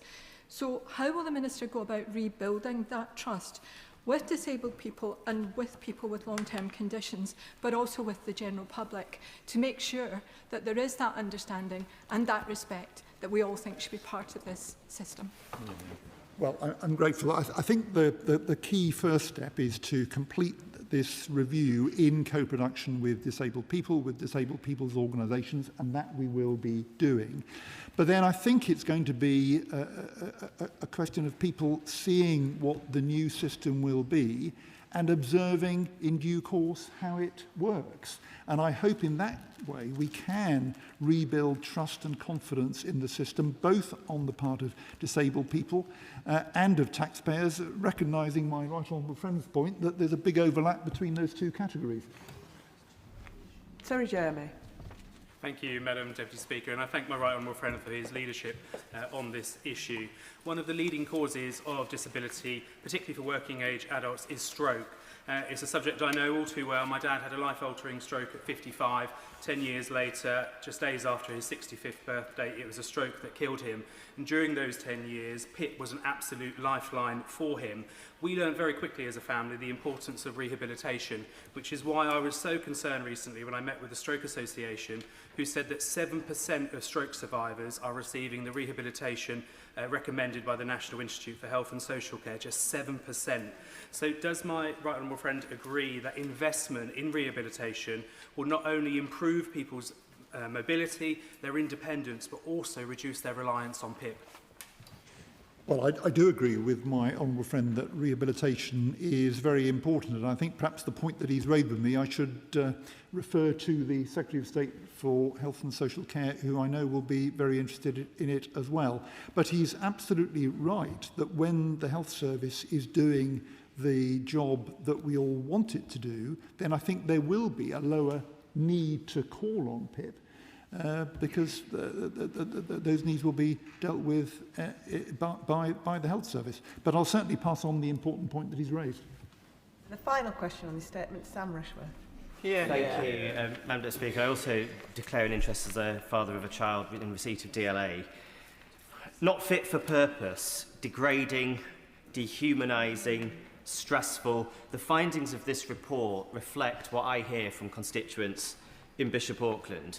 But as he moves to the next phase, in co-production, will he look at moving to a more personalised and individualised approach? Because a lot of these findings are to do with the application process and the sort of arbitrary gatekeeping around entitlement to money, where what many people are asking for is support to live independently and with having dignified and productive lives. Well, my honourable friend raises an important and interesting point. And yes, I hope we will be able to come up with a proposal which will entail greater personalisation. For example, at the moment, the number of different rates of benefit paid out is not very many. It's quite a kind of lumpy system. And I think there is a question about whether something more personalised could do a better job. I think he's on to an important point. And that concludes the statement. And before we move on to the next statement, I'll just give a few moments for the front benches to swap over.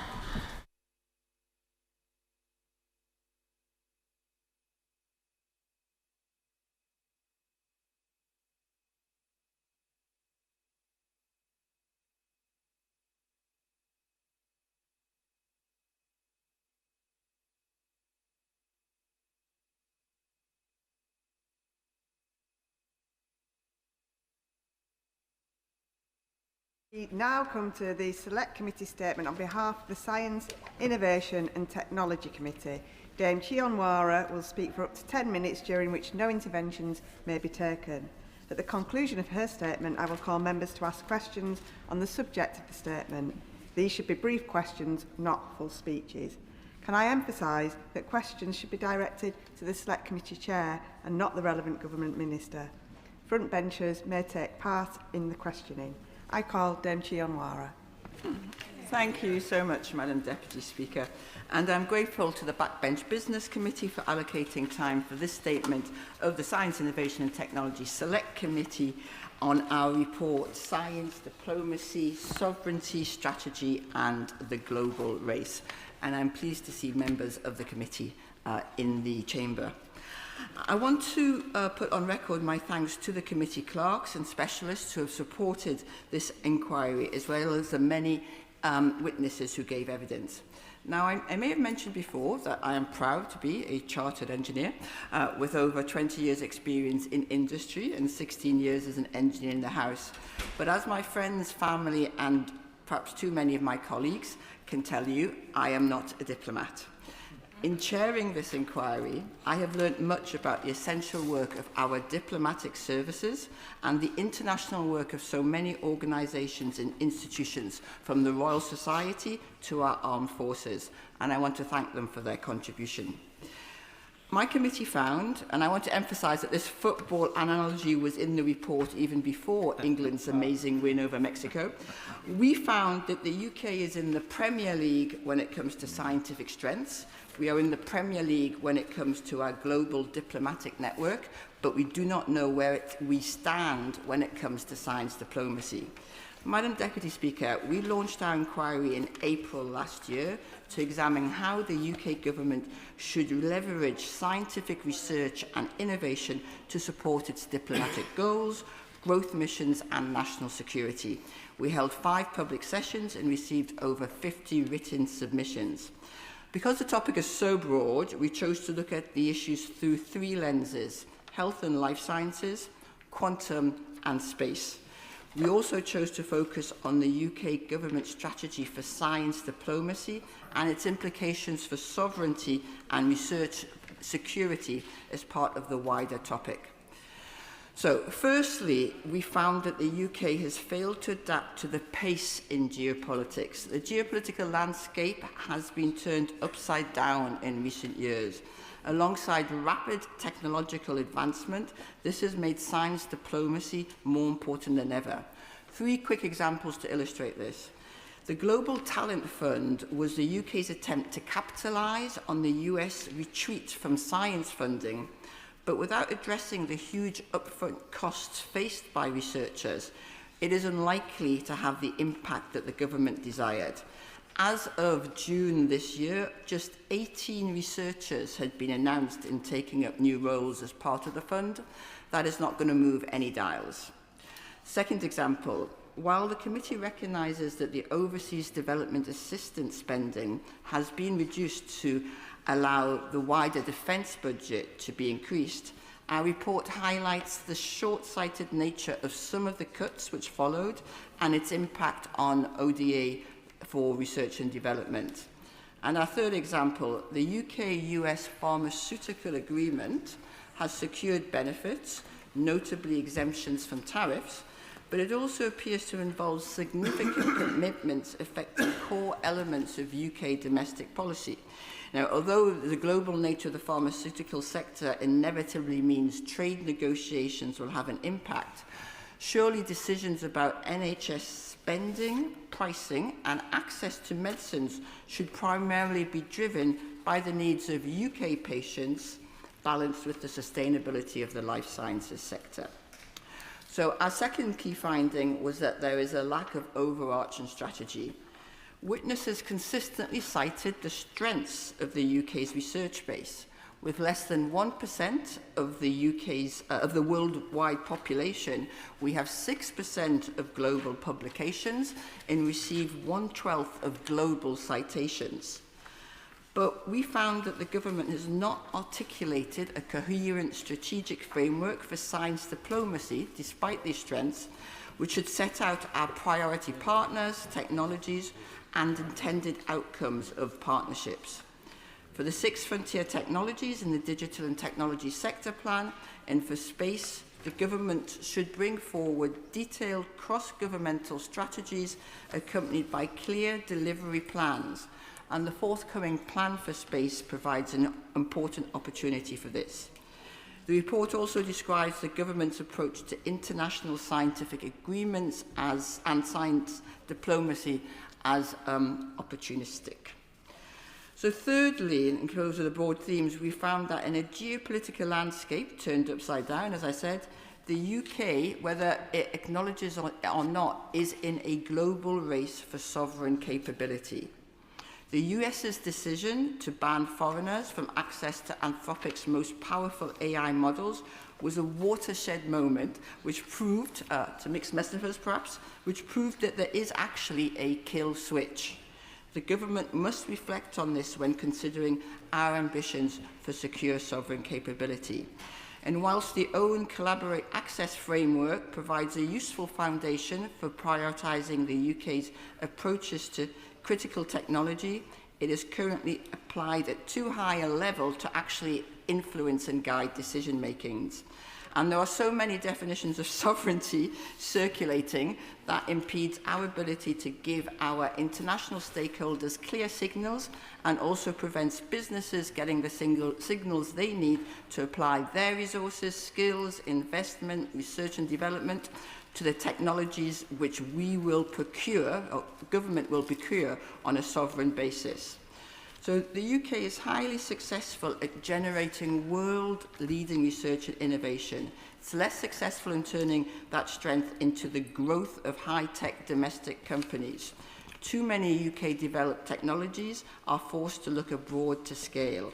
The private sector needs clearer investment signals.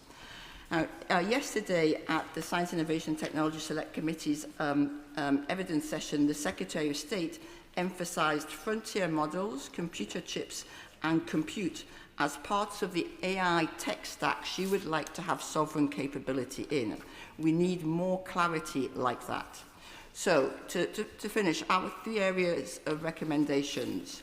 On global policy, 4 areas. Global policy, our report calls on the government to strengthen the UK's international science and technology position through a clearer strategy, greater investment and improved resilience.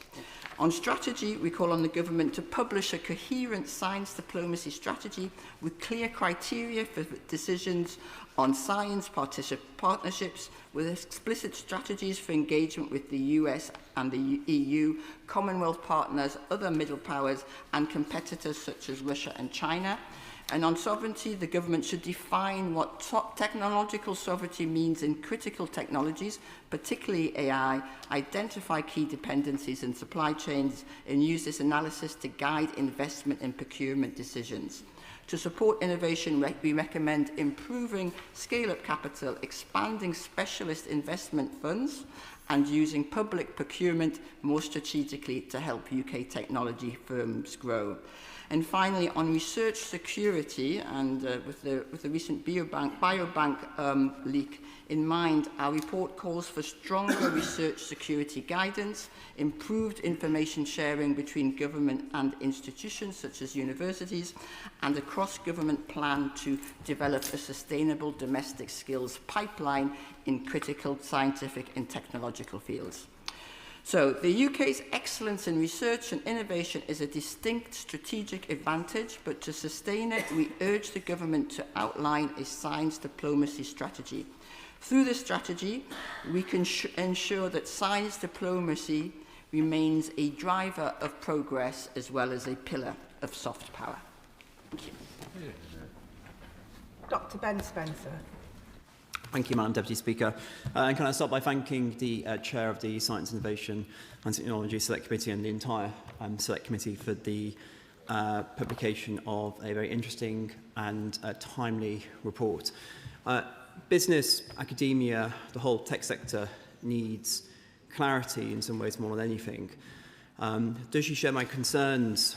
I think it's particularly stated quite well in the report that the government has repeatedly outlined that building sovereign capability is a critical priority for the UK, but has not been clear on exactly what this means or how it might be measured. There's lots of different definitions of sovereignty which are being bandied around, and they mean lots of different things in different contexts. Would you agree with me that we need some clarity on when we speak and use the word sovereignty, what exactly it means in this sector? Dame Priti Patel. Thank you. And I thank the Honourable Member for his question, the Shadow Minister for his question. And it is one of the thrusts of the report that we do need greater clarity on sovereignty. And it's not an academic debate. We don't need philosophical discussions of what sovereignty may or may not mean. But as he's indicated, in particular tech stacks and particular technologies and the way that their supply chains, we do need to understand what we're trying to achieve so that both business and academia and indeed government, and particularly government procurement, can move in that direction. And it was interesting that there was a kind of sort of implicit that we didn't want to say where we were looking for sovereignty or where we did not have sovereignty, because that might alert our competitors to weaknesses. And I think that China and Russia probably know our weaknesses quite well, but it is our tech startups, it is our great businesses and scale-ups that need to better understand our intended strengths so they can support them. Gordon McKay. Very much, Madam Deputy Speaker. I welcome this very interesting and timely report, and I particularly welcome the recognition that one of the barriers to developing our sovereignty or strengthening our sovereignty is the lack of access to deep capital markets at the later stages of startups development. So I wonder if she could just tell us a little bit more about what they found in that and how she thinks the government can help make sure that companies that want to rapidly grow in the UK can get resource in the UK rather than the United States. I thank my honourable friend for that question, and he highlights a really important point in the report, looking at investment and access to investment, and particularly for sovereign capabilities, which may be what we call deep tech, like tech that requires long-term investment. It's not going to yield in a return tomorrow or even next year. And so what we recommend particularly is to set up of funds which are, to support the setting up of funds which are, if you like, dedicated to that, because it takes particular skills and particular access to, to investment vehicles in order to support that kind of long-term funding. Patricia Ferguson. Thank you, Madam Deputy Speaker, and I thank my honourable friend for the report and for all the hard work her committee has put into it. I was very interested in the section about space, and I wonder if she shares my pleasure about the announcement today that the Saxford Space Station is likely to have a launch of a rocket within the next 3 weeks. And in addition to the investment from the UK government, I wonder if her committee would agree with the Scottish Affairs Committee, which I chair, which recommended that actually we should have a Minister for Space in government, because we recognise a Minister for Government in Space. we recognise the cross-cutting nature of many of the issues that face companies who want to be involved in space and the very many jurisdictions over which they have to negotiate. I think of agencies like maritime agencies, as well as government departments, local jurisdictions and planning. So it would be helpful to have an indication. Let me thank my honourable friend and Select Committee Chair for that excellent question, and congratulate Scotland on the proposed launch. The committee chose space as one of the lenses through which it looked at science diplomacy and all the issues associated with it. And whilst we did not recommend a Minister for Space per se, I think, but we did highlight the confusion, and evidence to the committee highlighted the confusion about where the responsibility for space lies, because space is increasingly important in defence. There's an area that of already we are seeing covert and sometimes explicit conflict. So there's a huge defence programme there. It's economically incredibly important as well. And we see the role of Starlink and other private sector providers in the Ukraine in supporting communications and the rollout here. And it's important in terms of negotiations around space debris and all sorts of issues, as well as planning permission and domestic issues here as well. So she is right, I think, certainly right to advocate for greater clarity as to the responsibilities for space. Dame Priti. Thank you, Madam Deputy Speaker. I'm proud to represent Shoreditch with a lot of tech startups, so I very much welcome her report. And following on from the question and her answer to my honourable friend, the member for Glasgow South, could she perhaps expand more on how we can really get that money into tech businesses to grow and develop? Because a lot of my businesses find that the machinery of Whitehall is slow and clunky, and they can get better investment quicker from other jurisdictions and other sources. And in setting up this new fund that her committee proposes, what does she hope the government can do? Or has she got any faith it will be able to move at the pace that these tech companies need in order to grow and stay in the UK? Let me thank my honourable friend and the chair of the Treasury Select Committee for her question, and she really highlights one of the sort of principal concerns and issues around technology-driven growth, and one which we also reported on in our report on flying blind, regional innovation and growth, the access to capital. And particularly for the kind of tech startups which we are discussing here, which require long-term investment. We've seen, I think one of the things we should regret most, if you like, is DeepMind going to the US, to form Google's, excellent sort of AI base, rather than remaining as a UK-owned company. So how can we get better long-term investment? And just I recommend specifically to encourage the growth of specialist funds with deep sectorial expertise. There's no way you can get about the need to have technological knowledge, as well as attracting international talent and technology leaders to transition into investment goals. And also that the government should use its procurement of UK startups and scale-ups, because nothing is so valuable to a company as an actual contract signed with government, who generally is known to pay on time. And the final question on this statement, Alan Campbell. Madam Deputy Speaker, very happy to join this hat-trick of Scottish colleagues, and can I thank my honourable friend for this excellent report. I agree about the need to focus on science diplomacy. It's an opportunity for the UK, and that we should be much more ambitious with what we do. As a former member of a science and innovation network overseas, running a team that wonderfully created the UK's first trilateral water research project in the Middle East, could I put on record the great work that our science teams are doing around the world, but I wonder if she might say a bit more about how she's seen the work between science, technology and innovation network staff in embassies, where she thinks there are opportunities to increase that network or have some priorities. Thank my honourable friend for that question, because it also gives me the opportunity to put on record how much the work of the SINs, which I now think are called the SATs, or the SINs and the Saints, yes. Their name may have changed, and I think that, and there has been some concerns about the level of support they are receiving from the FCDO, but they have done, there was almost, in fact, sort of unanimous support for the work they did, and countless examples of the way in which that support had enabled tech companies to invest in the UK and enabled UK tech companies to identify and address attractive markets across the world. So the SINs, under whatever name, are a successful example of our sort of science diplomacy network. That concludes the Select Committee statement. Point of order, Chris Kane. On a point of order, Madam Deputy Speaker, I seek your guidance following remarks made outside this House by the member for Great Yarmouth that has caused profound offence to the community I represent. To describe the Dunblane tragedy as one murder diminishes what happened to 16 children and their teachers and the suffering of everyone whose lives were changed forever in March 1996.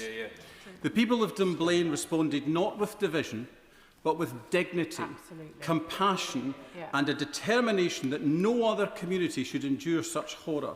It is because of their courage and the united action of this House that this country has some of the strongest firearms laws in the world and an ongoing cross-party approach to ensuring these protections will not be weakened. Can you advise how this House can ensure that the victims of Dunblane are always remembered with the accuracy, respect and compassion they deserve, and that members reflect on their conduct in this matter? I thank the honourable member for giving me notice that he wished to raise this matter and confirming that he has informed the honourable member for Great Yarmouth. The Chair is not responsible for what members say in the Chamber or outside of it, but he has put his point on the record. Presentation of Bill. Nick Timothy. Early Release of Prisoners Restriction Bill. Second reading, what day? 4th of September. 4th of September.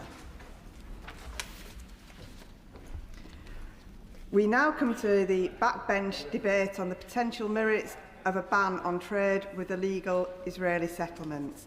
I call Abdizam Mohammed, who will speak for up to 15 minutes. Thank you, Madam Deputy Speaker. I beg to move that this House has considered a ban on trade with illegal Israeli settlements. I'm grateful to the Backbench Business Committee for granting it, to the Government for allocating time for this debate, to members from across the House who supported the application, and to the 32,000 constituents who wrote to their MPs to attend and speak on this important issue. Madam Deputy Speaker, 2 embattled generations have grown up in the ashes of the collapse of the Oslo Accords. What little hope was cultivated then, the promise of 2 states, of dignity and democratic rights for all, has been replaced with abject misery. And this is how injustice survives, not through one dramatic moment, but through gradual acceptance, through the lowering of expectations, through the repetition of the same statements while the reality on the ground continues to change. For years, successive British governments have said that Israeli settlements in the occupied Palestinian territories are illegal under international law, that settlements undermine peace, that they threaten the viability of a 2-state solution, and yet the settlements continue to expand. So I want to pose a simple question to the government today, a question that sits at the heart of this debate. If settlements are illegal, why have we not made an outright ban on trade? What exactly is it that we are waiting for? Why do we continue to maintain a status quo which has rewarded Israeli expansionism whilst punishing Palestinian aspiration? A status quo that has expected Palestinians to quietly accept that their humanity, that their rights, that their self-determination must always play second fiddle. Madam Deputy, my honourable friend give way. I will give way.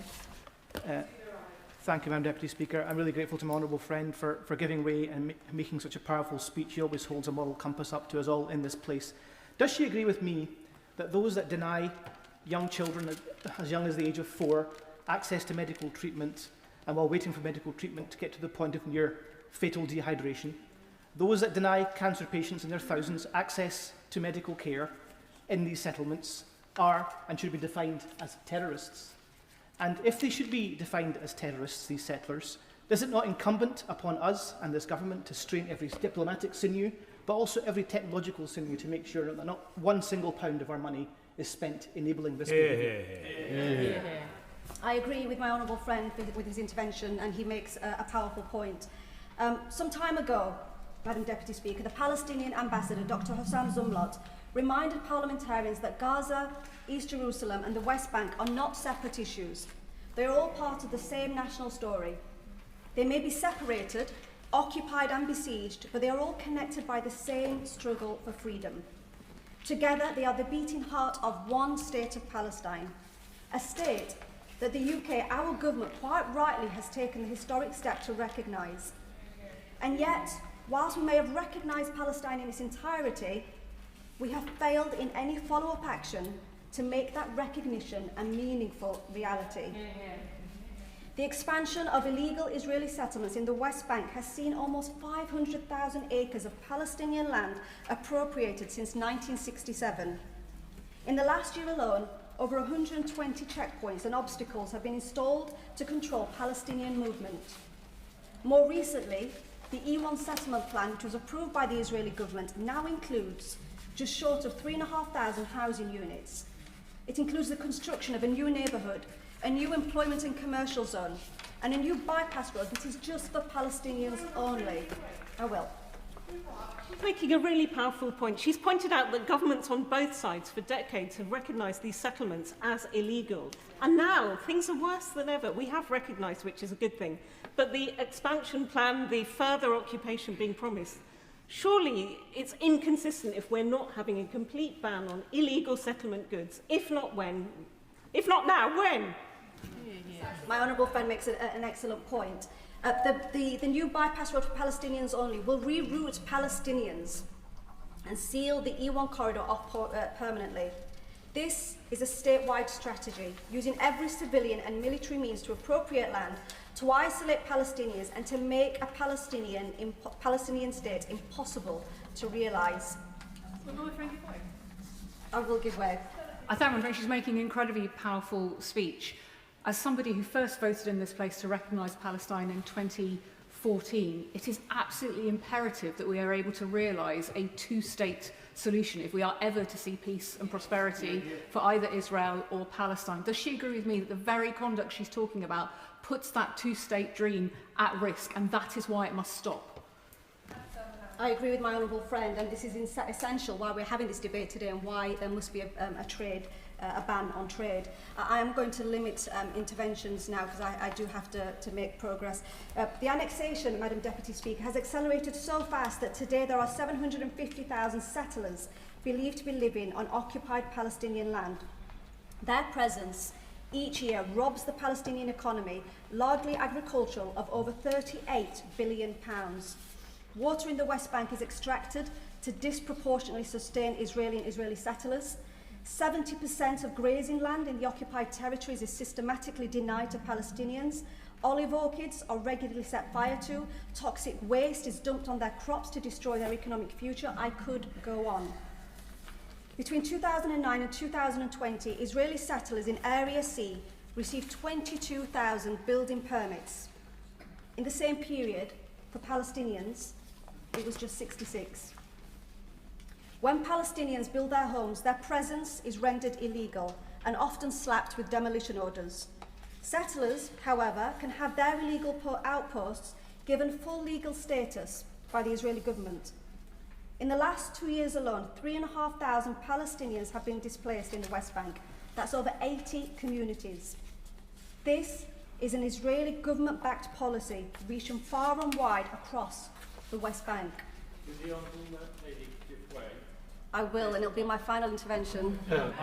I'm very grateful to the Honourable Lady, and I did give her advance notice that because of the rescheduling of this, I would seek to intervene on her. As she knows, I visited the area a year ago, and the whole situation is unacceptable. It's very clear that the Foreign Secretary has already referred to the current circumstances as settlement terrorists, in fact. And I just wonder, in terms of taking action on this, it's not just having cast iron sanctions on trade, but financial services and visas, including visas of British citizens who serve in the IDF. He makes an excellent point, and I think the first step initially should be that we must seek to stem trade that comes from the settlements, and I think the other points are valid points as well, which must be explored.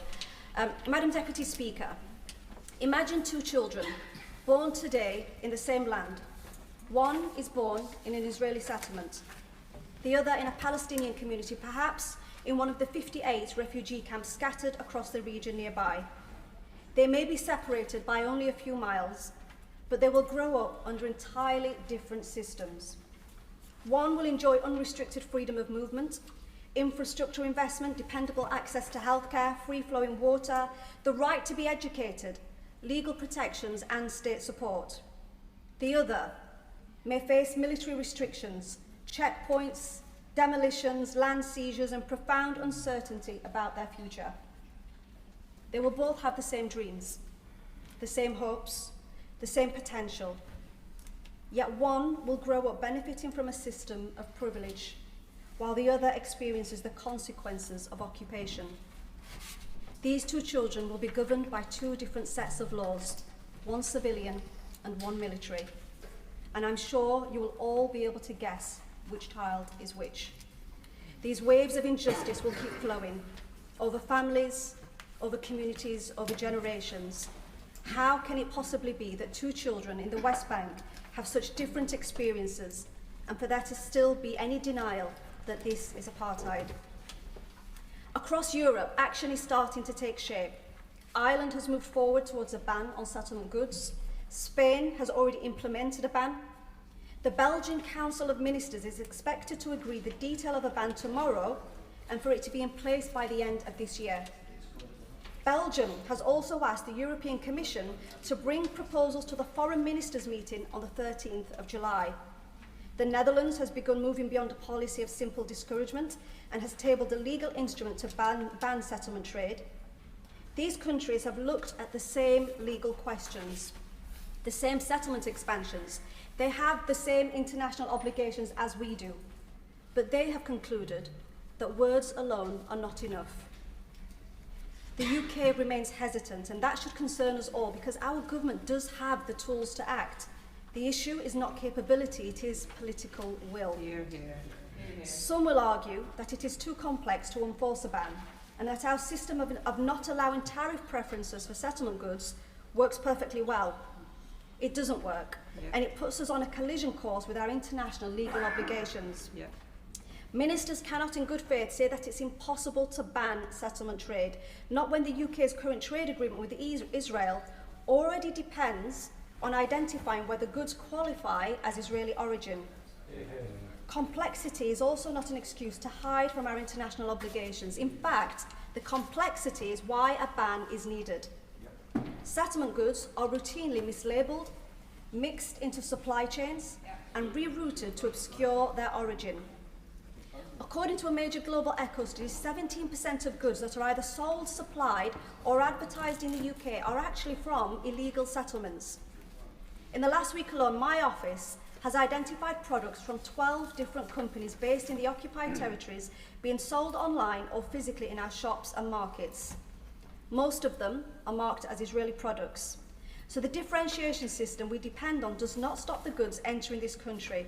It only allows us to slap a tariff charge on them, and those tariff charges actually mean nothing because the Israeli government offers incentives to settlers. It gives out millions in grants to companies to cover the cost of doing business from an illegal settlement.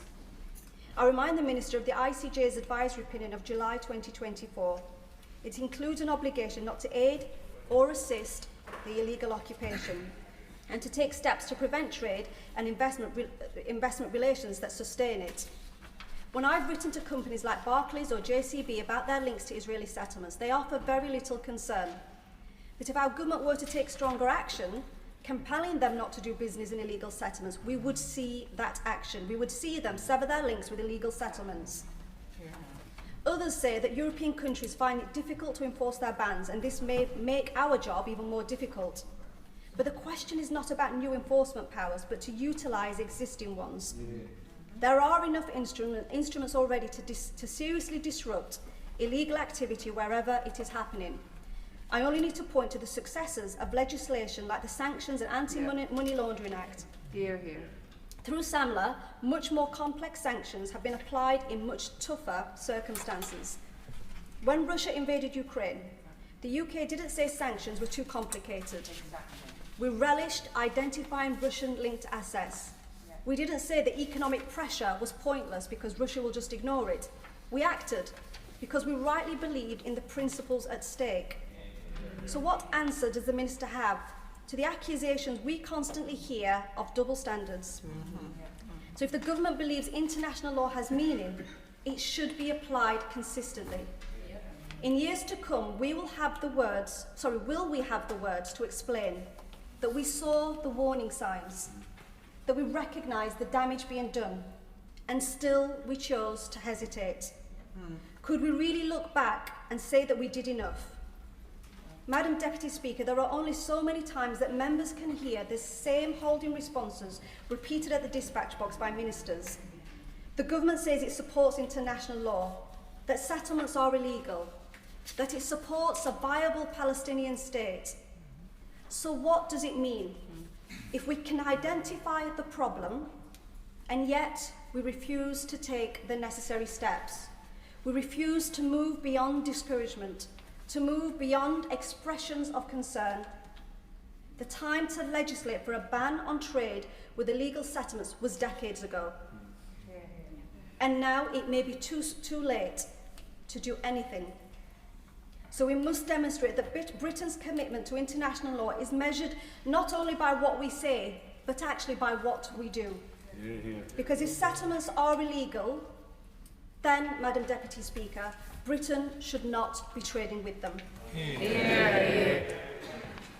The question is, as on the order paper. Sir Edward Lee. I congratulate the Honourable Lady for the tone and the way in which she moved her speech, and I agree with her motion.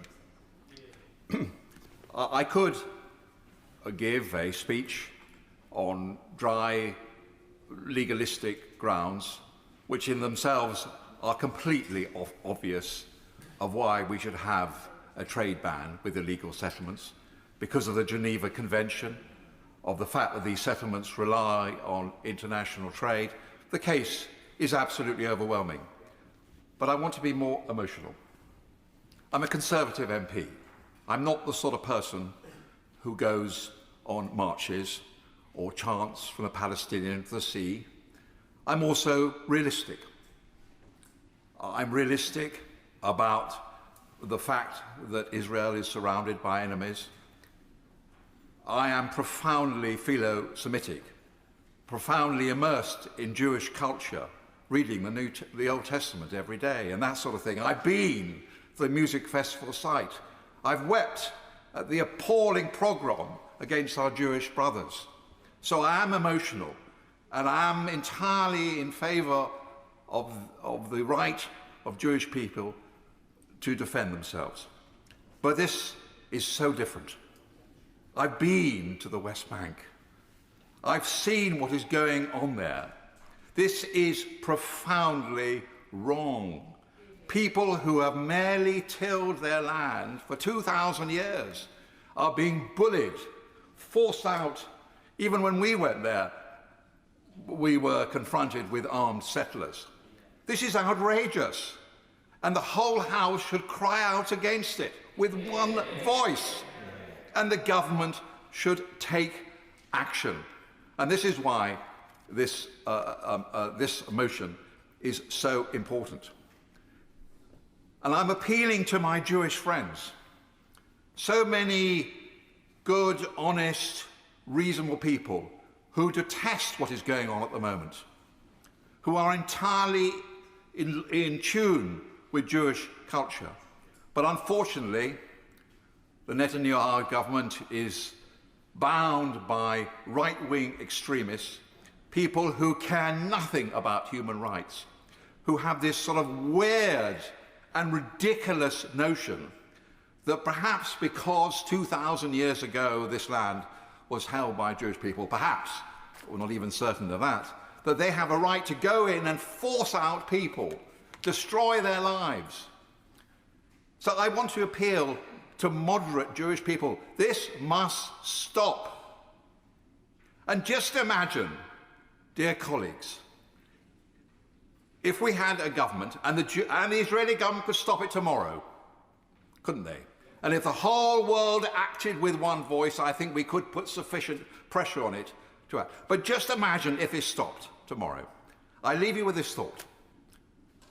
If there were no more illegal settlements, if no existing settlements were expanded, if the Palestinian people were allowed to live in peace and freedom like everybody else, would not the skies lift? Would not Israeli people feel that they could live in peace? We cannot have endless war. All empires come to an end. They cannot just destroy the Palestinian people in the misguided notion that that will give them security. It will give them no security. There will be endless war, endless hatred. Let us just say in this House that we believe profoundly in the unity of the human spirit. There should be no Muslim, no Jew, no Christian. We are one people, and we demand that the Palestinian people, like all other peoples on earth, have a right to their own nation. And the Father of the House has got the timing bang on without me having to put a limit on him, but I am now going to put a 5-minute time limit on Priti Patel. Thank you, Madam Deputy Speaker, and can I thank my honourable friend, the member for Sheffield Central, for her powerful speech. And it's an absolute honour to follow the Father of the House. In the West Bank, settlement expansion continues in violation of UN Security Council Resolution 2334. This includes the E1 project that aims to cut the West Bank in half and separate East Jerusalem. Last month, Israel approved 2,000 settlement housing units across the West Bank, bringing the total approved this year to over 6,000. These settlements continue to destroy historic Palestinian communities, any chance of long-term peace and a two-state solution. They are also accompanied by staggering levels of violence and coordinated attacks on civilians and religious sites, facilitated by a culture of impunity. According to the UN, there has been an average of 6 attacks every day against Palestinians in the West Bank since the start of 2026. And a recent report from the UN Secretary General also highlighted a steep rise in attacks by settlers on Palestinian children, reportedly often supported by Israeli security forces.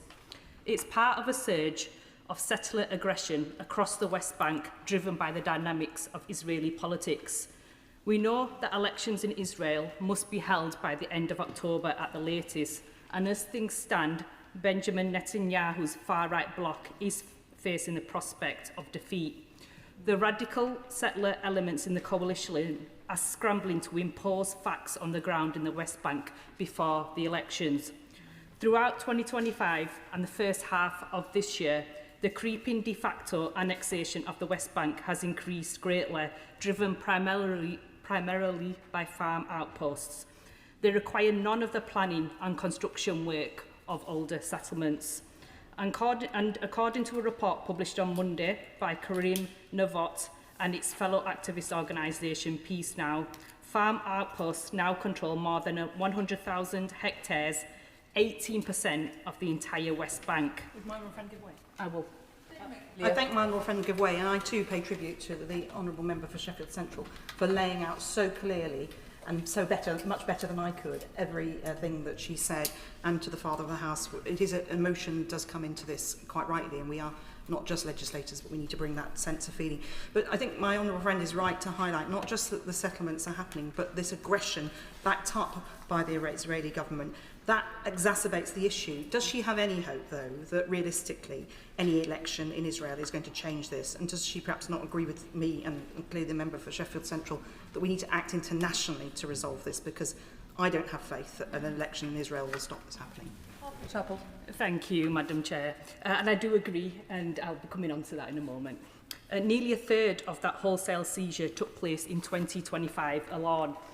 Recourse to the law has also been cut off almost entirely for Palestinians, particularly since another settler extremist, Ben Gvir, was made National Security Minister. This violence is horrific and it must end. Now, the government have been clear that we oppose the expansion of these settlements, which are a violation of international law. And I do welcome the sanctions on individual settlers and settler networks that the Foreign Secretary announced last month. However, my constituents have been clear with me that we must go further. These settlements... I will, yeah. Very grateful indeed to my honourable friend for giving way, and as well as, of course, requiring the ban on trade with settlements that this debate has been convened to discuss. Does she agree with me that government needs now to be spelling out exactly how it will seek to dissuade those who might engage in the E1 project, which would be so damaging to the prospects of a two-state solution? Thank you. Thank you. And I do agree, we have to hold Israel to account for their actions, and we must end all trade with these illegal settlements. And we are clear that these settlements do not build themselves. They require money, they require trade, and they are backed by the Israeli government. This is the only way that we can ensure that we are not financially legitimising violations of international law. Now, I understand there are complexities on banning this trade, but I share the belief of many of my constituents and other members in this House that the violence has continued at a rate which demands a proportionate response from the international community. So can I ask the Minister to update us on the discussions the government has had with international partners to better understand their plans to ban trade with illegal settlements? As the Honourable Member for Sheffield Central mentioned, we know bans are in process of being introduced in the Netherlands, Belgium, Ireland and Spain. No law is perfect. Absolutely not. But that does not mean we should not work on banning these illegal settlements. I'll give way and then I will have to move on. Jim Ramsey. I thank the Honourable Lady for her powerful speech, and she talks about international law. Does she agree in the importance of international law being applied consistently? And in particular, given that the UK has rightly imposed sanctions and trade restrictions elsewhere, notably on Russia, does she agree that the same needs to be applied to Israeli government illegal settlements on Palestinian territory? I do agree. Thank you. These stark statistics I have referred to must remain in our minds as we focus on illegal settlements, which are rapidly eroding the prospects for peaceful coexistence and a viable independent Palestinian state. And finally, can I say to the Minister that it is imperative we avoid the very real prospect of doing too little, too late. Thank you. Chris Law. Thank you, Madam Deputy Speaker. In the interest of time, I'll focus my speech on 4 key areas. After waiting nearly 10 months for a response to a letter I sent to the Minister, in which he neglected to answer the questions posed. Firstly, the issue of complexity. The argument from the government is that it's just too complex to differentiate between goods produced in Green Line Israel, legitimate Palestinian goods, and those from illegal settlements. However, the Minister is acutely aware that UK free trade agreement with Israel already requires settlement goods and goods from Green Line Israel to be differentiated. And at the same time, the UK's trade agreement with the Palestinian Authority means that the Palestinian goods have completely different import codes. So the UK should already be distinguishing between goods. So therefore, why is it too complex to implement a ban with illegal settlement goods, when it can apply complex trade sanctions, as already mentioned earlier, relating to territory in Ukraine, illegally occupied by Russia, including an outright ban on goods imported from Crimea? Yes, I'm happy to give up. I thank the honourable gentleman for giving way and for the points he is making, because I too have engaged in written parliamentary questions and oral questions in order to try to understand why it is so difficult, apparently, to distinguish between goods from the illegal settlements, which the Minister for the Middle East has said quite clearly should not be traded with, and goods from Israel proper. Does he agree with me that as long as that differentiation is not made effectively, there is no incentive on Israel to actually differentiate its goods and to stop hiding its settlement goods behind goods from Israel proper? Chris Lowe. Thank you very much. And I agree completely with my colleague across the benches on a point. And I think the point could be the other way around. If Israel cannot differentiate, or it's hiding goods in amongst other goods, why don't we just ban all of them until they prove otherwise? That would be a way to deal with it. So, yes, happy to.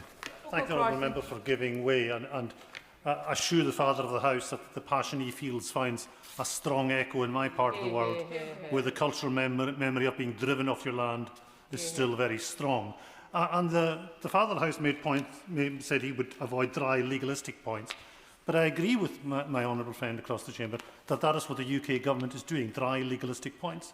And does he agree with me that the UK government should go all out, as other countries have done, as the member for Sheffield Central pointed out? Other countries have imposed complete bans and then dealt with the legalities afterwards. Does he agree that that's what the UK should do? Chris Lowe. I thank the honourable member, and he's preempting a point I'm about to just come to, but I completely agree again. The options are there. It's either an option for the government who's either unwilling or unable to deliver what other countries are already preparing to do, including bans, and looking at legalities later. Secondly, Madam Deputy Speaker, the government repeatedly claimed that other countries have been able to bring forward a ban, which is touching on my colleague's point from Neil and Yar. This too, frankly, is nonsense. For example, Spain is implementing a ban, and the Netherlands, Belgium and Ireland are enacting legislation to do similar. So I again ask the Minister, is the government either unable or simply unwilling to abide by its own obligations under international law? My third point, Madam Deputy Speaker, is this. I welcome the UK government's position after being dragged by its own backbenchers in recognising the state of Palestine. But we all know this is utterly meaningless if there's not a viable state that the Palestinians can live in. Yeah, happy to give this. Can I thank my honourable friend for giving member for giving way, and can I thank the member for Sheffield Central for this very, very important debate. May I put on record my own constituents disgust at the actions of Israel in these settlements, and that it's and I wonder if the honourable member opposite might agree with the Foreign Secretary's use of the term settler terrorism, and if that is what we're seeing, that we need a much more robust response from my own government to what we can do. If settlements are illegal, goods are illegal, we should not see them in this country.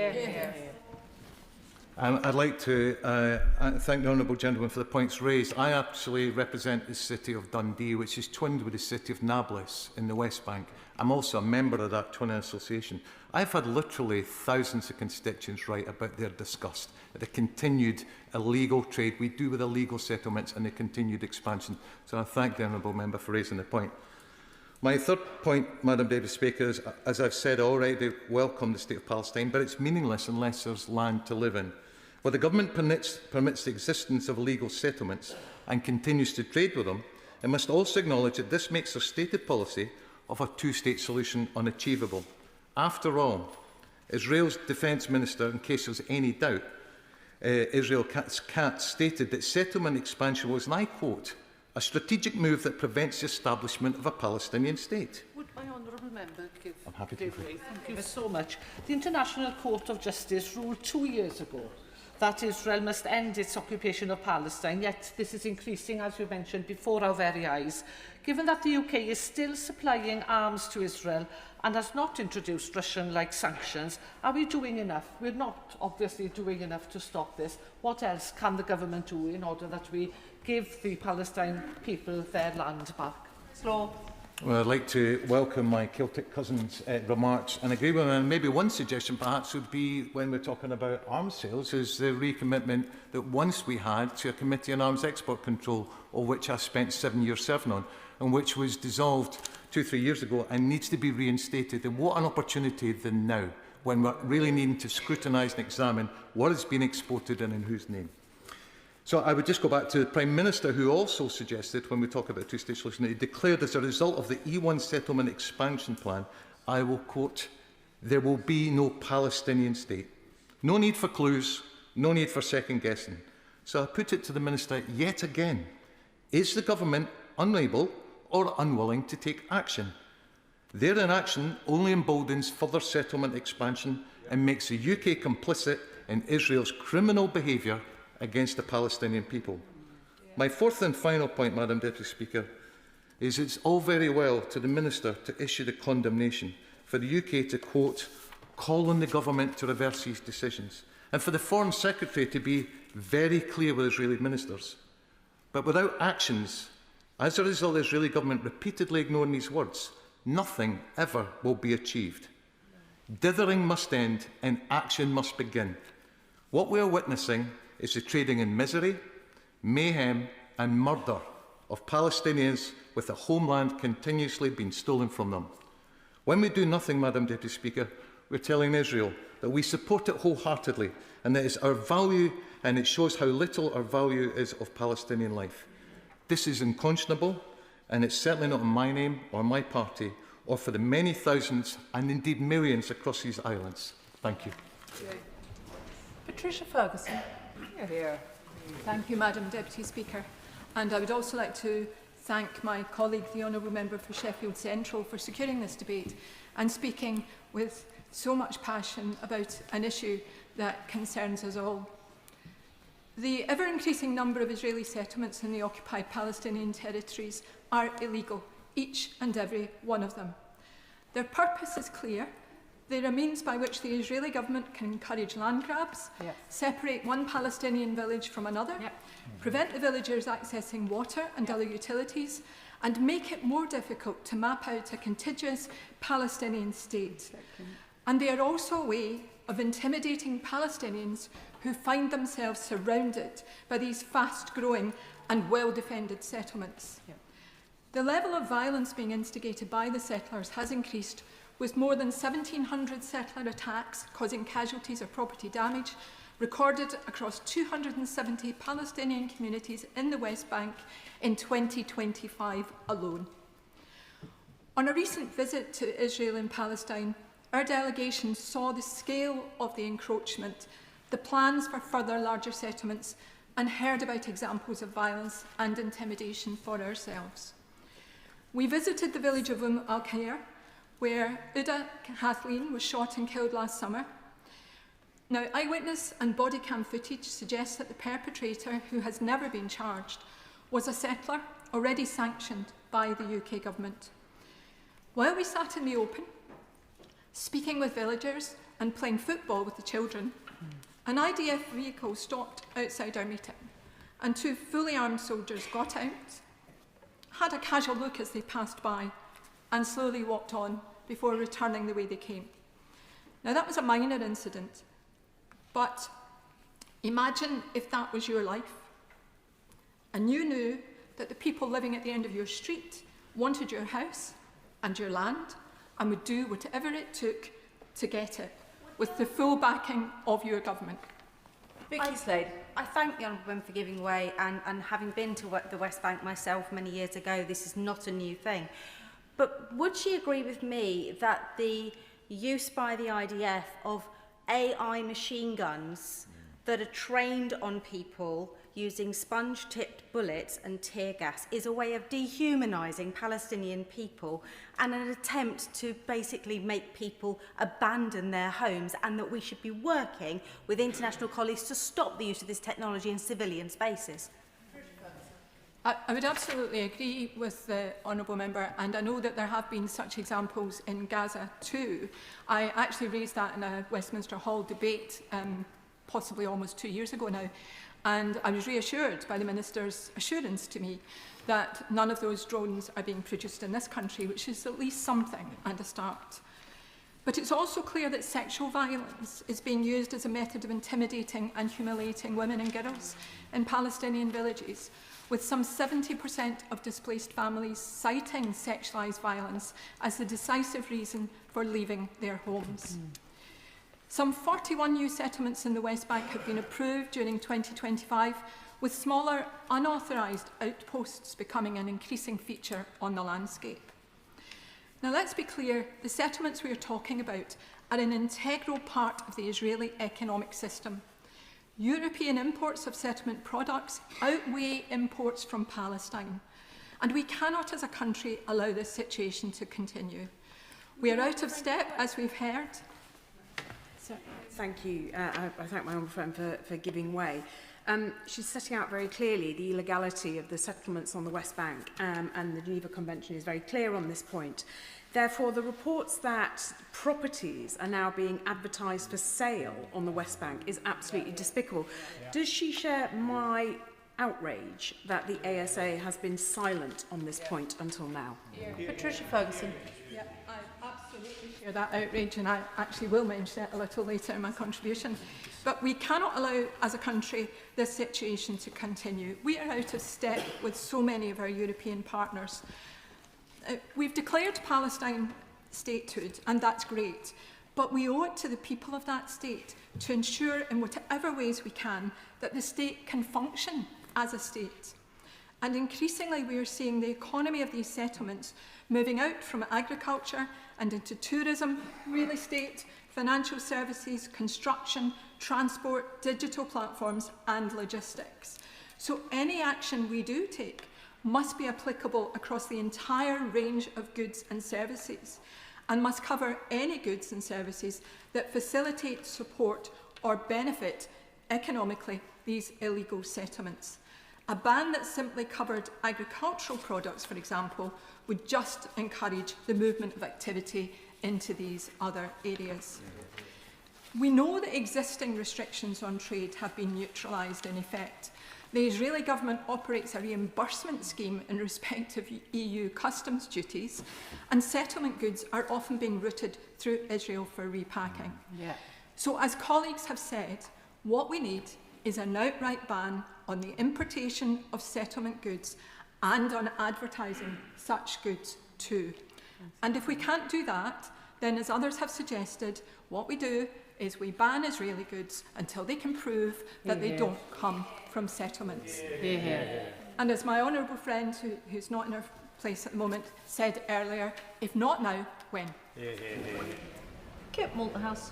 Madam Deputy Speaker, a pleasure to follow the Honourable Lady, and always a pleasure to hear the gentle Yorkshire accent of the Honourable Lady for Sheffield Central raised in fierce defence of peace, justice and international law, because colleagues, make no mistake, while this country does need to rebuild its physical defences, in the end, our defence lies in international law and the set of rules that we created after the Second World War to decide how countries should peaceably settle their disputes. And at the heart of the problem of international law at the moment sits the plight of the Palestinians. And if they sit at the heart of the problem, so do we. And this debate is so important today because it's not just about the Palestinians, it's also about we British and the world we live in and the way we want the world to operate when it is in dispute.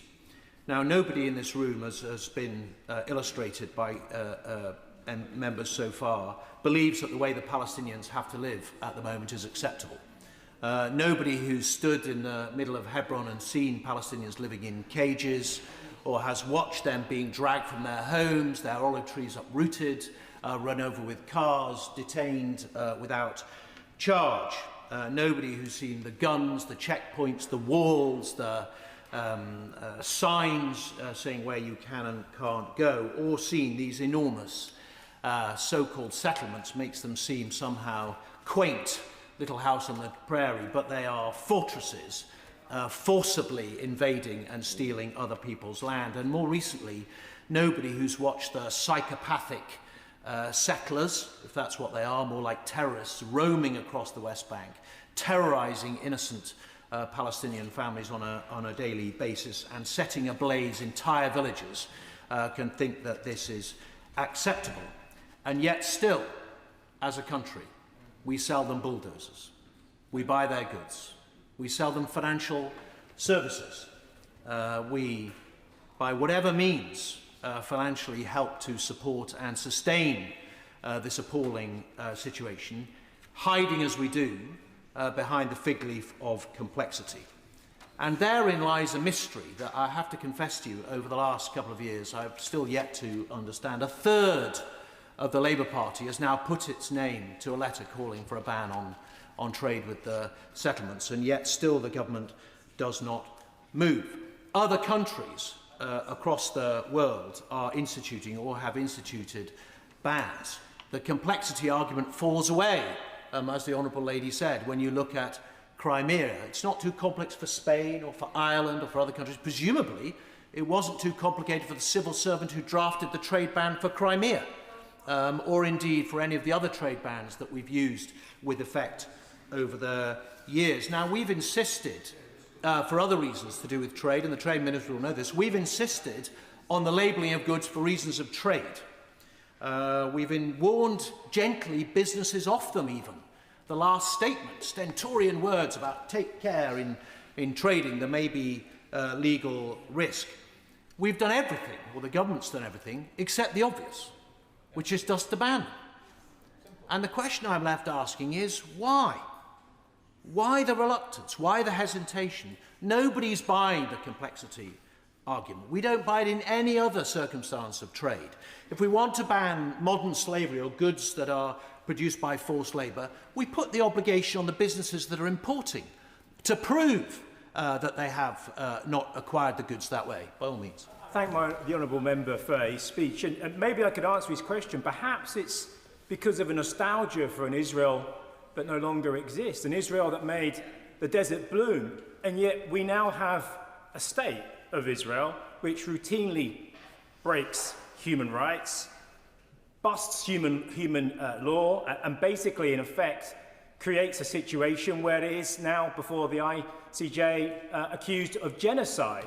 This isn't a state that anyone on this side of the House, let alone in this place, should have any sympathy for, because it undermines our ability to be able to hold up international law. And actually, when we think about it, the state that now exists is one, ultimately, that everyone in this House should be able to condemn wholeheartedly.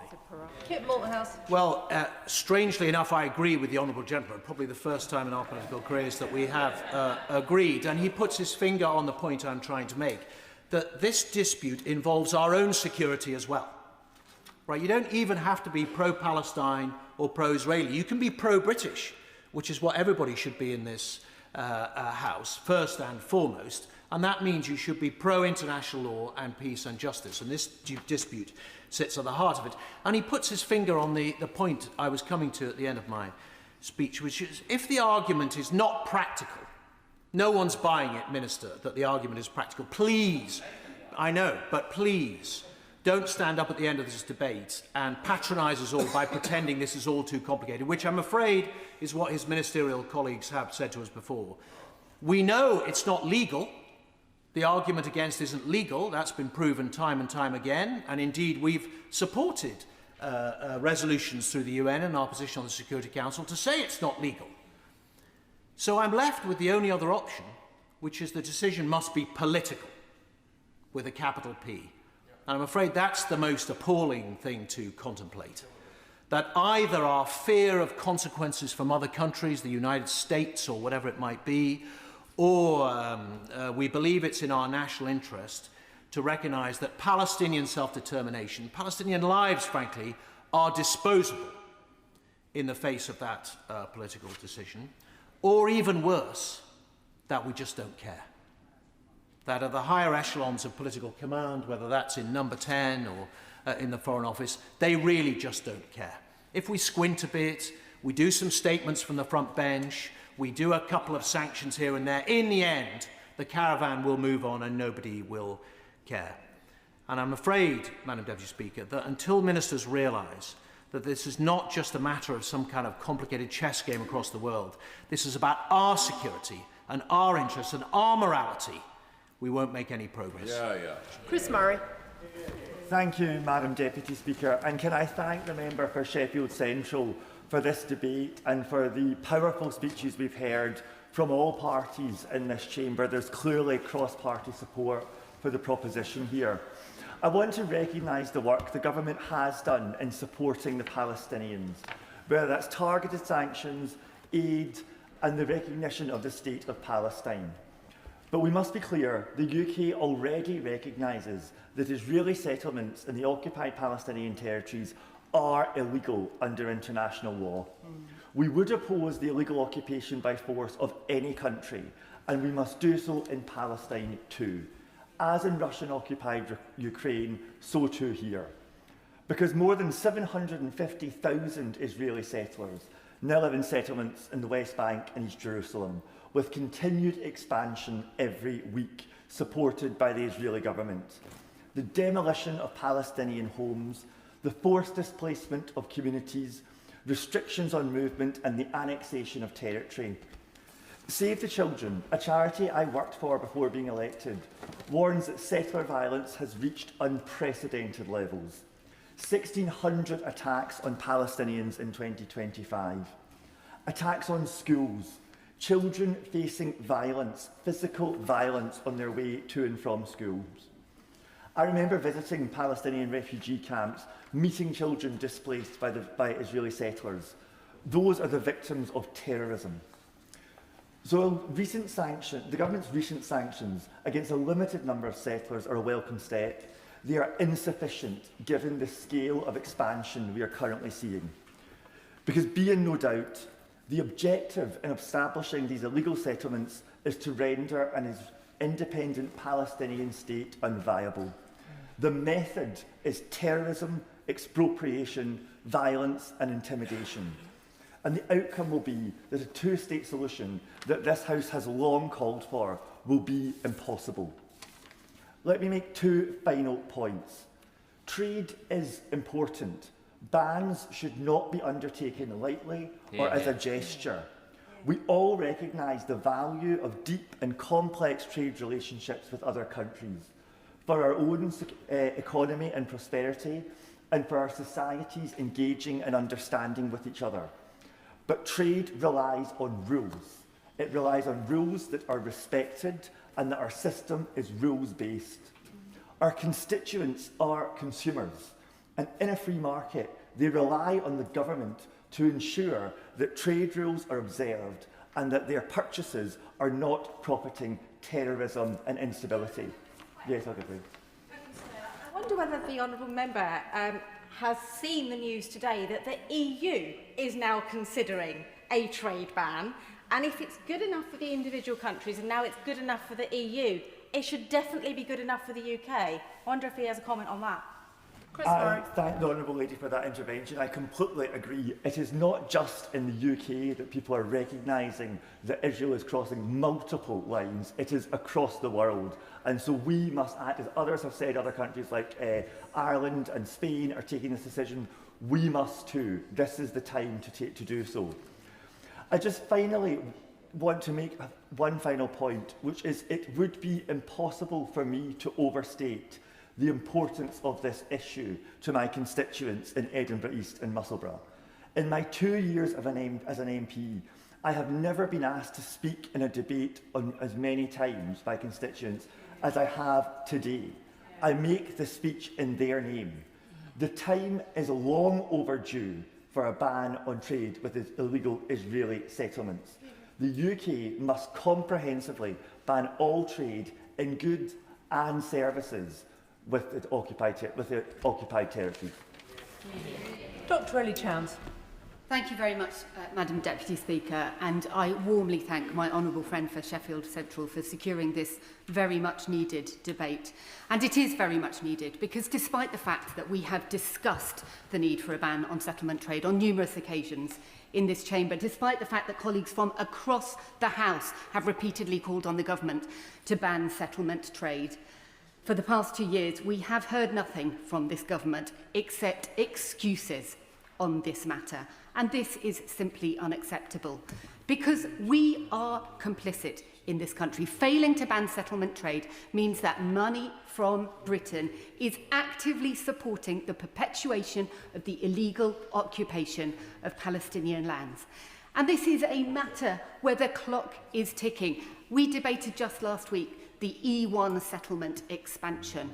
This expansion will put to death any prospect of a two-state solution, any prospect of a lasting peace in Israel and Palestine if it is not stopped. And so the government has an obligation to do everything within their power to pressure the Israeli government to stop the illegal expansion of illegal settlements, the violence that goes along with it. There's a moral obligation. There's an international legal obligation too. 2 years ago, the ICJ issued an opinion stating this very clearly.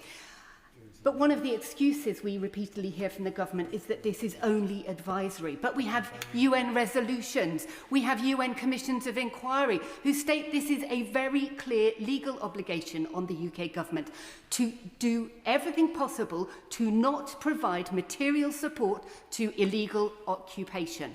That is a clear international legal obligation, as well as a moral obligation. And yet we hear two excuses repeated by this government. One, that we can't do this alone. We have to work in concert. We heard that yet again last week from the Foreign Office Minister. We heard it a year ago, in June last year, when I raised this precise issue with the Foreign Office Minister in a debate I led on tackling Israeli genocide in Gaza. And at that point, he said, and I quote, "At the moment, no European power bans settlement trade in the way she describes. It is something that we talk to our partners and allies about. But since then, as we have heard, Spain has implemented a ban. The Netherlands, Belgium, Ireland, possibly the entire EU. These are our neighbours and partners, moving far faster than we ourselves. And yet we, the UK, bears a specific historical responsibility for this situation.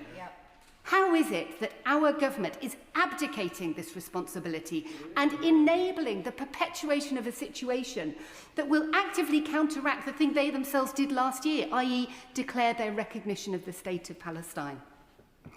So that is one excuse from the government, that we need to work together, and yet others are way ahead of us. Is it not time for the UK at least to catch up if we cannot bring ourselves to show leadership on this? The other excuse we hear is that it is too difficult. But of course, as colleagues across the chamber have already pointed out, it wasn't too difficult when it came to Russia. It wasn't too difficult when it came to Crimea. We have the legislation in place, SAMLA provisions. We could put this in place now. So I will happily give way. I thank her for giving way, and she's doing an excellent job expressing the moral outrage felt by constituents from Herefordshire to Sunderland to Sheffield that I think we all share. Does she agree with me that if it's possible for international groups to find origin fraud in goods that originate from illegal settlements in the West Bank but are incorrectly labelled as being from within Israel, it is entirely possible for the British government to do the same, and that is no valid reason to not implement these sanctions? I thank the honourable member for his point. I absolutely agree. I absolutely agree. And of course, one of the other excuses we hear from the government is that settlement goods don't benefit from the preferential trade agreement that we have with Israel. Well, of course, that implies that it is possible to distinguish between settlement goods and non-settlement goods already under existing provisions that we should be enforcing. But of course, fundamentally, as has also been pointed out, the responsibility should be on the other foot. If Israeli exporters cannot prove that their exports do not come from illegal settlements, then they should not be able to export to us. We should be absolutely certain. We must make clear that it is unacceptable that British money should be at any risk of supporting the continuation of these illegal settlements. And so there is really no excuse. There is no excuse that we have to wait for other countries to move because they've moved ahead of us. There is no excuse that this is too technically difficult because the legal framework already exists. So what is the government waiting for? Why will they not take this step? Will the Minister recognise the absolute imperative upon the UK to take this step now? Or will we hear yet more excuses from him when he sums up today? And I'm going to have no choice but to reduce the time limit to 4 minutes after the next speaker. Douglas McAllister. Thank you, Madam Deputy Speaker. For my constituents in West Dunbartonshire, a community geographically far removed from Palestine, the horrific injustice being inflicted upon the Palestinian people resonates deeply. They look at the systematic confiscation of Palestinian land, the draining of their water resources, and the suffocating restrictions in movement and they quite rightly see an intolerable violation of human dignity via the illegal Israeli settlements.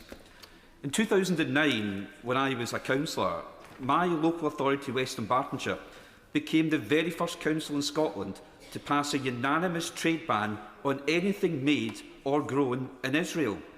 This was extended in 2010 and again in 2011 to discourage both investment and trade with illegal Israeli settlements, and they remain in place today.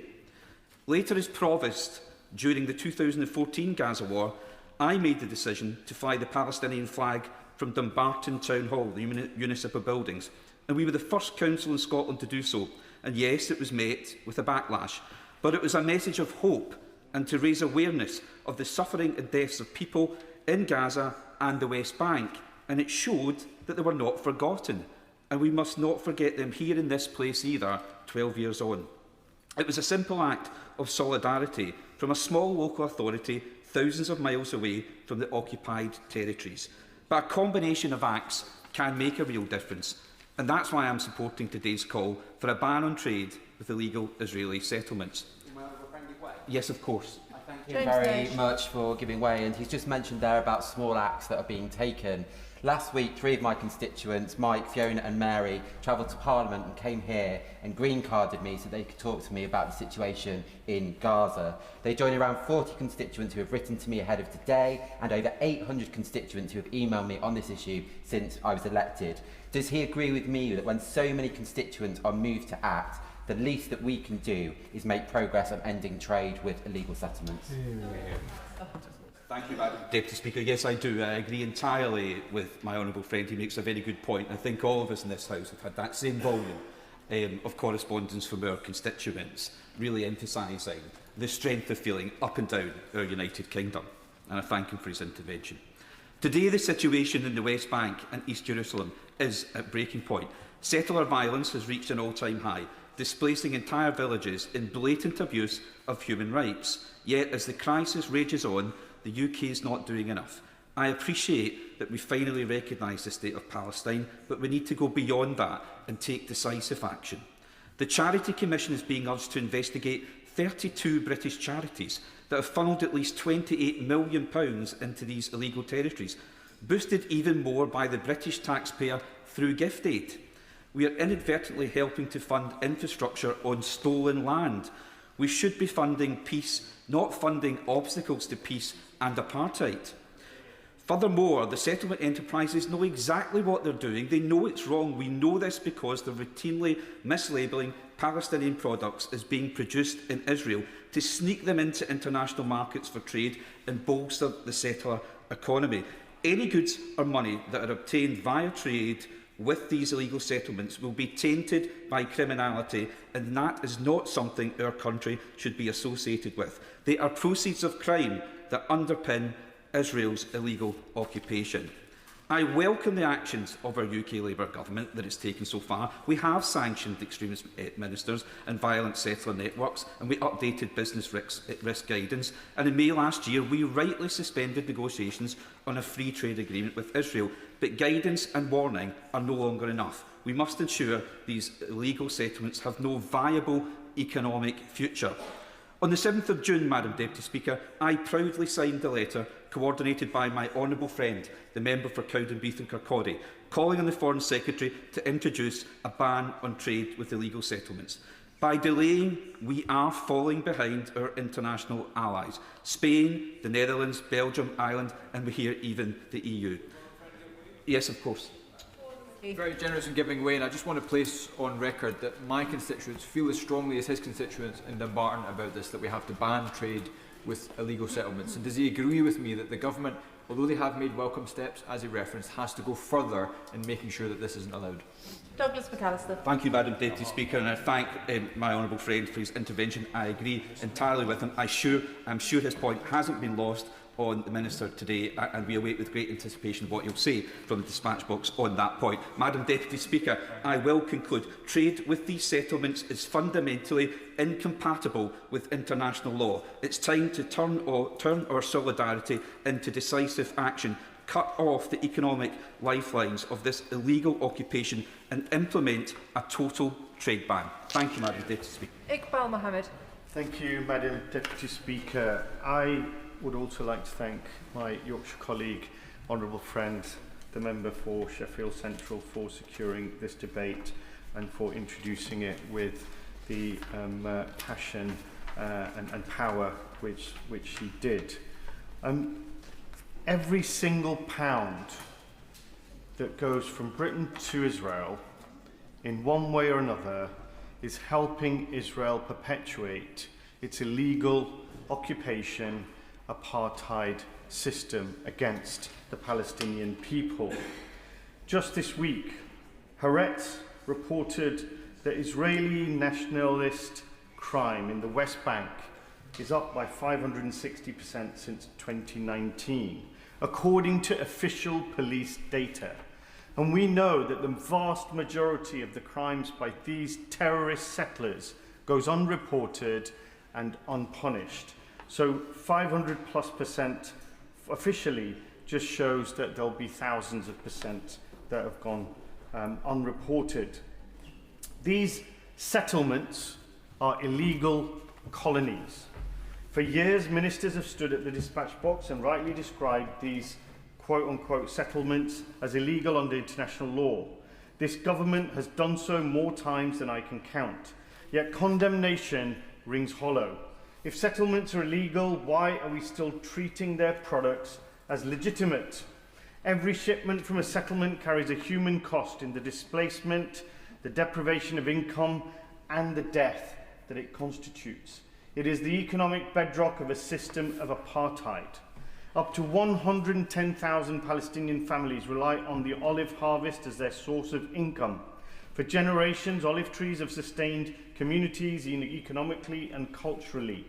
But over the many decades, and just over the last year's harvest, settler violence has reached unprecedented levels, all against the backdrop of a genocide in Gaza. Madam Deputy Speaker, a Palestinian farmer named Jamal Daragmeh was beaten alongside his sons as Israeli settlers tried to harvest olives from their land, from the land their family had cultivated for generations. That is how settlements expand. Families are terrorized, livelihoods are destroyed, and communities are driven from their land, creating the single greatest obstacle to Palestinian economic development and self-determination. These injustices are accelerating before our eyes. As we've heard, since the genocide in Gaza began, settlement expansion has surged, with 165 new settlement outposts established. This is an average of 47 every year, up from just over 5 between 1996 and 2022. The consequences are also measured in the lives taken.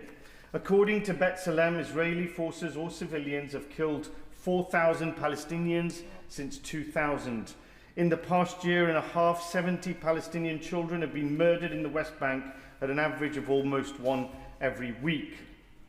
And just last week, Smotrich celebrated what he called the revolution in settlement expansion. This is a sanctioned minister publicly boasting about accelerating annexation while settlements continue to grow unabated. Shows this government's approach is having zero meaningful impact. So history will not remember how many times this government has condemned illegal settlements. It will remember that Britain chose to keep trading with them anyway. Condemnation without consequence is nothing less than complicity. I will give way. Would my honourable friend agree that any debate on Palestine is incomplete if it fails to confront the elephant in the room, the allegation of genocide? So I wonder whether my friend can help. I suspect he will not be able to. What threshold of civilian suffering or alleged violence would cause the government to reconsider its policy of maintaining normal economic and diplomatic relations with a state accused of genocide?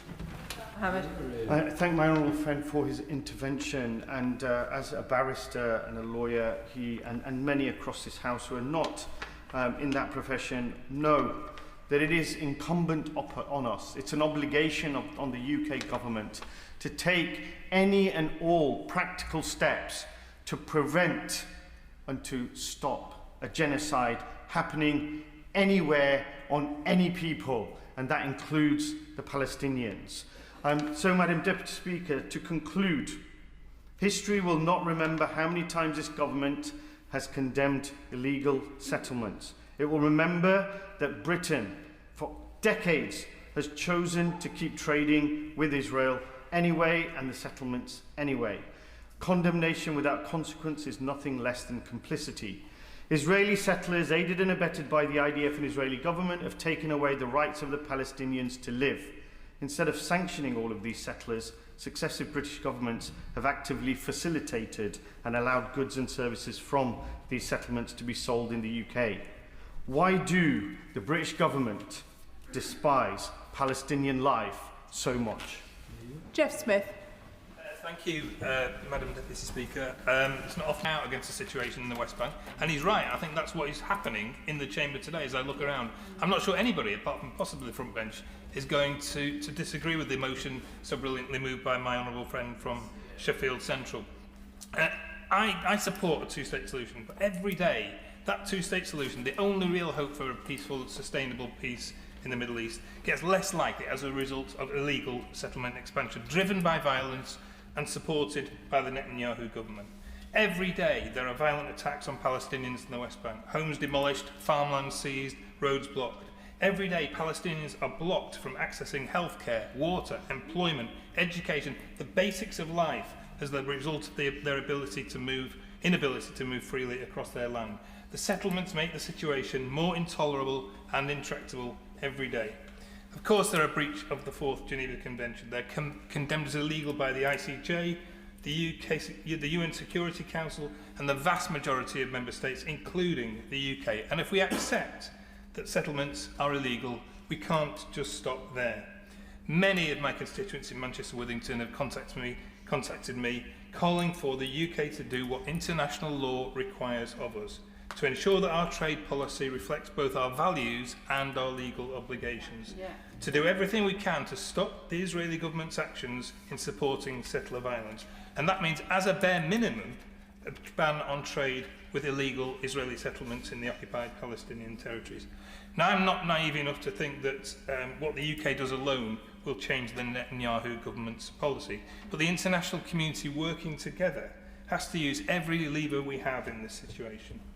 Last year, the ICJ set out its advisory opinion on the situation in the OPT. Governments committed to the rule of law should take its conclusions seriously. The court said that states should take steps to prevent trade and investment relations that assist in maintaining the illegal situation created by the occupation and by the settlement enterprise. I will give way. I thank my honourable friend for giving way. Would he agree with me that this issue is not just about products coming from settlements to the UK, but companies in the UK trading in goods and services in the settlements? Airbnb, Booking.com, Expedia are selling tourism services in the occupied territories. Jeff Smith. Thank you. He makes an important point, and I think we shouldn't overlook the role of services. It's not just about goods, it's about services in this situation. And I know the government will say, and have said, that it's difficult to enact in practice, but just because something is difficult doesn't mean we shouldn't attempt to fulfil our obligations. Yes, there will be practical complications about enforcement, but complications are no reason to do nothing. And it doesn't stop us committing to the principle of this.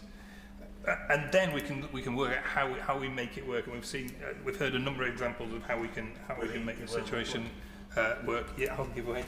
Joe Morris. Thank my friend for giving way. He's making a very powerful and informed speech, as was my friend from Sheffield. Just wanted to press him on that. Is the important thing now for the government not to commit in principle to a ban on settlement trade, to agree with our international partners that we should work out the technicalities when possible, but to give the public that moral clarity that we are prepared to act in line with our values? Jeff Smith. Absolutely right. He put it better than I did, and we can work out how to make it work once we've committed to that principle. And there are ways of doing that. As we've heard today, the government already has processes in place to distinguish goods coming from Israel and the OPT. And as a result of the processes on preferential access for Israeli goods, and we can build on that experience. We've heard about the or the other countries that are already instigating these kinds of measures, and we can learn from their experience. A settlement trade ban is no longer a marginal or unrealistic demand. It's becoming a mainstream response. A ban on trade with settlements will not, on its own, bring peace to Israelis and Palestinians, but it would ensure that Britain is not contributing to an unlawful situation which the world's highest court has concluded all states have a duty not to support. And it would demonstrate that our principles are reflected not only in our words, but in our actions. Charlotte Kane. Thank you, Madam Deputy Speaker. I congratulate this government for recognising the state of Palestine. That recognition was long overdue. But a state needs territory and its citizens need safety and security. The state of Palestine and its citizens do not have either. Gaza has been devastated by Prime Minister Netanyahu's military action, widely called out as genocide. Many of Gaza's residents have been killed and injured. The survivors have lost family and friends, homes, health services, businesses and jobs. Meanwhile, in East Jerusalem and on the West Bank, so-called settlers, who would better be described as terrorists, are threatening, injuring and even killing people to take Palestinian land. The Israeli government takes no action to prevent this. Indeed, they openly encourage these settlements. Members of the Israeli Security Cabinet have even stated that their goal is to make a sovereign Palestine unviable. We have to prevent that because a two-state solution is the only way to achieve peace in that part of the world. This government has confirmed that these settlements are illegal, and so now the government has to go further. Like many members here today, I have had reams and reams of emails about this issue, calling on me to ask the government to take more action. So as well as diplomacy, and I'm sure we are using diplomacy, we must make these settlements economically unviable. So I'm calling on the Minister to ban all trade in goods and services with these illegal Israeli settlements. Yasmin Qureshi.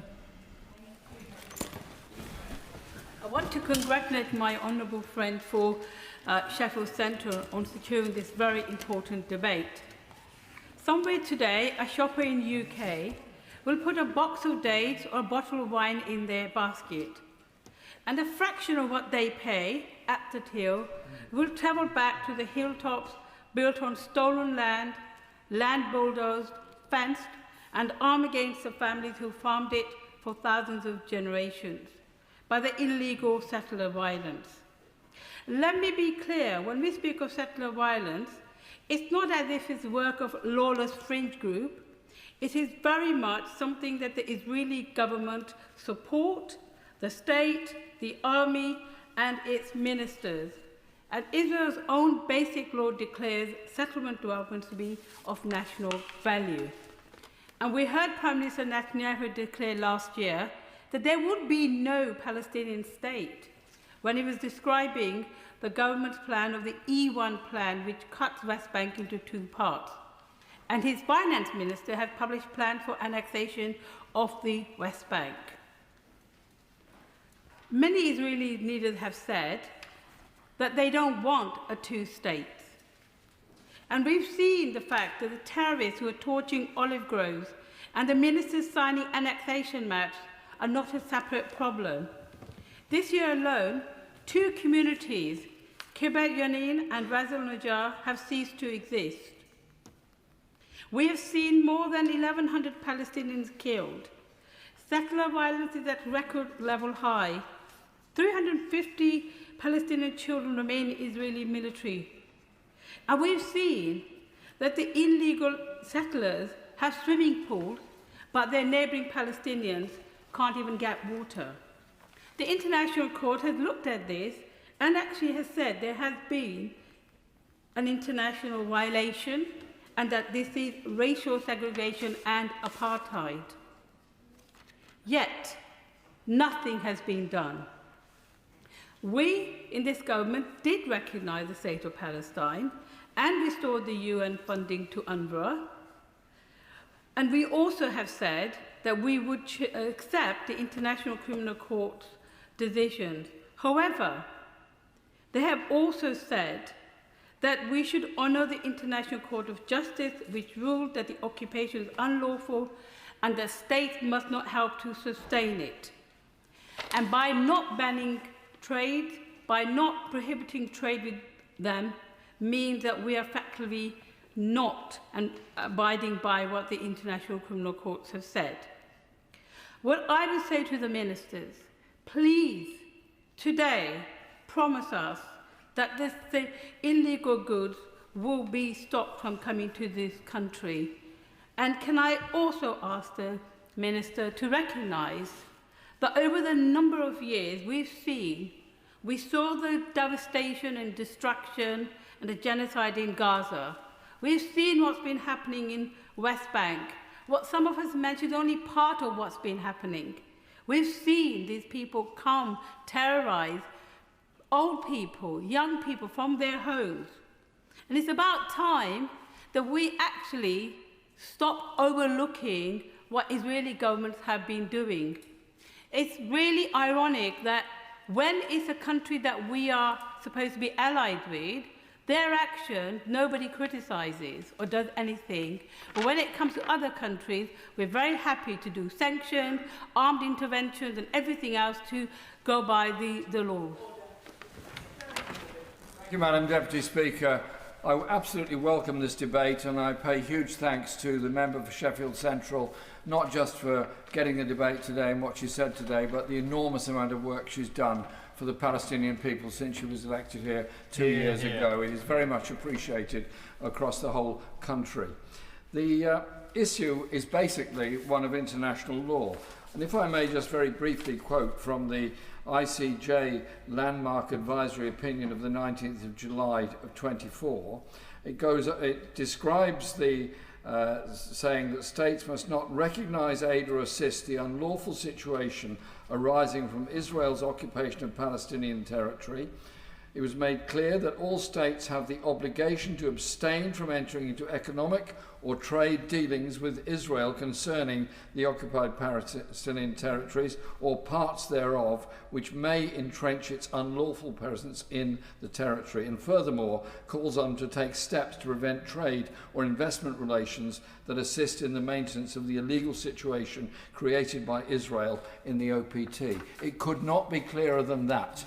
And so why, as a country, do we still support Israel diplomatically in so many ways? Why do we still provide weapons and security information to Israel which have been used not just in the destruction of Gaza, but I would like to know exactly what information is passed on with the increasing military presence of Israel in the West Bank in support of the settlers. And I have a good friend, or many good friends in the West Bank and Gaza, one of whom is Mustafa Barghouti, the president of the Palestine National Initiative. He frequently sends me messages describing what's happened in the past 24 hours. It's heartbreaking, the messages he sent. The one he sent yesterday was something I would like to share with the House. He was pointing out that the US is now building its embassy in Jerusalem on land they've been given by the State of Israel for $1. The land itself was stolen from Palestinians by using the absentee owner rule law that Israel created for the occupied territories. So it is not Israel's land to give to the United States for $1. It is actually Palestinian land that should be remaining as land belonging to the Palestinian people. And to give you an example give the House an example of the horror story day to day of the behaviour of the settlers, strongly supported by the State of Israel, strongly supported by the IDF and the Israeli police. A school at Masafa Yatta was told that it had 14 days to vacate the building and disappear because it was going to be demolished to make way for yet another settlement that had been, quotes, authorised, and end quotes, by the State of Israel. So we just see the destruction of ordinary life all across the West Bank. And I've visited many times in Gaza, West Bank and Israel, seen the horror story of what the occupation does, and see the theft of land, the destruction of water, and the inability of anyone to get around in a normal way. Surely to goodness, the very least we can do is support what's been said today, end all trade whatsoever that helps to support the illegal occupation of the West Bank, and show our solidarity with the people of Palestine. To implement a 3-minute time limit after the next speaker, Gareth Thomas. Thank you, Madam Deputy Speaker. And like others, I congratulate my honourable friend for Sheffield Central for securing this debate. Like her, I support a complete legal ban on all British trade with Israeli settlements in the occupied West Bank. These settlements are illegal under international law, and Britain should not permit trade that helps sustain or profit from activity that's clearly unlawful under international law. We have then both a legal and a moral obligation to act. The settlements form part of a broader pattern of land confiscation, home demolitions, movement restrictions, settler violence, and the denial of basic human rights. These policies are being actively encouraged by the Netanyahu government and are intended, at least in part, to extinguish any realistic prospect of a future Palestinian state. If we genuinely support a two-state solution, want to respect our obligations under international law, and recognise our common humanity, then Britain must act. Palestinian children in the West Bank are among those suffering most from the escalating levels of settler violence. According to UNICEF, 70 Palestinian children were killed in the West Bank between January last year and May this year, equivalent to roughly 1 child every week. The wider trend is equally alarming. According to the UN Office for the Coordination of Humanitarian Affairs, OCHA, March this year saw the highest number of Palestinians injured in settler attacks for 2 decades. Illegal settlements now physically occupy nearly 10% of the West Bank, while settlement regional councils exercise control over approximately 40% of the territory. This has dramatically reduced the land available for Palestinian housing, infrastructure and economic development. The World Bank has repeatedly highlighted how restrictions on Palestinian access to land undermine economic growth and development. Without meaningful action to curb settlement expansion, poverty will deepen on the West Bank and the prospects for peace will recede further still. Large areas of Palestinian agricultural land have been confiscated for the direct benefit of settlers. What is clear is that this is not accidental or incidental. It is a deliberate policy that enjoys the active support of the current Israeli government. In September last year, Prime Minister Netanyahu stated that there will be no Palestinian state, while advancing the E1 settlement expansion plan, which would effectively split the West Bank in two.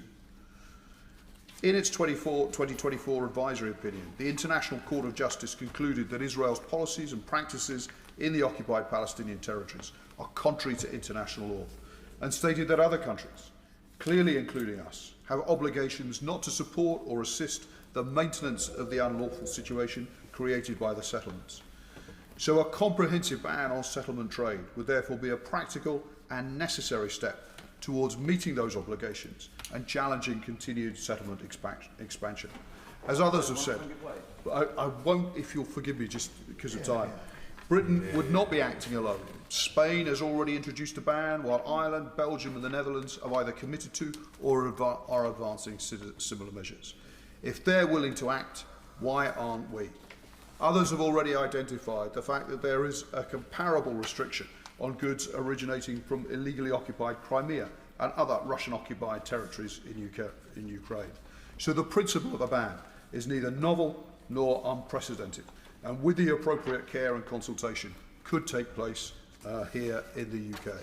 We have the means to act, we have the responsibility to do so. A ban on trade with illegal settlements is both justified and now overdue. Shaw. Thank you, Madam Deputy Speaker. And can I first start by putting my thanks on record to the member for Sheffield Central for bringing this very much important debate, and indeed congratulating on her tremendous, very passionate speech. I'm grateful to all the members who have already outlined the legal positions. I'm just going to concentrate on, we know that Ireland has passed an act Belgium, Spain. Spain has banned products from illegal settlements. So I'm just going to bring it right back home to a very, very common sense argument. The case put forward by the Irish Parliament was clear this week when it said that they should not enter freely into commercial markets, as doing so would allow illegal goods and services to be transformed into legal entities in Ireland. And that's the crux of it for me. It is this premise which expert legal opinions by Richard Fisher KC and Rebecca Bain of Doughty Street Chambers have highlighted, that trade from Israeli illegal settlements into the UK has a legal basis to be prosecuted under domestic UK law and indeed amount to production under Part 7 of the Proceeds of Crime Act 2002. The position not to ban seems driven less by genuine legal application than by how such a position might be politically received by Israel. Fundamentally, the question is not about trade with Israel, but trade with illegal settlements in illegal occupied territories and a matter of international law. Currently, the UK government... Does the member agree that the ICJ advisory opinion does not leave the decision to be a political one, but a legal decision?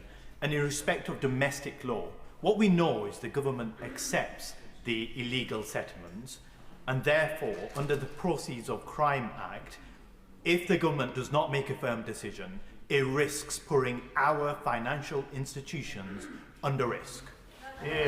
Honourable member for his comment, and yes, I'm coming to, well, I've missed lots out simply because of limits on time. Currently in the UK, the government strongly advises against conducting any economic financial activities in illegal Israeli settlements, including financial transactions, investments, procurement and other economic activities, which the government confirms has legal and economic risks according to international law. So here's the thing, so long as consumers are aware of the origins of goods which are from Israel's illegal occupation of Palestinian land, illegal settlements, according to international law, amount to war crimes, and illegal produce, they can choose whether they want to buy it or not. So let me spell this out. It means that something grown or stolen on stolen land recognised as illegal by our government, recognised to pose legal risk as proceeds from stolen land, so long as the goods are clearly labelled as stolen goods, they can legally be sold in Asda, in Morrison's, in Tesco's, or even Marks and Spencer's, just so long as it's correctly labelled as stolen. Imagine if we were to apply this same principle in the UK for ordinary citizens. It would suggest that so long as a product or good is labelled, even if it is a produce linked to criminal property, so long as it is labelled, it is fine.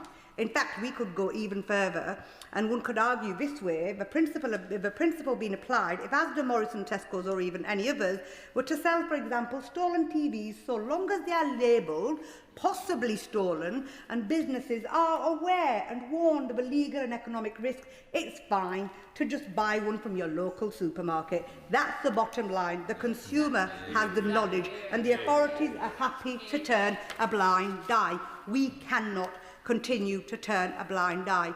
The annexation, the terrorism that they faced for the Palestinians by terrorist settlers who absolutely terrorise and make no mistake, this is an absolute state-sanctioned occupation and annexation and increasing of Palestinian territory, taking over that Palestinian territory.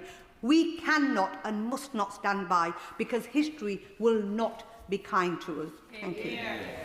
Andy MacDonald. Thank you, Madam Deputy Speaker. I want to congratulate my honourable friend from Sheffield Central for leading us on this today. The government rightly says that Israel's settlements in the OPT are illegal under international law. If that's the government's position, and I welcome that recognition, then there's an obvious question. Why does Britain still permit trade and financial activity that helps sustain those illegal settlements? In a matter of days, it will be 2 years since the ICJ advisory opinion, and people have commented upon that. But 2 years on, the government is yet to explain how it intends to give effect to those obligations in UK law and policy. And in a statement of the 9th of June, the Foreign Secretary said, "I have strengthened our business risk guidance to make it clear and unambiguous." Yet I've had a look at that this morning.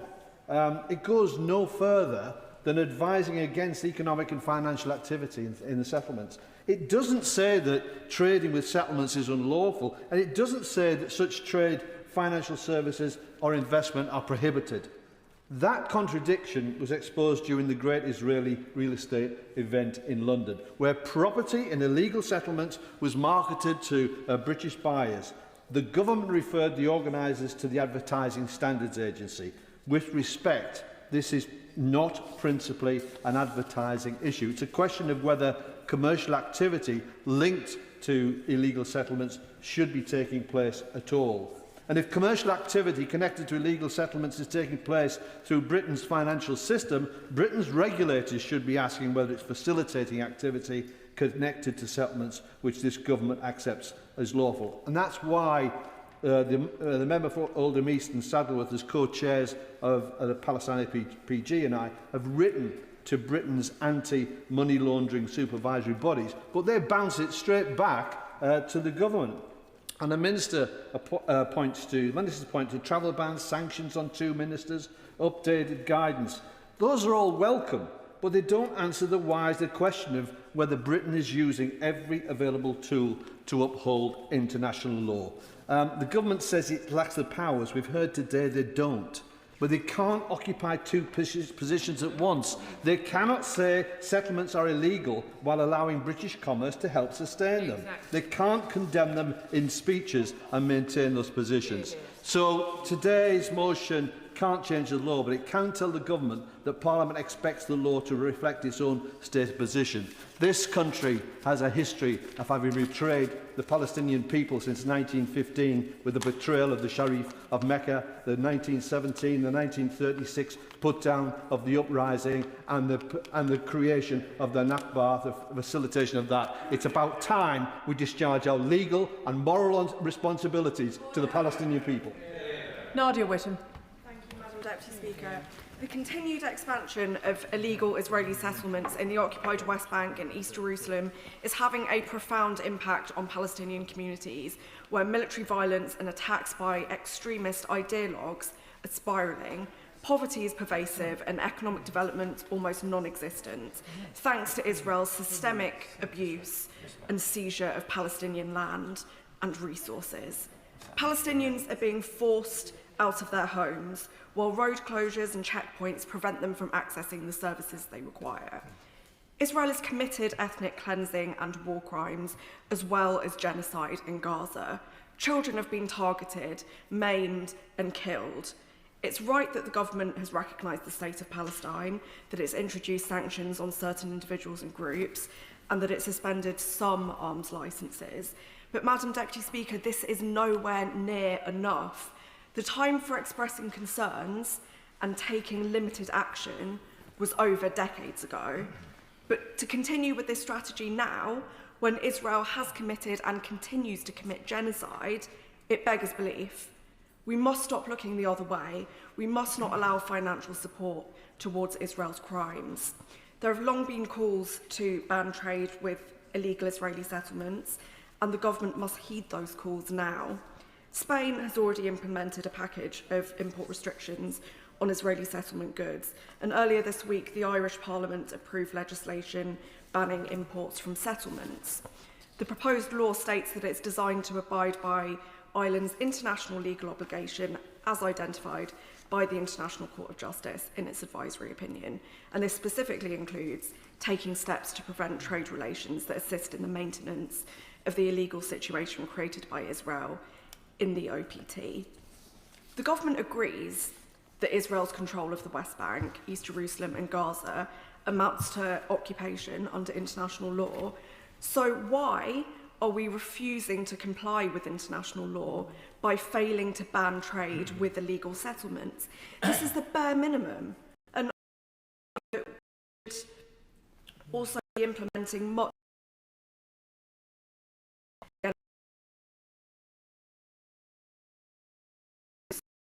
rely. History will remember the way that the international community stood against humanity. I'm afraid to say the government is all the wrong of her on this issue. Which was co-signed by over these inches is clear, as indeed it is across the expansion and the existing. Some Israeli government ministers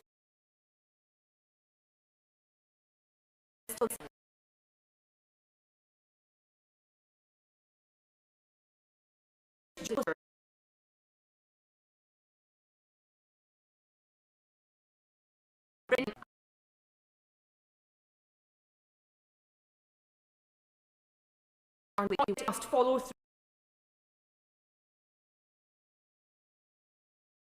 through an IC advisory in the state of Israel.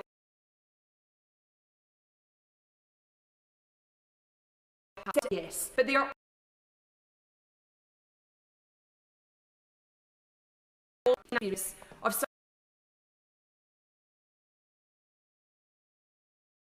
of after day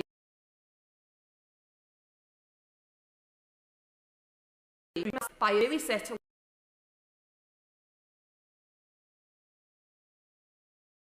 some of the events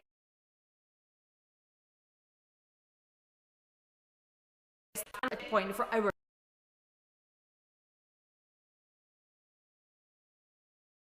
and disabled on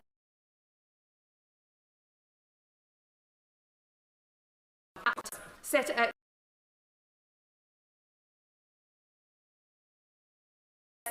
is settlers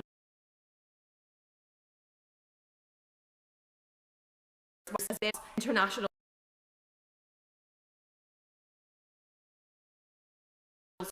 as they took him away on Palestinian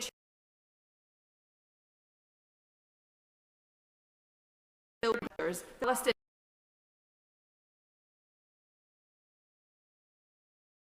we expect to put up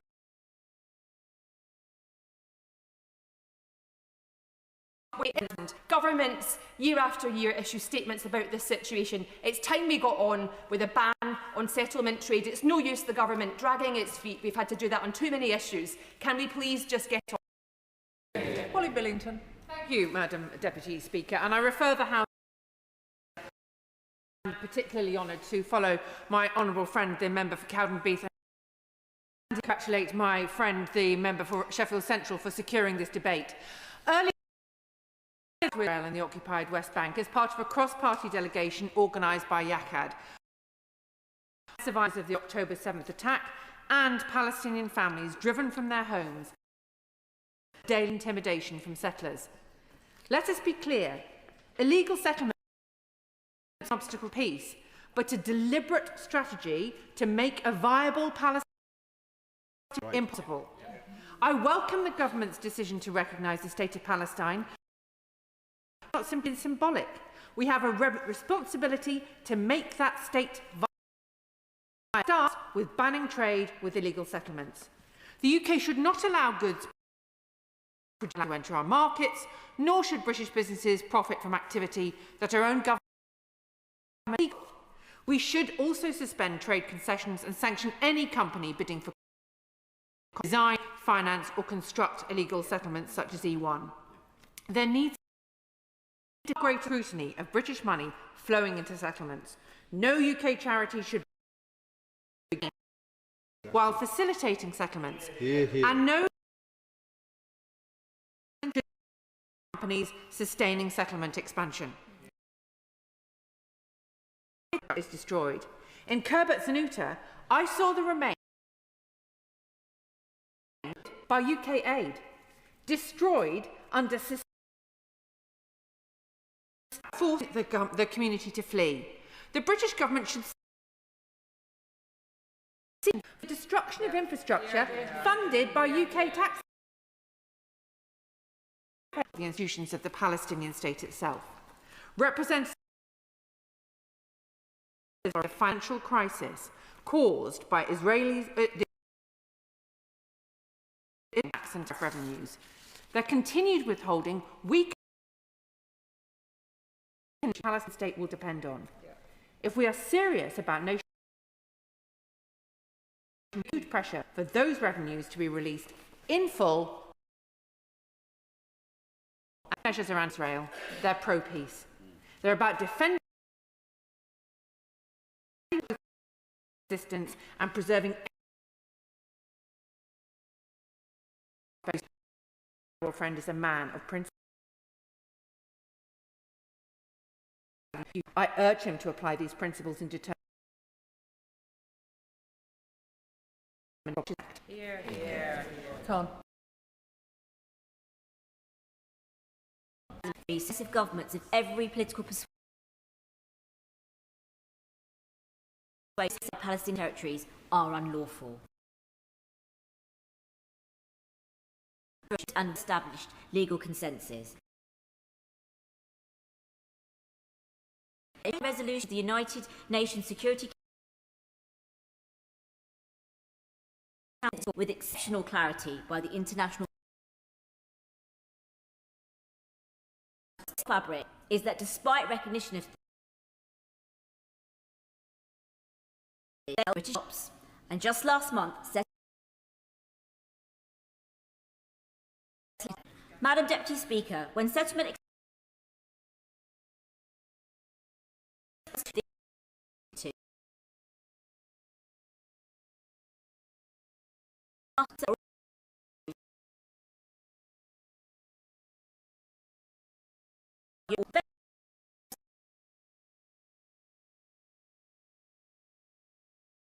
consensus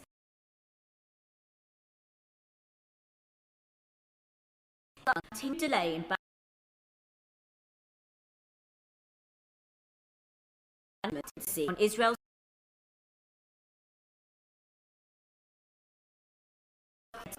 rhetoric.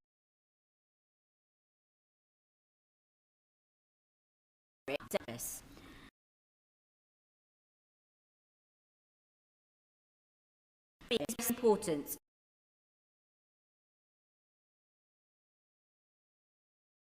with time and time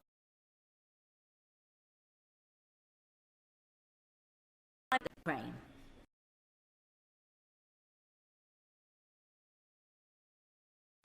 Commerce with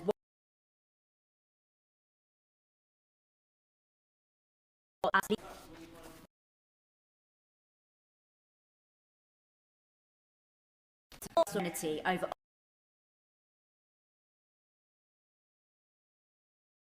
which territories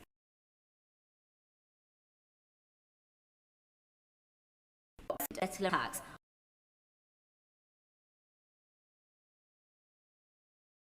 marking action now inflicted on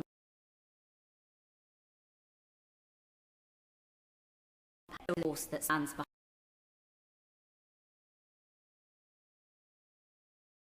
action today.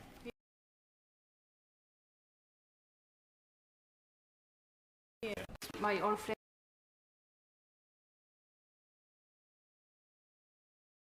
in the chamber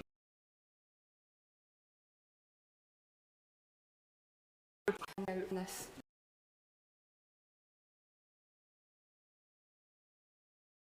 I'm a clear principle.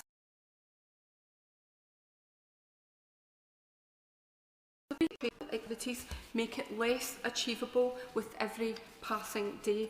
This is about life in the West Bank and whether we're prepared to acknowledge realities that impede the everyday life of Palestinians. Prosperity and dignity depend on very ordinary things, the things for granted, getting to work on time, children being able to see water, services and opportunities, but these simply are not of Palestinian communities. Now, I am fortunate to know the anti-humanitarian group in the Falkirk area, which advocates for the human rights of Palestinians in the West Bank, creating friendships and solidarity across borders. And these long-standing connections